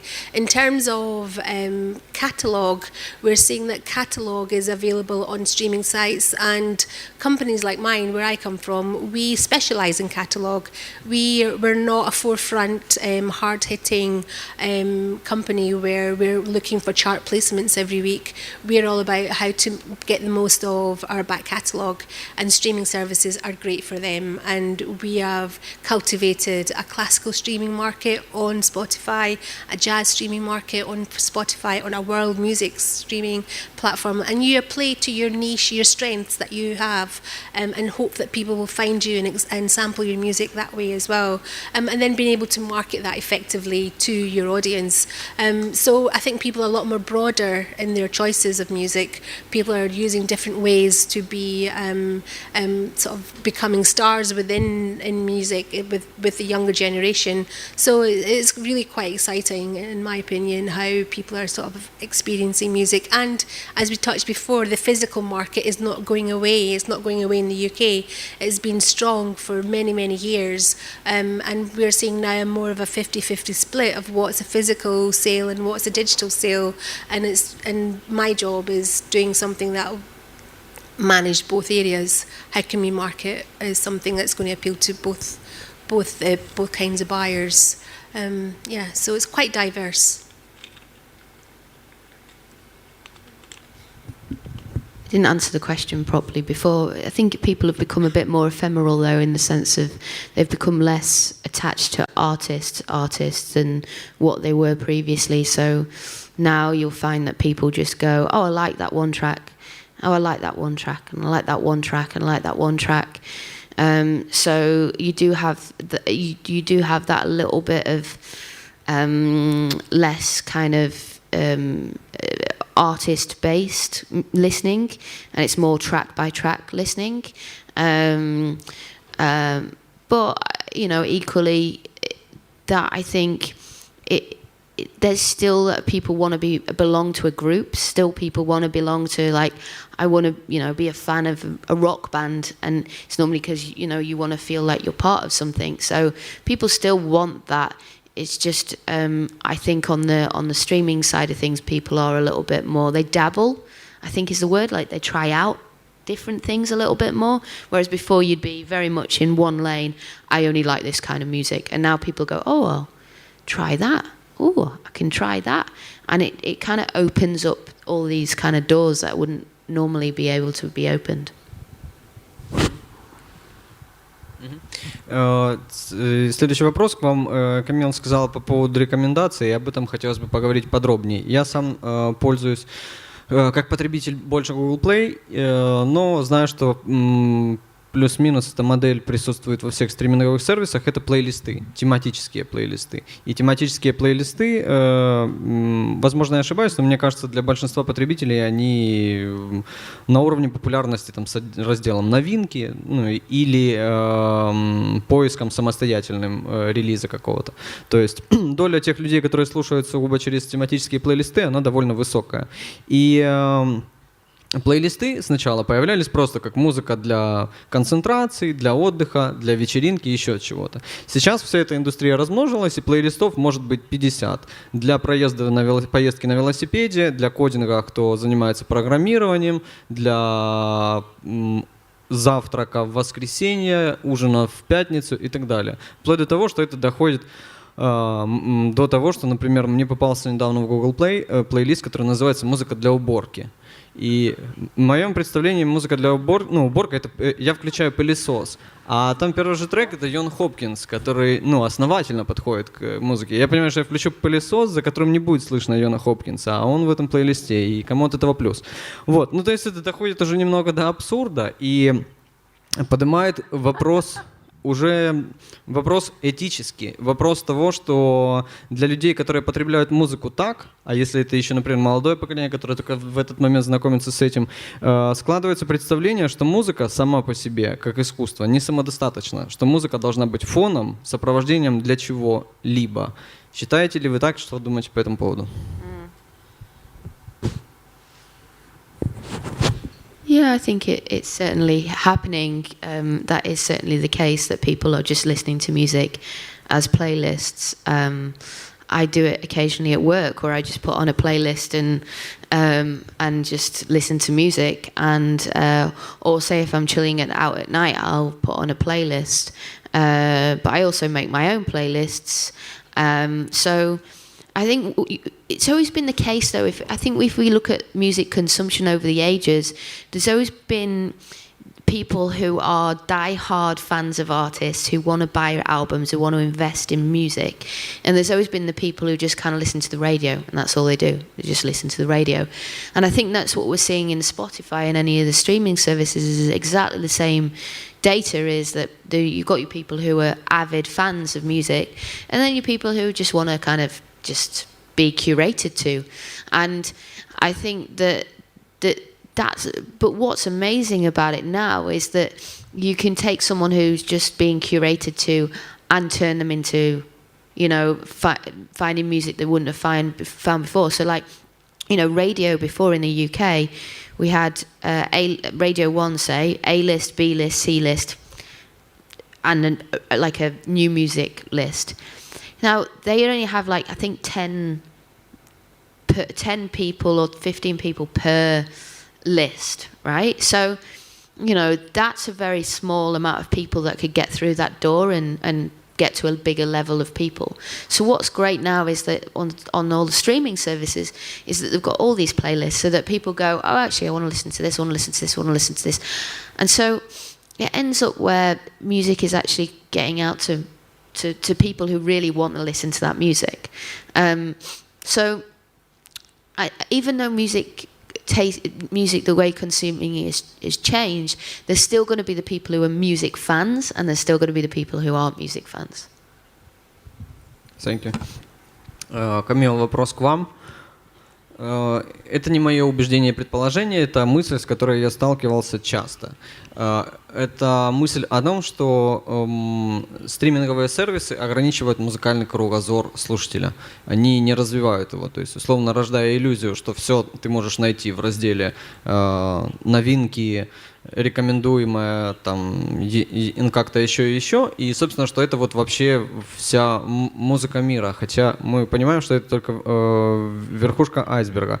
Я сам практически столкнулся с этим, то есть я, начав пользоваться, говоря о привычках, о первом вопросе, стриминговыми сервисами, мой вкус ограничился именно тем, что рекомендуемо, и я с удивлением обнаружил, что мне действительно стало лень искать музыку, хотя я до этого В молодости я был диджеем более 5 лет, и это была моей ежедневной работой, и это удовольствие получал от этого, от поиска музыки ежедневного. Чем глубже копать, тем интересней. И понял, что это приучило меня настолько быстро к тому, что я вспоминаю 1, 2, 3 названия какие-то, которые у меня были в голове, не вспоминаю, сдаюсь и включаю то, что мне рекомендуют. Как вы думаете, это какое-то мое единичное восприятие или действительно есть такая проблема, то есть с тем, что стриминговые сервисы, они как бы ограничивают кругозор?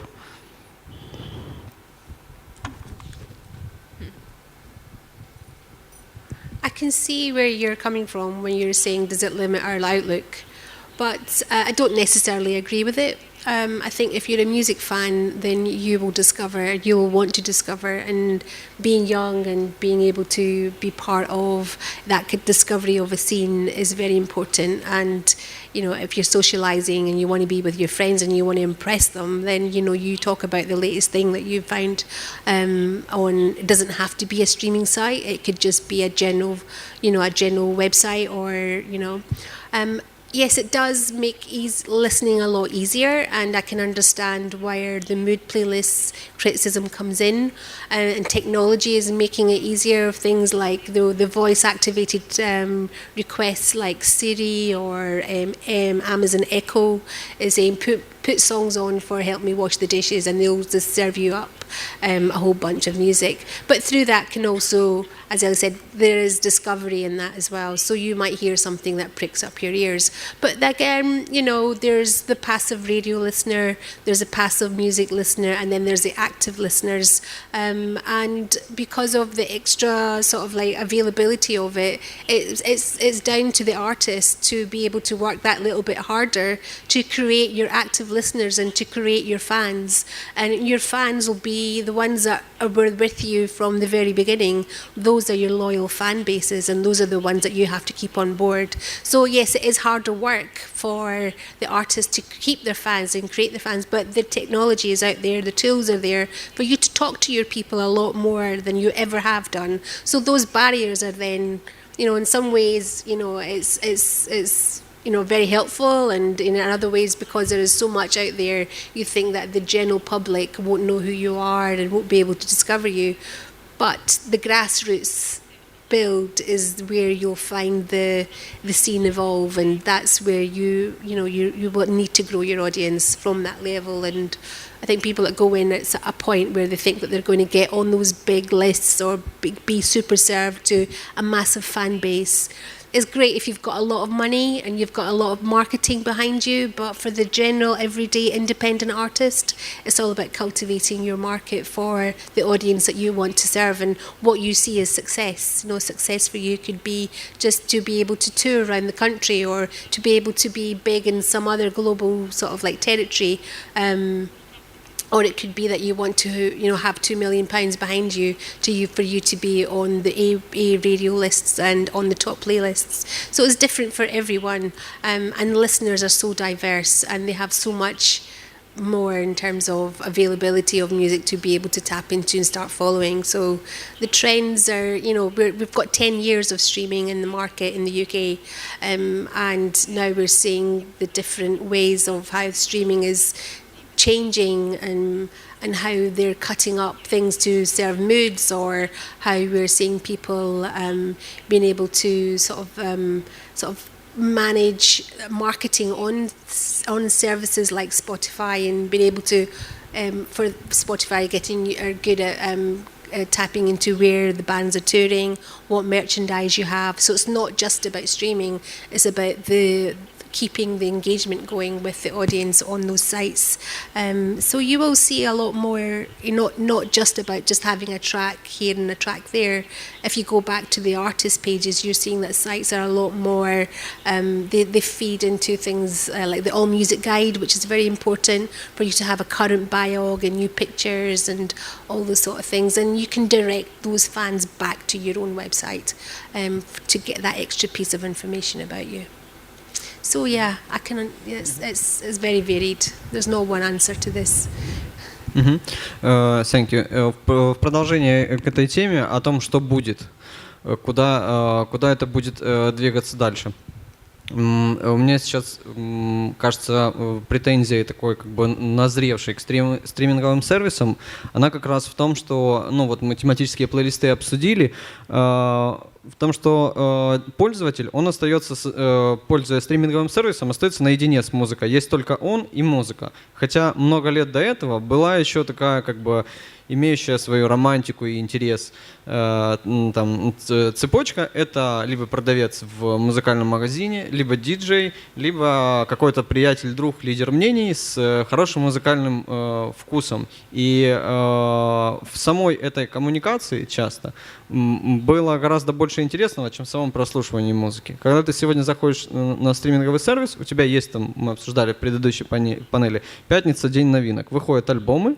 Я понимаю, что пока сейчас еще такое количество релизов, что копирайта не хватает, чтобы каждый альбом описывать. Какие-то самые основные, насколько я понимаю, есть. То есть ты открываешь и описание альбома.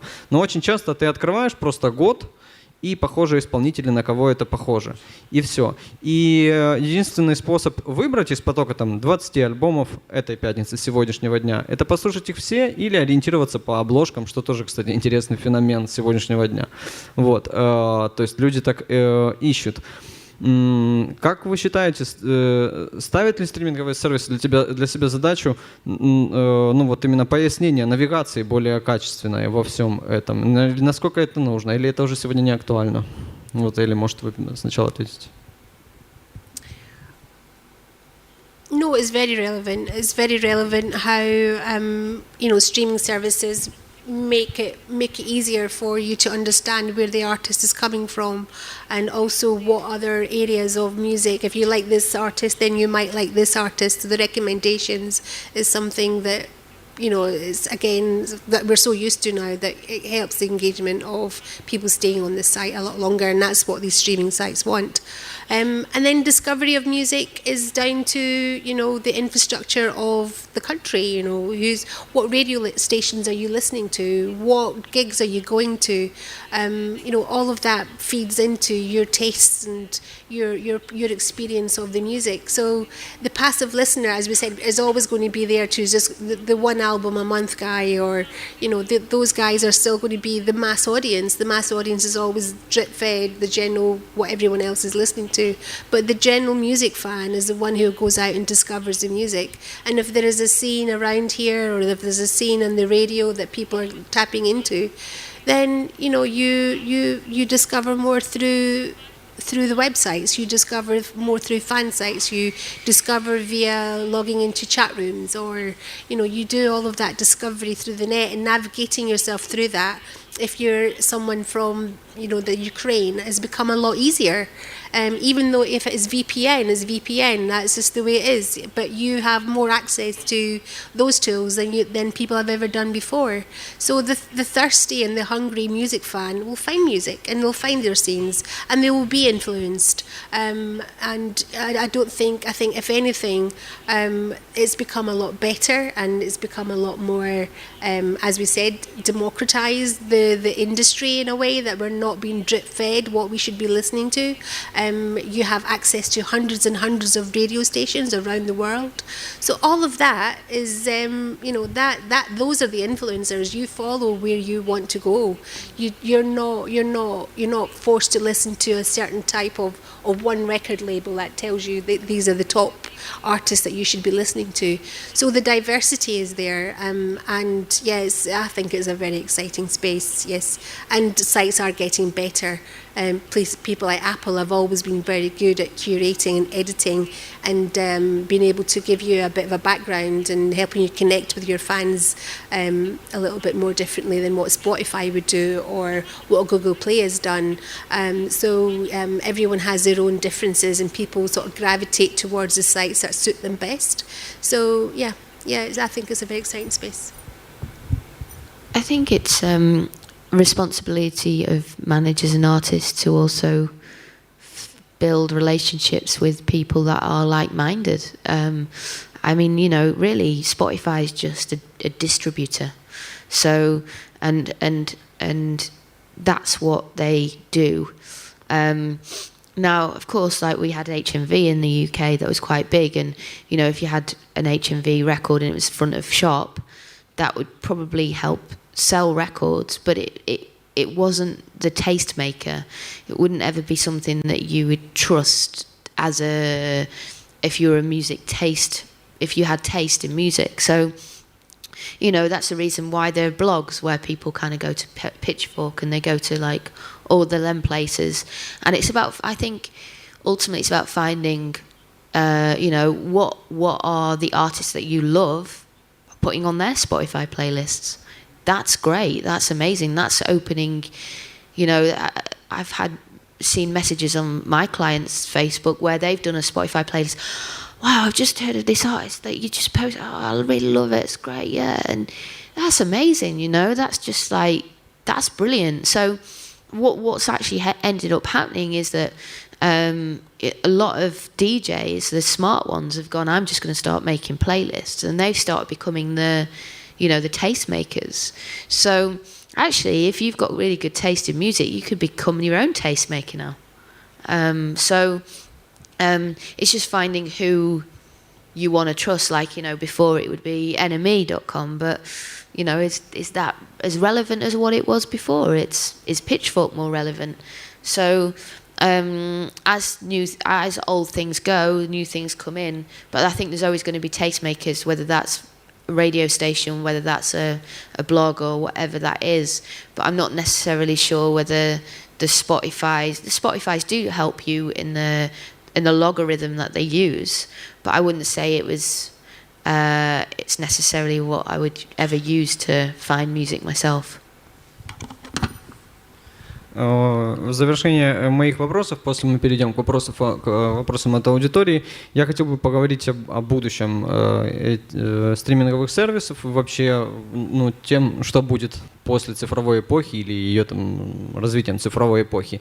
Мое представление обо всем этом, оно довольно пессимистичное по отношению к стриминговым сервисам, потому что мне кажется, что история нам показывает, как только какая-то система выстраивается и все становится понятно и удобно для людей, и она тут же начинает рушиться какими-то революционерами, пиратами или тем, кто со всем этим не согласен. И это было основной интригой на протяжении последних нескольких лет. Что же появится такого, что взломает всю эту систему стриминговых сервисов, как в свое время было с Pirate Bay в эпоху MP3 или с пиратскими компакт-дисками ранее.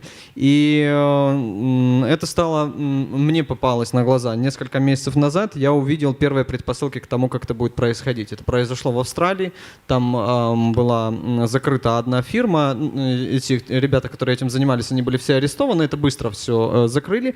Они сотрудничали с двумя американскими хип-хоп лейблами, независимыми хип-хоп лейблами, которые зарегистрированы. Они взломали, я не вспомню, по-моему, это был Spotify, да.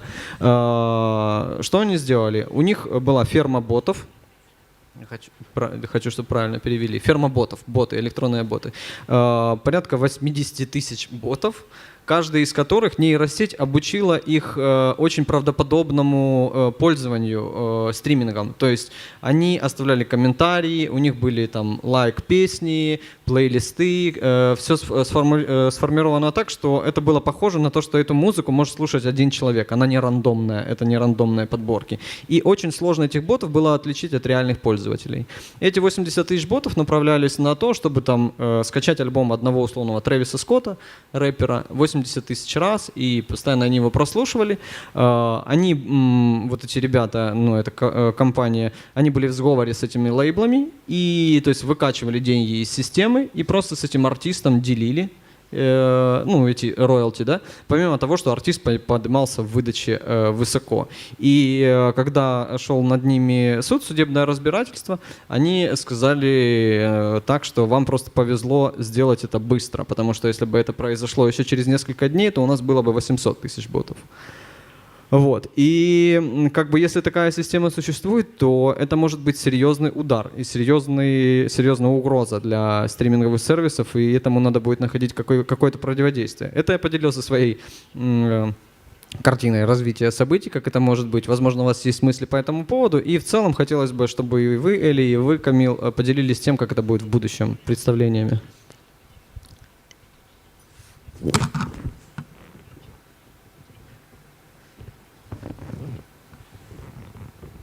So I'm really, so this Australian this Australian company that have set up. So what have they done? They've gone into the streaming sites, created bots. I don't understand what's actually happened. They've created false profiles, and they're streaming it constantly. Like fake users. Fake users. Fake They've users. created fake users, right? Users, fake music, basically. Okay, and then they've made the money from that. Yeah. Right. Okay. I guess I guess the reality is that there's always going to be, any system that's built, there's always going to be a way of breaking it down. It's just life, isn't it?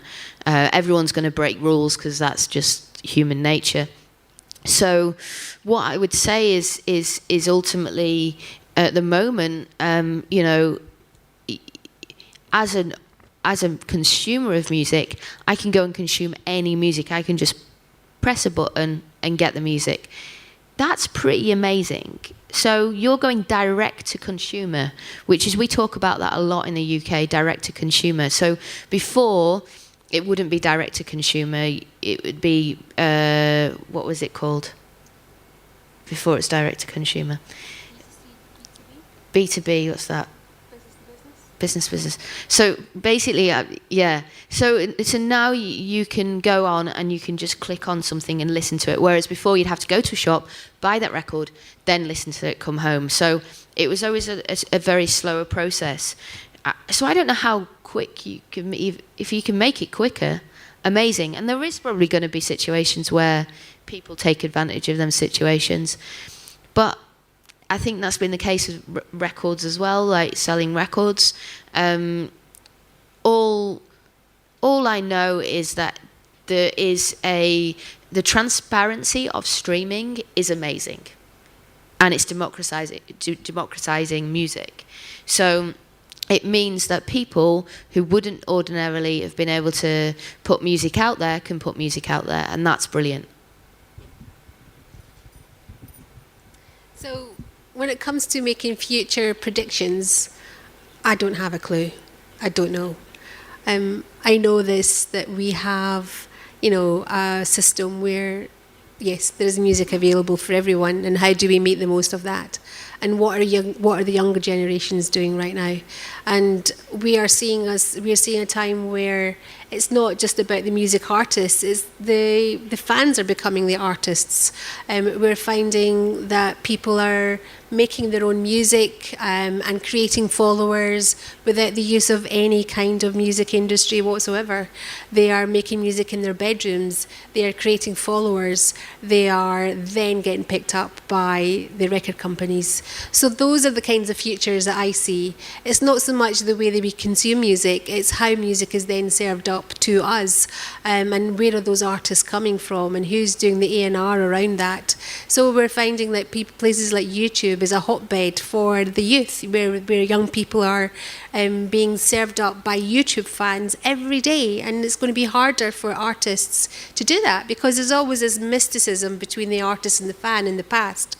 That is breaking down slowly, and we're finding that younger people are wanting to know more about their artist. They want to know what they had for their breakfast. They want to know where they get their nails done and where whatever is done.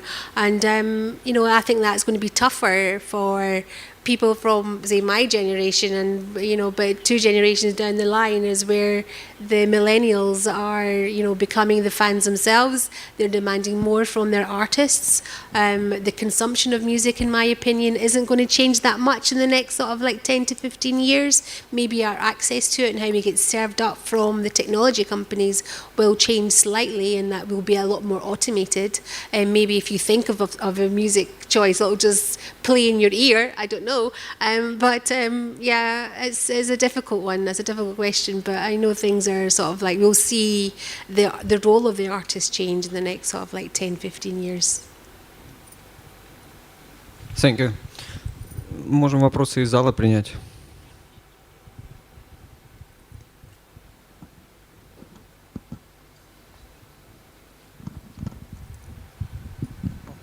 Недавно услышал мнение, согласно которому стриминговые сервисы влияют не только на то, как пользователи воспринимают и слушают музыку, но и на то, как новые музыканты и старые музыканты записывают альбомы. В частности, раньше, если музыкант делал 1 или 2 хита на альбоме, он мог заполнить остальное пространство посредственными песнями, и этот альбом все равно мог стать коммерчески успешным, и музыкант мог заработать. В то время как сейчас эта схема больше не работает, и если музыкант хочет выпустить успешный альбом, он должен вкладывать в него силы полностью, делать все песни хорошими или делать его концептуальным. Это не мое мнение, это то, что я слышал. Согласны ли вы с этим, и что вы об этом думаете? Yeah, it's definitely the case. I think, you know, at the end of the day, it's split into 2 different worlds. You've got the artist who makes albums, who make worlds, and you've got the pop artists who makes songs. And pop artists now are, definitely thinking about the Spotify world. I mean, we have a pop artist on our roster, and she wants to make pop music, and she makes pop music that she wants people to engage with. So for her, it's she wants to. For her, she does take into account what people are listening to, and you can get them statistics a lot more now. What people are listening to more than ever before. So what you found is there's been a real resurgence in like European dance music into the UK, which we never had before, really, like to that extent. And so a lot of artists are now making European dance music in their tracks because you find that that's something that's happening. Real artists who just want to make kind of music that is about themselves are more likely to just not care about that and not be bothered about that. But the way that, so we're currently talking to an artist about taking them on, and we're looking at potentially doing like 3 different EPs with and make it kind of like a shortened Madonna. So like instead of having long-term albums, having 3 tracks that are one vibe, and then second track that's on one vibe, and then another track, another lot of tracks are in another vibe. Because at the end of the day, everyone's got short attention spans, so we're looking to build a kind of more of an interesting story. And she wants to not be stuck in one area. She wants to kind of, because she's wrote all this different music, so she's got music that's very different to the rest. So she's going to basically block it into different parts and create these kind of identities. That's a totally different way of looking at it, and that's purely because Spotify is so important now that we thought, why don't we try this with a pop artist and see what we can do? So yeah, I mean, albums are less important than they once were. But I would also say equally, if you look at Ed Sheeran, he's built, and his album is massive. So, it really depends what kind of artist you want to be, and whether you want to follow that road or you don't want to follow that road. Давайте еще один вопрос, чтобы мы уложились в тайминг. Good evening. Thank you for the wonderful discussion. We've been talking about streaming a lot, but what about the monetization? Because there was time when, artists simply refused to use streaming services just because of the unfair royalties thing. And now they do completely the opposite, so they come back. Does it mean that streaming services became some kind of promotional tool rather than a monetization thing? Yeah, it's a really good question. So the reality is that if you're signed to a major label, the way the splits work is that, or a label, a lot of the time, it's split 80-20, so the label take 80 and the artist takes 20. And so a lot of the time, a lot of artists were going, well, we're not making any money from this streaming malarkey, we're not making any money. And the reality was because their deals with the labels weren't making any sense for streaming. Now, if you're a new artist and you're coming out and you want to put your music out onto a digital provider, it's the opposite way around. So what they're taking is 20% and you're getting as an artist is 80%. So actually what's ended up happening is that artists now can get value earlier from using streaming sites than ever before. So you don't need to sign to a major label anymore or a label in any way, shape or form.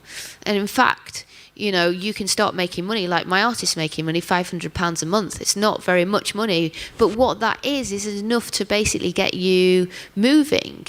So I think the older artists who've been signed to labels for a while, they don't like the streaming services, and the reality is because they're on an 80-20 deal. So they're only seeing 20% of that money. But if their deal was different and they were seeing, you know, 80% of that money and they were not seeing 20, they'd have a different opinion. And I also think that, yeah, it is a great promotional tool as well. So the value in that is huge. It's huge. And ultimately, when you're a new artist, all you want to do is find an audience and build an audience. So, you know, it's a no-brainer to be on a streaming site.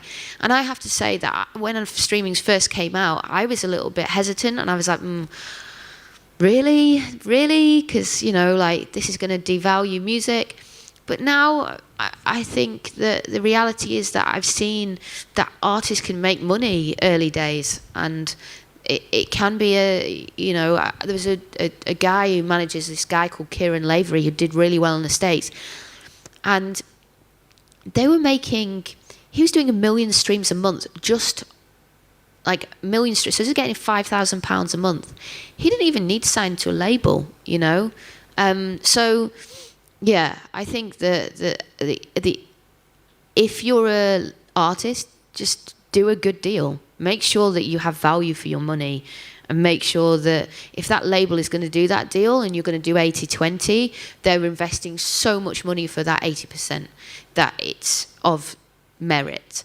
Otherwise, find a digital provider and put it through a digital provider. Probably got different opinions. No, not at all. Yeah, I mean it's pretty much the old rules of what making money was in the music industry, that everyone was then becoming threatened by the fact that streaming was coming into the market. So the old analog world was that you knew what you were going to earn back from the amount of product that you had produced. But now this was this unknown entity. They were paying 0.009 pence per stream. People were seeing small bits of revenue coming towards them, and everyone was scared. And the bad press started to happen around streaming. But as time has moved on, we've seen the market grow. We've seen more people consuming music through streaming than ever before. And the costs for the artists are a lot less. So you're not paying for packaging. You're not paying for shipping. You're not paying for extra bits of music industry spend that was needed around the release of the album. So for the artists, it's a lot more lucrative to be on a streaming site. And as has been said, you know, you can earn money from the start. You don't have to be part of the big machine.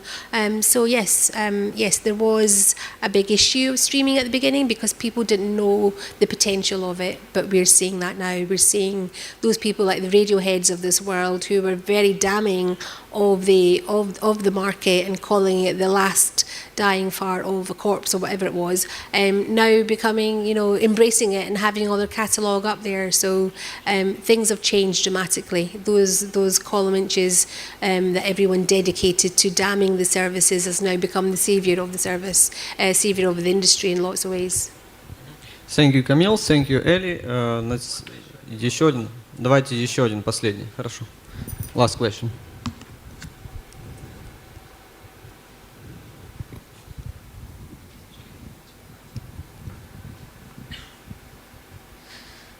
Здравствуйте. Меня интересует такой вопрос. Я сам музыкант, и, допустим, там, когда заливали свою музыку на сервисы стриминга, мы пользовались тюнкором. То есть после этого там с событиями у нас там подписал лейбл, И через время я узнаю, что и лейбл заливает нас через TuneCore. Но, допустим, если мы когда сами заливали, мы получали, допустим, 50%. Я не помню, насколько на самом деле там сейчас точных цифр, но сама фишка, что лейбл сейчас получает ту же сумму, что мы раньше получали, но с лейблом у нас там условия же дележка, получается, мы сейчас меньше получаем. Но вопрос не в этом. Вопрос состоит, через какой сервис лучше заливать свою музыку артистам вот, независимым, ну, на какой самый лучший сервис выдает самые лучшие условия. Вот так. То есть, если работать самостоятельно без лейбла, правильно? Да, если работать без лейбла, вот через какой сервис? Okay, there's services like CD Baby in the US that you can upload your content and they'll charge you a nominal fee. There's TuneCore, as you've used. There's companies called Ditto, which are based in the UK, again, just for unsigned artists. There's AWOL, you can go through AWOL, Artists Without a Label, so you can use their services to get to market. There's about 4 or 5 good just providers of distribution. There's Believe also had a service which was just for uploading and delivery. So you pay a one-off fee just to get your content up there, and then you give them a service fee of maybe $20 a year or something for them to hold your content for you. So there's 4 or 5 services that you can use around here, but I don't know if there's something similar for the market here. Is there a service available?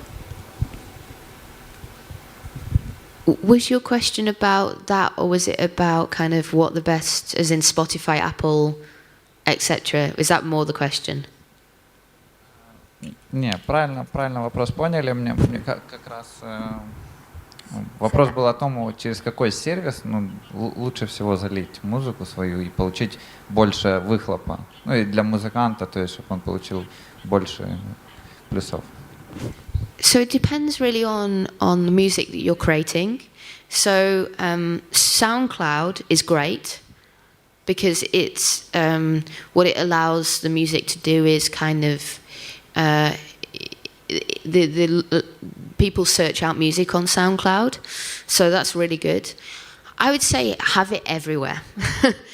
That's the key. Have it everywhere, and if you have it everywhere, you're more likely for the people to find it. But when you have it everywhere, make sure that what you're doing is smart with Facebook, with Twitter, and make sure it's working with the music that you're putting out. So, making sure you have good social media presence. And that doesn't have to be like sell. It's more about kind of who are you, what do you want to stand for, and kind of, building a way I describe it now is Facebook is your magazine. What do you want your magazine to look like? That's the way to think about it. And so Spotify, you can put your music out there, but it's about building something on Facebook that allows people to feedback. So it's got to be a feedback loop, so that feed into each other. And if your artwork, I always say, this is my rule, if you think something is good, don't put it out there. If you think it's great, put it out there. Same on visuals, videos, music. You have to think it's great. If you think it's good, don't put it out there. Thank you. Я думаю, что остальные вопросы, наверное, можно будет в неформальной беседе. У нас сегодня время подошло к концу. Thank you, Camille. Thank you, Ellen, again. Спасибо всем. На сегодня все. Завтра я посмотрел расписание. Начало в 10:00 здесь же в Центрум. И я думаю, что дальше уже модераторы завтрашнего дня ознакомят вас с программой. Спасибо.